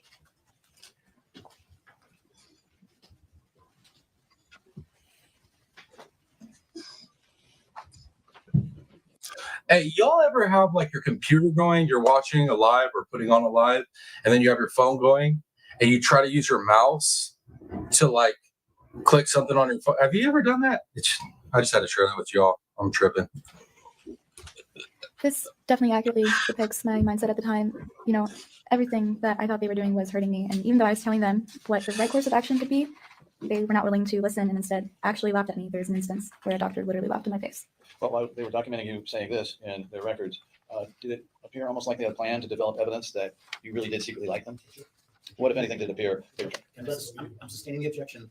What if anything, did it appear to you they were trying to do with all of these notebooks and tell us what's good and tell us why you love it here so much? Well, I think it's important to note that with the My Special Care Journal, you all did not see the entire. He's like saying it he just had to, you have to lay it in there a certain way. And her attorney's been really good at going to say something, getting an objection, and then like reformulate how he says it really quick. He's really good at it. That's something I've noticed about him. I really appreciate. Entirety of the journal. There's a page with saying like things I liked about the hospital, but there's also a page that depicts what I did not like about the hospital, and the page is full. And along those lines, you've been to a lot of outpatient doctors, is that right? Correct. Are you referring to the John Hopkins? Yes, Yes. yes, I have. And so when you're referring to some of the doctors here, were you referring to those outpatient doctors that were trying to help you? Yes, I believe so. And were the outpatient doctors questioning your CRPS or accepting your CRPS? They were generally very understanding of my CRPS. And insofar as whether Tom was appropriate for you, did he make you comfortable or uncomfortable? Initially, he made me comfortable. I confided in him and I told him about my situation at John Hopkins All Children's Hospital and the way I was being treated and how I wanted to go home. Then he relayed to me that he had a very traumatic experience of his own. I don't know, he didn't give me a time frame, but he said in the past, and I've come to find out it was something extremely inappropriate, which I don't know from him. Bro, what the fuck is going on, Johns Hopkins? Y'all just hiring a bunch of freaking weird pedos and stuff. Bunch of child groomers up in there. Y'all don't even take gold standard care of your freaking patients. And then you got a bunch of weirdo kid touch groomers in there. This case is completely different than the way it's been labeled. This shit is not cool, y'all. Disgusting. Absolutely. Don't ever take your family there. Oh my goodness. Y'all just heard that, right? I ain't tripping. I heard that right, correct? What the? So we have a female doctor who basically medically kidnapped this child, tried to groom her while she had her talons in her, and then put her around some weirdo from the church that isn't from her church. You can't make this up. Holy shit. So did you want your priest that you regularly knew and trusted? Yes, after finding out what he had done and the things he had, I definitely wanted my priest back. As soon as criminal med drops something like that, makes a statement, remember patient rights document. All of a sudden, now I know we're about to hear some more traumatic stuff. Did they ever Good explain look to out, you though. why they were going after your mom for this, for these medications instead of the doctors, licensed Florida doctors, experts in the area that, can I get that question out? What's the legal basis? Obviously, Well, let's work on our pronoun usage. Let's eliminate pronouns. did the Johns Hopkins doctors that you spoke to ever explain why they were going after your mom if they had a problem with your treatment as opposed to the doctors prescribing it? Anything else, Ms. Kowalski? All right. I think this. All right. This is a long sidebar. I already got us past this. I got it queued up for us already. Yeah. Okay. Cool. Sweet. Hopefully it don't restart on us like the last one did. Okay, guys. Give me some ones. Give me ones or twos. I don't give a shit. Just give me one or two in chat if y'all can hear this. Is that all correct? Okay, and Ms. Kowalski, I just want to remind you that you're still under oath. And so the jury is aware, since I didn't have the white noise machine on, we did ask. Can you guys hear it? Give me one. Anybody? Just throw one or two, or I don't care. Just let me see a number to let me know you guys can hear it. Sweet. See you later. You rock. Thank you very much. Let's keep rolling, guys. We got a little bit more to get through, and and we got about what 40 minutes to do it, 45 minutes ish, before the game show starts. So let's get rocking. See you later, Sam. Darzilla, thank you. Miss Kowalski to step outside, so she did not hear the discussion I had with the lawyers. And I'm able to ask almost all of them, but there's a few that I cannot ask. Okay, we're gonna start. You stated documentation that shows additional photos of Maya Kowalski were taken upon Maya's return from court before and after photo documentation. Are you aware if there are any after photos in your medical records at Johns Hopkins All Children's Hospital? To my knowledge, the photos weren't even entered into the medical records, so there's no proof of, as far as I'm concerned, of a second set of photos. Did the jury hear correctly? The series of photos before court are not in your medical record. Please clarify.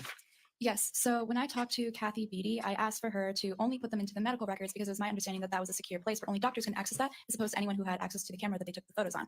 She told me that she had put them there, but as of last weekend, I figured out that that was not the case, and I was infuriated because she made it seem like she was entering them into the medical base. The next question.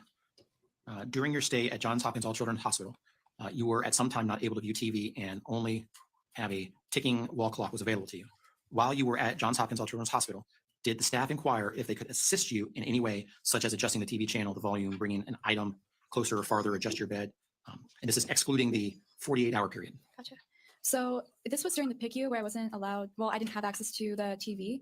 So I really just sat there and watched the clock, and it was extremely depressing. I did have the call button, but for a nurse to not even want to assist me to use the restroom, it was highly doubtful that she would go out of her way to turn on the TV. She was very aggressive with her answers about me using the restroom, and most of the time she declined. Therefore, I didn't want to waste my request on pleasure activities like watching TV. Bro, I'm telling you right now, lock them all up. Lock them all up. All of them. Let's just lock them all up. You know what I mean? Let's just lock all these pieces up. Every single one of them. Let's lock them up. And then, I don't condone violence, but I'm just saying, it's just some, rowdy, chicken and Joe want to start putting hands on these females, and like any of the dudes that are involved, they can get it too. I'm just saying, I don't condone violence. That's not what I'm saying up here. I'm just, if it was to happen, I wouldn't hurt my feelings. That's all I'm saying. Versus necessities like using the bathroom. When it comes to, quote, creature comforts, end quote, were you made to feel comfortable, or were you made to or just felt that you were in a hostile place? The creature, is that about the stuffed animals, I would assume? I'm assuming it would include And once again, I don't condone violence at all, guys. stuffed animals, but any sort of creature comforts that would make you feel comfortable. Okay, so there was a point where my dad was able to bring some of my stuffed animals at home, and those did provide me comfort, but obviously I would prefer my family there. As hospitals may, and this is if you know, as hospitals may and do use both colors and even symbols to identify patient conditions and status treatments and restrictions, are you aware of any photos that may reveal these placards on your room? So my dad, I don't believe was allowed to take photos of things outside of the room because of, it might have been a HIPAA violation to other patients in adjacent rooms. It was just standard protocol, I guess. But again, I did see the name tags of other patients there, and they looked very different. So they had stickers on theirs, but it was like stickers of princesses or trucks, but mine were circular, solid colored stickers. And again, I asked what they meant. They wouldn't tell me. And those are coding, right, Criminal Med? Those are coding stickers, right, for how the treatments or, diagnosis, right? Am I wrong? I think I'm right. I could be wrong, though. Next question from the jury. You stated Dr. Kornberg recommended first boots to straighten feet, and if that failed, then surgically breaking and setting your feet straight. First, on that line, you said the boots were tried but failed. Is that correct? Yes, because the dystonia only advanced. As there was more agitation of the nerves, it just got worse. Did your dad, Jack Kowalski, or your mom, Beata Kowalski, or you agree to boots? We did agree to trying the boots. Even I agreed at the time because I did not know I had TRPP'S, and I didn't know that it would ultimately hurt me. So I was right on that. I'm right on that. That's the billing, right? Those little colors, billing or treatment or coding, right? So she was like literally just being housed there, right? Not housed, but like, what was the word they used? Basically shelter. She's just being kept there. She isn't being treated like an actual patient. She's just treated like, I don't know. It's crazy, man. They were painful, but that's pretty much been the catchphrase for this whole damn trial. It's crazy, man. I wasn't against trying it. It seems the surgical remedy was not. Oh, sweet. I actually know what I'm talking about. See, you guys, I was right. There's the coding. So they were treating her just like a number. They were treating her just like she wasn't even human. She just, can't stand Do you know why the surgery was not done? I know my parents immediately, when that statement left Dr. Kornberg's mouth, they objected to that. They didn't think that was the right course of action, and they wanted to wait. And the balance of the questions I cannot ask. Okay, the next sheet. I'm not asking Ms. Kowalski these questions, but members of the jury, there's been another request about dates relative to the court orders, and I will, in the future, get that to you, I promise. Okay, the next series of questions. How long did Dr. Kirkpatrick spend with you before issuing the CRPS diagnosis? It was multiple hours, and this stays true with all of the doctors I've seen for a full examination of CRPS. I would argue it was about, I know it was, most of them, it was around the range of like 5 full hours. And not only did they just do the examination, but they also spoke to my parents about the symptoms and me individually as a patient. Was this the same day, i.e. the date he issued the CRPS diagnosis, was this the same day that you met him? I believe so, yes. So it's like all these independent doctors that she had dealt with gave her awesome treatment. Like they did their job the way that you're supposed to, right? These smaller independent people. But yet this big ass Johns Hopkins Gold Star Care treats her and her family like this.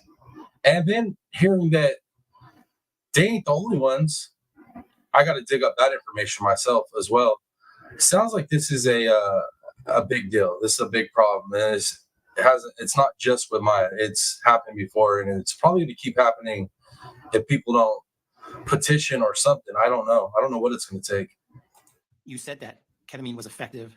It must have been a relief to experience some relief.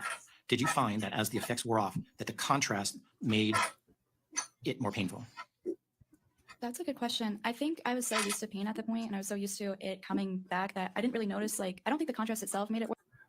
Criminal Med or anybody else that's following this fairly closely, do you guys know if there's any petitions that have been made for this? Is there like anything that has been done or like any motions that have been set into play where we could go contribute at least signatures or something? Because if there is, if there isn't, there should be. And if there is, I would definitely go sign it. Worse because I've experienced the contrast pain before as well, if that makes sense. So I was familiar with the pain. I don't think the contrast itself made it worse. I think it was just whether there was a trigger involved that made my CRPS worse, or it was just a matter of the drug not working as long as we would have liked it to. You mentioned in your testimony that you had open dialogue about treatment and that your parents did not pressure you. Can you describe a treatment you discussed? How did you articulate that as a child? And what specifically did you turn down? So this would align more with the whole Mexico treatment situation. The doctor spoke to my parents first about whether they were considering that as an option. And then the doctor spoke with me individually to just check and see how I felt after explaining all the risks. Obviously, he dumbed it down a little bit to a level a 10-year-old could understand, so I can make an informed decision. And again, because of the pain, with it being so terrible, I decided to go forth with it. And my parents listened to me and ultimately decided to make the trip. Dr. Cantu mentioned that even touching a CRPS patient could result in lesions. Has that happened for you at all? So every CRPS patient is different. For me personally, my CRPS wasn't a thing for me. It's something I haven't noticed. I did have lesions, but they didn't sprout from just a touch. Now, the next question in that series I cannot ask, but the following question is, please elaborate how you overheard the nurse speaking to your mom. Where were you standing? Why were you there? And how did you know it was your parent? So I learned about that conversation. I wasn't actually near the nurse or I actually don't even know who it was, but I know it was somebody at the hospital because my mom had called the hospital itself. I learned about the conversation through an audio that I listened to. Describe how opioids make you feel. I honestly don't really remember the feeling of like opioids. I know I took them initially early on, but they didn't do anything for my pain at the time. I didn't notice, like there's nothing notable about them that I could pick out and tell you, and I apologize, it was a really long time ago. But I know that the ketamine worked and I know the opioids didn't. Next question is, are you Catholic? Yeah, so it's a little interesting. So I grew up Catholic, and after my mom passed, I became a little less religious just because I didn't really understand how God could take someone from my life so important. But eventually I came back to my faith, and I understand that was just part of my grieving process. Man, that's a journey a lot of us go through. I'll tell you that. I've had that point in my life before, but it's dark until you find your way back, baby. That's all I got to say about that. Do you carry a rosary? I have one in my pocket. When was your last mass? I actually haven't gone to church in a while, and I'll explain that. I used to go to Epiphany Cathedral in St. Venice, and 4 of us have gone as a family, my mom, Kyle, my dad, and I. We did go back multiple times after her passing, but it's just very difficult because you get looks from people, and they know that your mom's not there, and it just doesn't feel right without her. There's a lot of activities like that, and that's part of the reason I stopped skating as well. When is your last confession and communion? Last communion, that was more recent. I don't have the date on that, but someone came to my house, and this is kind of weird, but my grandma, she's very Catholic. She lives in Illinois. She'll send me communion through the mail from her church. It's blessed and whatnot, and I'll take that. Confession, I have not had confession in a minute, and again, that's because it's at the same church I used to go to with my mom. Next page of questions. I'm only going to be able to ask 2 of the 4 on this one. Miss Donna Clark, the saddest, one of the saddest ones. I mean, I always say that, like, one of the worst, one of the saddest. I mean, dang, that's all we deal with is the saddest stuff, right? Let me see what else we say. Organizational issue. Yeah, that damn organization hired incompetent, like narcissistic sociopath pedos. That's the problem with that organization. The question, relevance to Lent. Did the chapel shown have a tabernacle? Did you ever see the Eucharist? So there was at one point where I was given the Eucharist. It was that's when I was talking about the body. Like, it was a month after the priest had come and visit me, but I didn't see a place in the chapel. I don't know how to say that, but wait, the big word that you just said, it was not in that chapel, no. How did you become aware of diagnosis after your mom passed? Diagnosis of. I'm just reading the question. Yeah, you're good. Trying to think of what diagnosis I could be in reference to. Did you find out a diagnosis as a patient while you were as a patient? Oh, okay, I see. Okay, I got it. So it was only after I had left the hospital that I was able to review the medical records, and that's when I saw the conversion disorder and vicious disorder. When I was in the hospital, I just had to assume that's what, I didn't know the technical term because I've never heard of such a thing before, but the way that they were treating me, I knew that they thought I was making it up. So I knew whatever they thought was going on, it was a disorder in which I was making it up, and then when I reviewed the medical records, I was finally able to attach a name to what they were thinking. The next question is a clarification. In 2020, when you had that. Dude, she answers questions like, I'm impressed. I'm impressed, guys. For everything that this young lady's been through in her life, for her to get up on this stand, knowing it's televised, and speaking the way that she spoke, my Lord.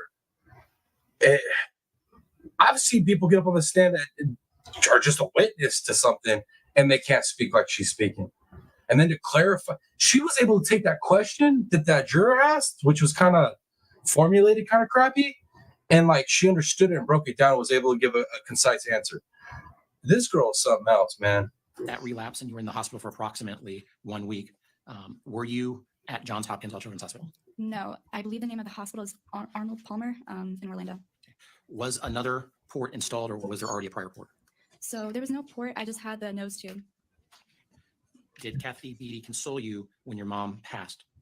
She did not like touch me or anything. She just said she was sorry, and she said she had another patient to see and left the room. That was probably the only time I saw her not really wanting to stay in the room. Given the answer, I'm not going to ask the balance of that question. Okay, the last question from the jury. Do you know if you discontinued use of opioids that you were prescribed at times of alternative treatments, such as the ketamine treatment in Mexico or the hyperbaric chambers, etc.? Yeah, I think there was some testimony about after Cantu, there was no need for any opioids because the treatment had worked so well that my doctors at home who were comfortable prescribing them, they decided to stop prescribing them because of my progress. Mr. Anderson, any follow-up? So can you imagine that? Ketamine works amazing. It's like, it's what she should be on right now, but she's too scared to even use it at this point. No withdrawals, no issues at all. Opioids? Come on, man. We already know where you're going as you start getting on that stuff. It's like this, they'd rather her be an opioid addict, like on that, than taking the ketamine. It's so crazy. I think that Ms. Beatty actually did not stay to try to console you and make you feel better. Objection, Your Honor. Overruled. You can answer. Can you just, I'm sorry, one more time? Kathy Beatty did not hang around to console you, make you feel better. She just said, I'm sorry, and left. Yes. You were asked about creature comforts, and I think you were talking about your dad bringing you stuffed animals. The question might have been, did the hospital give you creature comforts, make you feel comfortable? I do not recall. I know I did arts and crafts and such, but nothing, no, they did not give me any stuffed animals or anything like that. Those were all from home. And then there was a question about the surgery to break your legs. Have you learned enough now about CRPS to know whether going in with someone who has CRPS, breaking their legs, then trying to pin them back would have any beneficial effect? That would not be beneficial whatsoever, no. It'd be like exact opposite of beneficial, guy. Like exact opposite. Let's see. And as a Dr. Kirkpatrick now, did he follow you for several weeks, months after the first visit?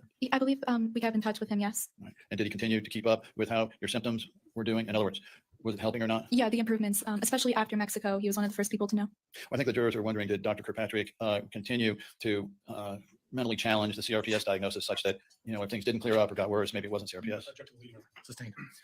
Was Dr. Kirkpatrick sure it was CRPS and why? He was sure it was CRPS because of his in-depth examination, his observations, and the symptoms that aligned. I mean, there were so many questions I had to answer. And then he also questioned my parents. And he's seen a bunch of patients before, both pediatric and adult. So he was really good at identifying that. He actually, his whole place is a research institution as well. So he really understands CRPS. God, my Lord. One, awesome job by the attorney. That quick, dude. He reformulates his questions that damn quick, precise. And then look at her answer. Concise, precise. I'm impressed. I'm impressed. I'm pissed off still, but I'm impressed. Thank you. Defense, any follow-up? Oh, sorry. There's some confusion on the timing of the port for the infusion port. And I ask it in a strange order. So I'm asking it with Arnold Palmer. Just remind me. In any event, was the port that you were testifying to that was involved with the infusions of the ketamine in the spring of 2016, as opposed to, you know, well after Arnold Palmer? The port was placed after Kirkpatrick, after Cantu, but before Hannah, like around the time of Dr. Hannah. And it was to facilitate the ketamine infusions? Yeah. Overall, you can answer. Yes, and that's what we told the doctors at Johns Hopkins All Children's Hospital, and they installed it. Are we finished? Defense, anything further? Just on the photos. Can you not, guy? Can you just not? Can we just be done with your face already? I don't like this guy. I really don't like this guy. I know he's just doing his job, but I don't still like him. I still don't like him. It is what it is, I guess. Donna Clark says she is extremely well spoken. Heck yeah, Donna Clark. I agree. She is. She's impressive. She's honestly, she's inspiring.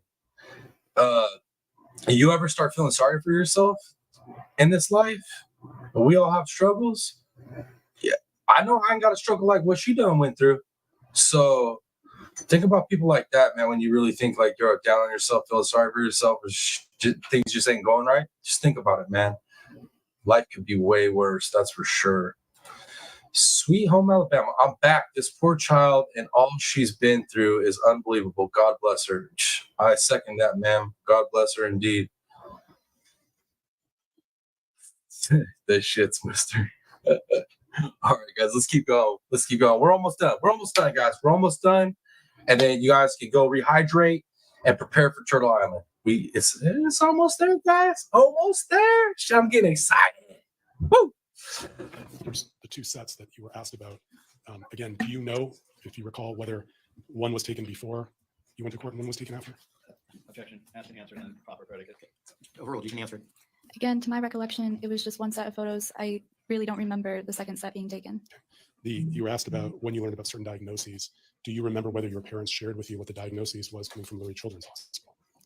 I know that they recommended me for intensive PT, and that's what we did. I had heard that other doctors in the past have thought that maybe in my head, but they never confirmed the diagnosis. Okay, and I guess that's the reason I'm asking you. I'm sure you've had a lot of growing up to do throughout this trial, talking with Mr. Anderson. I don't want to know about that. But back then in 2015, were you told about what all of the diagnoses were coming out of Lurie Children's? Did your parents tell you that? Again, I knew as much as I did. I knew that they weren't entirely sure, and I know that they may have believed that there was a psychiatric component.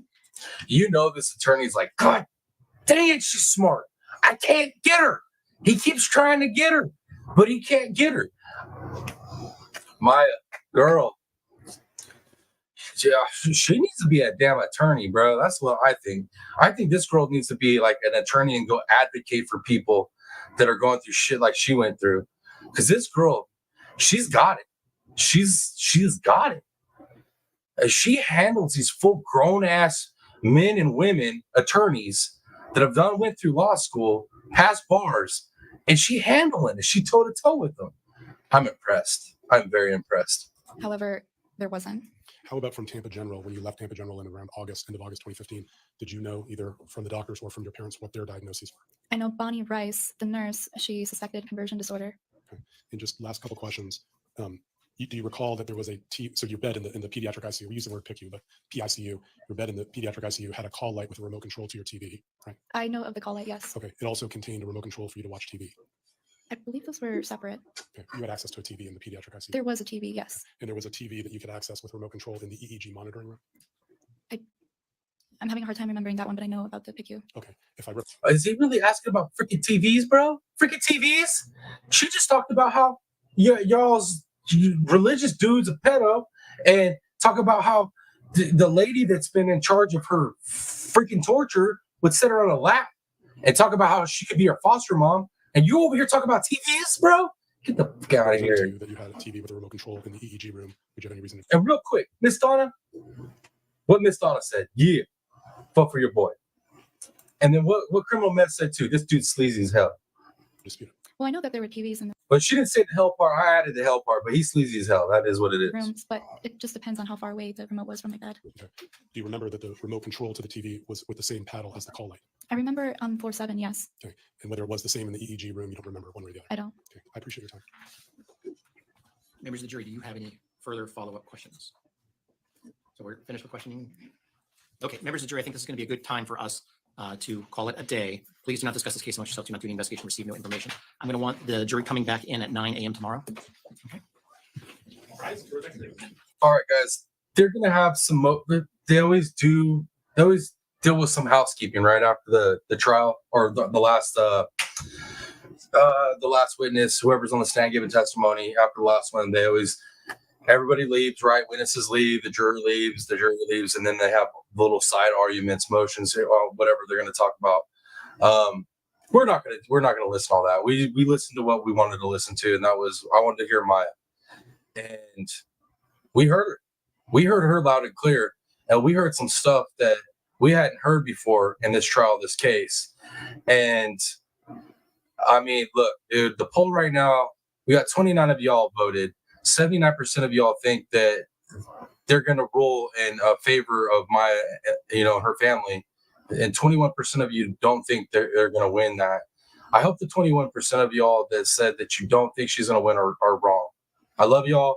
I appreciate y'all's opinion, but I hope y'all are wrong because, man, this family, they've been through hell and back, dude. They deserve to at least get that monetary from Johns Hopkins to teach that place a lesson. And I really hope if there's not already petitions made, like there needs to be some type of movement pushed upon that whatever we're calling them, that entity. Absolutely insane, guys. But yeah, man, that's what I had lined up for this second round. And dude, we went hard on it, guys. We're running up on the 4-hour mark on the second half. So that put us about 6 hours of streaming a day. That's work, bro. That's a damn job. So thank you for being here though. 23 of y'all in chat right now. I know people have come and gone during the 4 hours, and I appreciate each and every one of y'all for stopping in, hanging out, chopping it up, smash that like, smashing the share. Man, much love, y'all. Let me see if YouTube's giving us an update on the watch hours before we get off here. I want to keep you guys updated on that because I know a lot of you are really vested in the watch hours and getting our memberships opened up. Let's see what we're at. It may or may not have changed yet, guys. So yeah, we're still at 2,733 watch hours. So like I said, guys, we're super close. By the weekend, memberships are going to be opened up. And hopefully by the weekend, not only memberships will be opened up, but your boy will be on Turtle Island. And it's time to put the pedal on the freaking floor. We're about to take this channel places, baby. And then I'll give you guys a heads up too. Once I get the details finalized with our resident attorney, I'll let you guys know when he'll be coming on to do the first, live with us and cover the first case with us. So be patient with that. I'll be working on that, and I'm still working, like I said, on that interview with Chris Odom. So, and if you're not familiar with who he is, he's the brother of Matt Odom. Matt Odom's the cold case that I just covered recently. Still working on that right now, trying to get the details ironed out on that. But I think that's all the housekeeping I have. Once again, much love to all the people that donated last month. You guys see the wall before every live. I got the donation walls up before every live. Much love to all those people, and much love to everybody that's already donated this month. Who do we got? We got Sassy 7, Jeannie Ange, Darzilla, Criminal Med, and Miss Darcy. I think I got everybody. That's everybody for right now this month. But I appreciate you all. Y'all know where it goes. Yeah, man, I don't know what else to say about that, though. You guys know how I get on the donation stuff. I get all sappy, but I appreciate you guys. I truly do. Like normal, if you guys want to get a hold of me, the links for all my socials or the email are in the description for the channel and the video. And then same with donations. If you want to donate, all the links for wherever you'd like to donate to, whatever platform you use, those links are in the description for the video and the channel as well. But please, if you do donate, leave your name, your screen name, and let me be able to give love back and put you up on the wall. So please leave that for me, okay? Other than that, guys, that's all I got. Yo, we got about 20-25 minutes before Turtle Island pops off. And man, if I could see you all over there, and like I said, man, phone calls free, baby. Phone calls free. If we could get everybody over there, just get that phone call in. I feel like we got this tonight, guys. We got it. But yeah, that being said, I'm going to meet you all over there in a couple. And thank you for being here. Second half, it was awesome. Hopefully you guys enjoyed it. Hopefully you found it informative, entertaining. And yeah, you guys know what's up. It's your boy, the real Piscine Predator, a.k.a. TPP, baby. Till next video or live, y'all. I'm out. Much love. Peace.